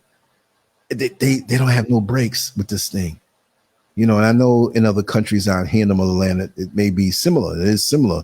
Not every country, but that's how does a woman do that? Play the sister role, and you know that he's going to do whatever he can do to blow the next woman's mind behind closed doors and treat her sweet. And this woman who is the wife holds her head that she loves the man more. No, they look at it as, let's look at the bigger picture. What the person is getting out of it. Wow. So most of the time, those relationships are not going to go the long haul. Right. So obviously, the person is going to be played. It's going to be dumped at some point. Yeah. Yes, it can't last. Right. It can't last. So they have to play the role, play the game, and get what they want out of that person. Oh, man. This is a heck of an education this morning. I love it. So once they get what they want out of that person, and then it's like, next, move on. Yeah, that's the way it seems, because out here, and I know it's a different culture thing where the whole thing where it's more conservative. So you don't see the outward displays of affection as much. Yes. It's shocking to me when I see two Ghanaians, not a bronies or a mixture, but I see two Ghanaians like holding hands and arms around each other. Now, maybe at the beach or a nightclub, you may get a glimpse of that, but it's like, you don't know. Even when you go up to them and speak to them, it's usually people who are living here, who are probably on holiday. Yeah. Back home. But Ghanaians born and brought up in Ghana don't tend to show affection in public. I noticed that. Yeah. That's so. But there's a whole lot of babies running around here. There's a whole lot of newborns. Everybody got a baby on their back, but nobody shows it. Wow. Nobody shows affection in public. If you're a foreigner, you can. But if you're, let's say, you're Ghanaian born in Ghana, right, brought up in Ghana and lived in Ghana like all your adult life, it's not really proper. Right. Yeah. Right. It's not really proper. That's what I'm saying, that bad things do happen. Like, things happen behind the scenes. Oh, that's what I'm saying. They do happen. A lot of things are going on behind the scenes, but in public, like all this LGBT stuff, people having affairs with people's wives, people are having affairs with people's husbands, and all these immoral things are happening behind the scenes. But on the surface, they like to present this whole conservative. Yes. This is what you have to be aware of.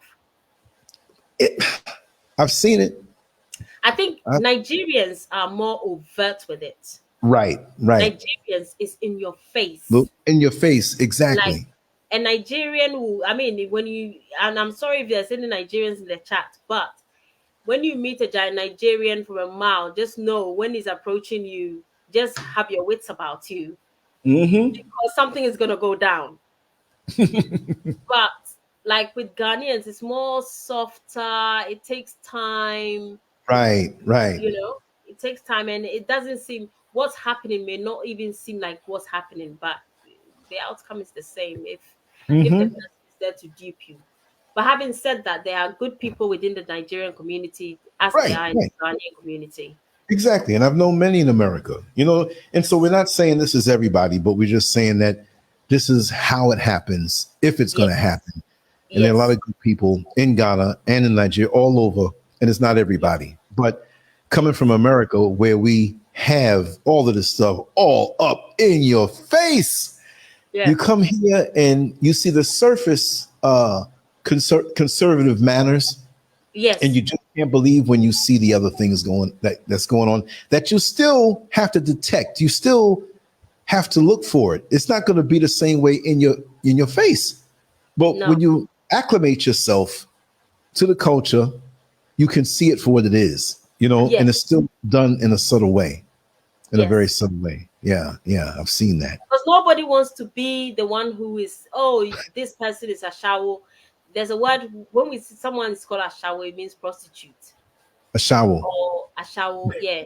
A Yeah, shawo means prostitute or immoral person. Nobody right, wants to be labeled as that. right. Because when you're labeled as that, it goes not just against you, but it goes against your whole family.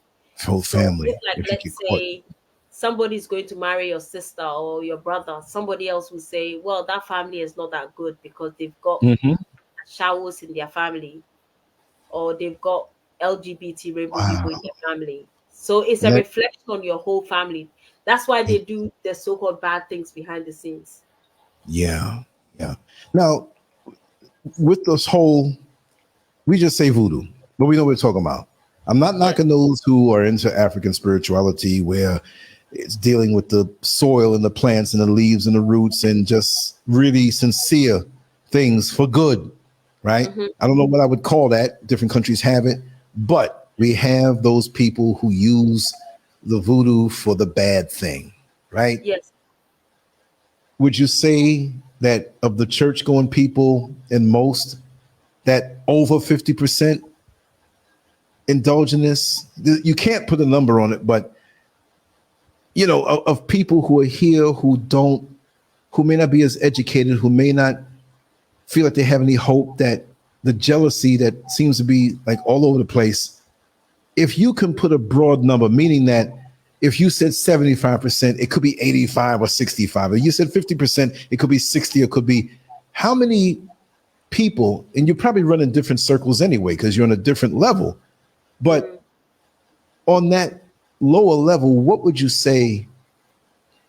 Is it prominent? Is this something rare? Is it the norm, or is it something that doesn't surprise you? Let's not even put a number by it. What would you feel? I wouldn't say I'll put a number by it, but it's something that happens. Hmm. It's something that is going on, and like I said, it's kind of brushed under the carpet. People do Hmm. it. People use their own children. Hmm. There are people who use they get into relationships where they do blood covenants. Wow. So, like, let's say with blood covenants is where when one party breaks up the relationship, the party who broke it up can either go mad or lose their life. So Wow. those people, that couple stay in the relationship regardless of what happens. You know what? You know what? That explains something. There was somebody who was hot on me when Mrs. SCURV was gone, like just trying to. And I said in passing, because that's what it was. And it wasn't one of the little hooker types, because this person was married. I'm like, aren't you Yeah. married? You come to me for, I'm not doing that, you know, whatever, whatever. Yeah. And they said, no, you know, I really can't do it, but I want to bad. I said, well, you acting like, you know, you're the only one who has a say so in that, because that's not happening. Yeah. I know, I know, I know. And what I'm scared of, where I come from, she came from a different part of Ghana. She said, if it would be a very bad thing, because when I got married, it was a really massive thing between the two families. See, it was more to it than that. You see what I mean? But basically what she was saying, that was a blood covenant, and really bad things would happen to her. And I wouldn't want to put you. She didn't say she was joking, but she likes to talk like that because that was in her fantasy. But she really wouldn't do it because something's going to happen to her, she said. I was like, wow. She says, Yeah. up in the mountains where I'm from, Yeah. what I've committed to, it would not be anything good. So I'm like, you're telling me this, but then you're telling me that it wouldn't be anything good, but you keep kind of harassing me about that. Yeah. And you know, they go, all these guys are trying to come after, go one of them. Leave me Yeah. alone. You know what I mean? Yeah, there are people who do. They and some people perform the blood covenants and they are the sacrifice. So, like, let's say let's say for example, a couple gets together, whatever, and we've all got spiritual blessings that we're born with. Yes. Whatever blessings is supposed to come with, let's say to me, it goes to my husband, and my Right. husband manifests it. So, like, Right. let's say his business is supposed to boom 50%. If, like, let's say he gets with me, because of the blood covenant and because of my blessings being passed on to him, his business goes up like tenfold Right. and he becomes very successful. Right. And then he gives the money to me and I sit back and enjoy it. Right. There are those relationships. Mm-hmm. So, I mean, these days, I mean, marriages and relationships aren't all what it seems. I And know. you It's have to, arrangements lots of times. yes, there are arrangements going on behind the scenes. And if you are not careful and you go into it blindly Mm, thinking, oh, I'm going to get free sex from this person, you don't right. know what they are a part of or what Right. they need to offload. That's right. Very Because important. you may think of it as, oh, I'm just having sex with this person, or Right. having a bit of fun with this person. Oh, this guy has approached me. I'm gonna have fun with him. But Right. there are certain things that he can take away from me. Mm-hmm. I may think I'm having fun with him, but he doesn't see it that way. He sees it as a way of getting something from me because the spirit that sits in him wants me specifically based on something that I have. Yes. Amazing. So the spirit is like a demonic GPS that is picking up, okay, go for this person. Right. Don't go for that person. That person is rich spiritually. Go and get him. Wow. So this woman may have tens of thousands of women after her, but there is something about you that she feels as though will benefit her in her marriage or in her contracts or in the spirit realm, and that's why she came to you. Wow. So Because you have to be aware of those things. there was another woman, an older woman, who has someone like a nephew. She was telling me about the nephew, and out of nowhere, right? His private parts out of nowhere, because he would mess with a lot of women, and he sent her a picture. Hmm. It wasn't to be lewd, that's his aunt, but she wanted to see what it looked like Hmm. because he was in the hospital, and his penis and testicles had all these odd sores on it. Yes. And when she saw it, and then she said, Lance, let me show you what this looks like. I want to show you what this witchcraft, this voodoo looks like, because see, he obviously did something to a woman as far as hurting her feelings or breaking her heart or something. And Yeah. she did this to him because one day Hmm. everything was good. He was, I don't mean it was really good, but he was functioning. He had like 5, 6 different girlfriends that they all didn't know about each other. And he was telling them all that they would have won. And he was going from this one to that one. He was portraying that he was very busy so he could have time for the other ones. And he was also getting money out of them.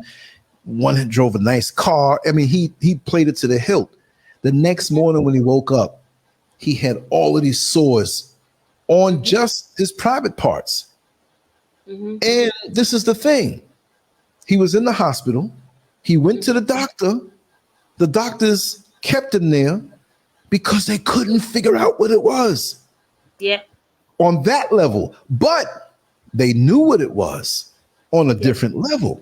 And Yes. so they said, we can't do anything for you here. They had to Yes. find someone who was advanced in that part to undo it. And it was still hard to undo it. Yes. And ever since he was cleared up of that, he couldn't function as a man. Yes. Yeah. So It happens. It mm, happens. I've heard stories where manhoods have been taken. It's like they take your manhood, you can no longer have an erection. mm-hmm. So Wow. you have young men in their 20s, in their peak years, Right. and they have erectile dysfunction, and it's not based on perhaps diabetes or cardiovascular problem. It's more Mm-hmm. spiritual, Yeah. and with that they Yeah. will just tell you it's psychological, and that's it. There's nothing no medication they can give you, because if it's cardiovascular, they can normally give you Viagra, Right. But with these people, they can't even Viagra wouldn't even work for them. This is amazing. So Wow. yeah, there's spiritual wickedness out there. Yes, I know. I know. And you know, there's some There are spiritual wickedness out there, but also believe that there are people who were not born with the blessings of God. It's just my own theory. right. I don't think they were supposed to be here. And they become part of the system, but for them to function, they need to get something from people who have real virtues. Yes. They need to get into Yes. a relationship with people who have certain types of blessings. Take it from them so then they can function. Right. Right. It's like taking someone's national insurance card and using their number. Every little thing, you have to be careful because Yes. when we first moved to this apartment from the other apartment, we were the only people occupying one of the units.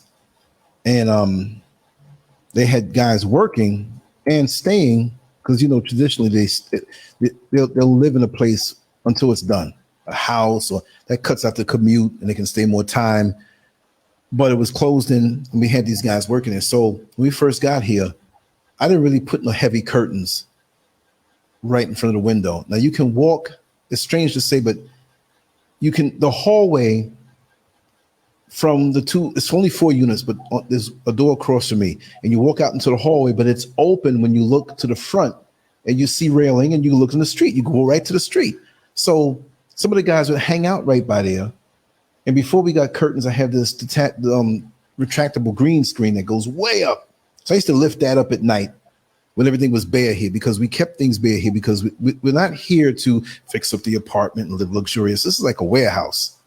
All our stuff is in storage in the house, locked away. So sometimes I'm working for the daytime at my work table here and all of this electronics and things with weird buttons on it. And you see the cameras. This is like a little studio right here in this part of the living room, which those guys would hang out right there and some of their friends. So I guess they spotted it, right? So at one point at night, I went to the back and laid down, closed the windows and everything. Somebody had tried to stick their hand in and grab some of the stuff off the table because I didn't lock the window. It's the middle of the night. You see? Crazy. And another guy came by one evening. He just stood there looking in. So I went out there and said, how can I help you, man? I don't feel too comfortable with you standing, you know. Plus, they think Americans are aggressive anyway. So he says, oh, no, I'm looking at your equipment. I just want to let you know, I repair computers if you need any computer repair. I'm like, this joker, I'd never see that computer no more. He'd find some way to lift up something out of there from banking that's permanently on a hard drive. You know what I mean? He probably knows all the tricks and would die just to get that computer. I said, nah, man, I'm good. Oh, can you employ me? See the mindset?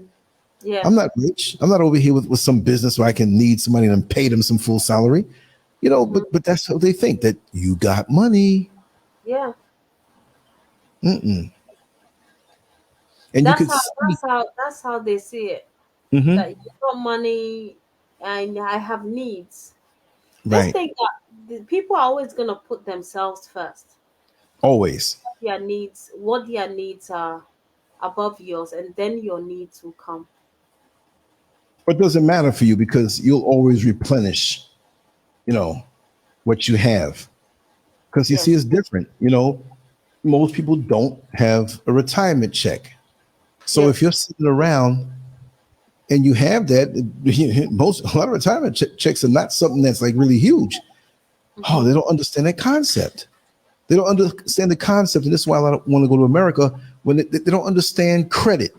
So when they look at these young folks who may have had all right credit or a co-signer from a parent to get a vehicle that's very expensive, they think along the same lines here that you have to come up with cash for it. Most of the population, the people who have money can get it for cash, and the people who own businesses or might work a government job, they will help you a bit, the banks, to get a vehicle, something decent. You have a lot of nice cars out here, but you can tell the majority who they have to save up cash and they're not going to be able to afford something really pristine. So they think by going over to America, you can just go there. Like as soon as you get off the plane, there's a luxury car waiting for you, you know, that it doesn't cost much, you know. It's crazy. You know, It's crazy, but that's how some people literally see it. and And there are people who will act very, very naive. Oh, you know, you are the greatest this, you're the greatest that, you're the greatest this. Once they get on their feet, you see another side of them.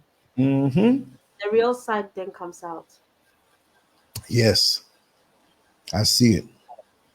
And The another real person comes out.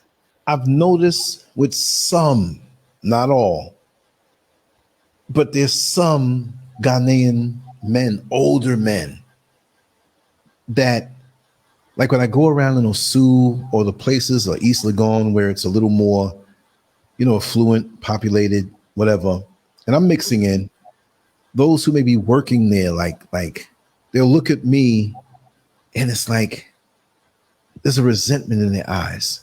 I remember when me and Lazia 75, she's another vlogger, but she does so many things now.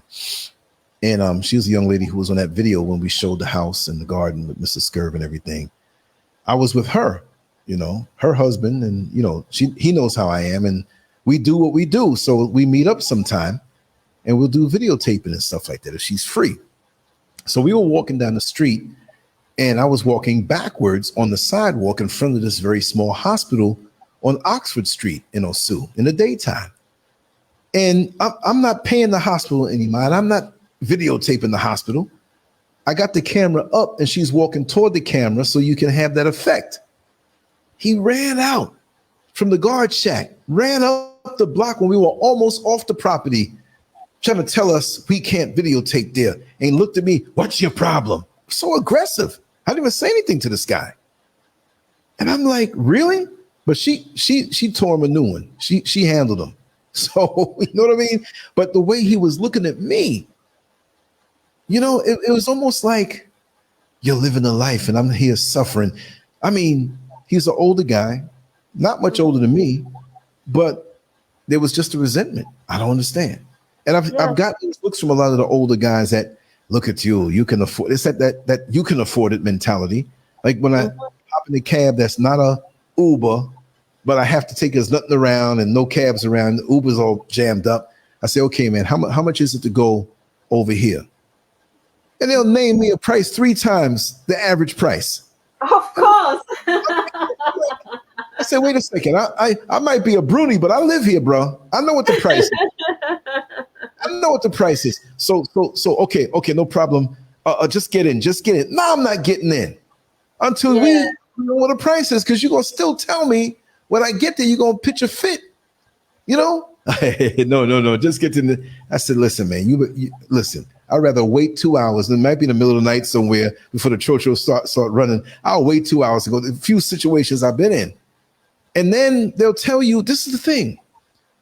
They'll a lot of these cab drivers, like, they don't want to work. Yeah. If you say you go in here, I don't go there. But wait a second. When I used to drive for a living, the main thing was to keep the wheels turning, because you don't know if you're going to get a fare next anytime soon. They don't think like that. They rather just lean up with the other cab drivers and talk, whatever. And you're refusing money? It's a lack of sense of urgency. But the sense of urgency now is to rip you off or to get it out of you. Yeah. I had one cab driver drive me all around. I told him, I said, listen, I know what you're doing. But this is what you're going to get. So you can give me a free tour all over the city. I have the time. But this is what you're going to get as far as money. And when he realized that I knew, he got right back on route and took it right there. You know, I said, listen, this is where I don't know where you're going if you're picking somebody else up. Another guy, and this is why you never give up the money before you get to your destination. You know what I mean? I mean, I should know that already, but the guy seemed like a nice guy, but he played me. We were driving from somewhere in Osu. And I had to come to the eastern region at the base of the mountains. And I said, oh, here you go. I was feeling good. I was like, here, take this, man. I even gave him a little extra more, right? So we driving and we drove like a mile. Then he jumped out. He said, oh, I got to check my tires. And so he went to the back, one of the tires on the right side, and he was kneeling down there, right? So he hopped back in. Everything seemed to be okay, but he was driving slower for some reason. Not too slow, but slow. I noticed that. I said, I know he's not some kind of mass murderer. They'll find him up in here first before me. So we're driving. Then we get near or halfway, he starts driving faster. And I noticed the tire, it was flat. So he drove up to the gas station and says, oh my God, I think my tire is going. And so he got out. He says, oh, look, my friend, I can't go anywhere. I have to get a new tire and another tire, and it's going to be hard to get the other tire this time of night. So I said, what are you telling me? Oh, I cannot drive anymore. I said, well, you brought me halfway. You give me half of my money back. Oh, brother, you already paid me. And he came with the sob story. I was like, look at this. Well, I had my pencils and a small drawing pad in one bag, in my little bag with my camera. I'm not vicious like that, but he was like laughing like, hey, I got you, brother. I cannot. What do you want me to do? Right? So he went over to go into the bathroom, and I said, okay, I'm going to find my way back up. I had an X-Acto knife. Those knives that you use, it's really precise. Them side walls of his tire, he caught a shock. I don't like to do stuff like that, but this guy, it angered me, man. You just outright, and that's what they do. Not all of them, but they're going to jack up that price. Of course. Man, shoot.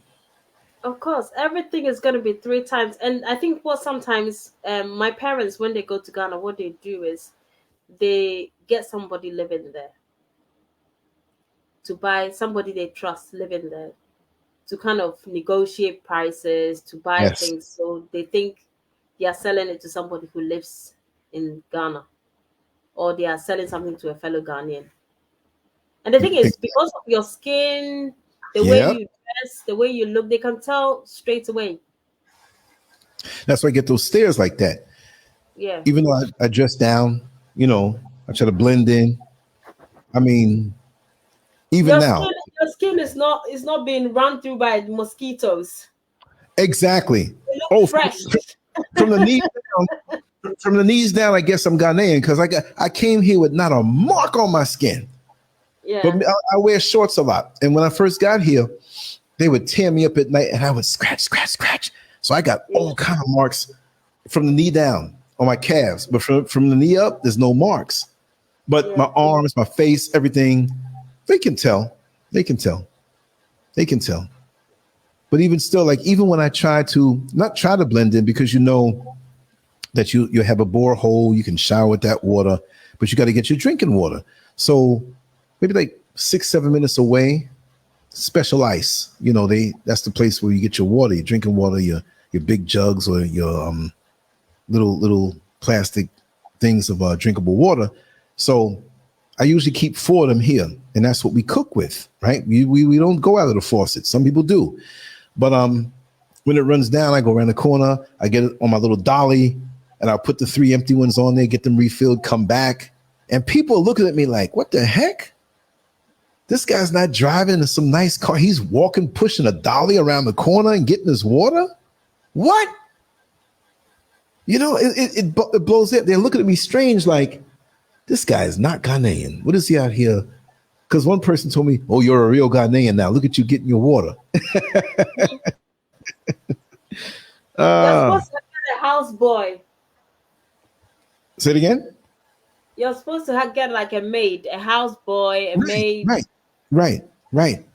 Oh, I had offers for that when the house is done, run all the errands. One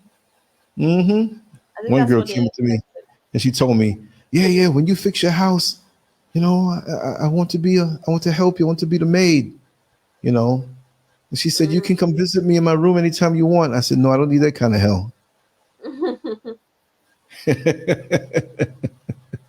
People holding their phones. LANCESCURV's all scratched up. He has a white afro. Mr. Yeah. Scurv got rid of him. You get me like that. Wow. People are vicious like that. Mm-hmm. Yeah, people are Mm-hmm. vicious like that. You just have to be very careful. Big time. Because if they Trust. try on the physical, some people come with both the physical and the spiritual. Mm-hmm. You know, Or they get it both. first. Or another way they can get in is to become friends with Miss Girl. Yeah. Yes. Yeah. That's Yeah. another tactic. I've That was noticed tried too. girls do that. So they Yeah. become friends with Mrs. Scurv, right? Mm-hmm. And Mrs. Scurv, let me come around, let me do this, and then they'll find out your itinerary, your timetable. Yes. So they know when Mrs. Scurv is going to be out of the house. Mm-hmm. And then proceed to make them and become friendly with you through Mrs. Scurv. Mm-hmm. And proceed Mm-hmm. to get closer to you. Well, one young lady, we couldn't figure it out. There's a young lady down in Medina where we used to top our phone off, right? But we know how to do it now. But when we were there, it's like, okay, let's just add on 150 CDs onto the phone, whatever. I got to top mine off, my Ghanaian phone off. But it's a young lady she didn't speak much English, but she's a nice young lady. And there's always people around. And she was out on the street, like, had the little stands and stuff. So there's a friend of hers. We didn't know her. So we're standing there, me and Mrs. Scurv. So the other young lady is like, oh, wow, you seem like a nice person. Wow, I'd like to be friends with you. Please take my number. Yeah, she was just acting really genuine, but I knew it wasn't really genuine. So Mrs. Scurv said, okay, we first, came out here. And I was like, no, don't do it. Don't do it. Don't do it. No, it's okay. She's not. I said, no. I didn't know what she was coming with, but I just knew that she wanted to get around us. And come to think of it, that probably was it. Because they become friends with the woman first, and then proceed to get close to the man as a result, and then even start having an affair right under the woman's nose. Yeah. Or they could be in a couple. So the couple will approach you guys. So you don't think anything of it. It's a couple. They want to be friends with us because we're a couple as well. So you have to be careful. You have to be really careful who you get close to. Oh man. Oh, my guard's gonna be way up now. Yeah, you have to be careful. Like I said, there are genuine people out there. Yes, they are. Yeah. There are genuine people out there, but there are people who will also take advantage of you properly. And what I've come to realize is that when people come into your life and destroy you spiritually because they want to get into a relationship with your spouse or whatever, that spirit continues working even when everything is been broken down, if they've achieved their aim, right? So, like, let's say, for example, somebody comes and starts a relationship with you, right? And puts an attack on Mrs. Scurv. That spirit will continue working on Mrs. Scurv until she gets deliverance, until she realizes there's something wrong. It may seem as though she's depressed from the breakup, and no, it's not. Sometimes it's a spirit. It's like a hex that stops you from thinking. It stops you from doing. Yes, and it's almost like it's eating away at you, and then it's like how I describe it's like a fog that's been put inside your head, and it's very, very easy to shake off. And you're just perpetually stuck. You can't do anything.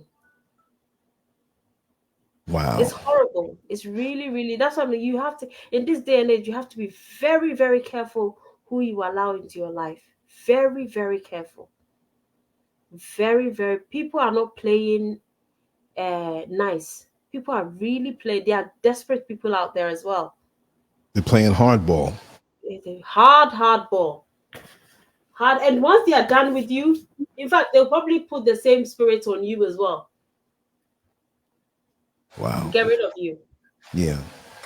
Maybe they've come to the States and realized, okay, he has certain properties in the States as well. He has a property in Ghana. The best way is to get rid of him as well.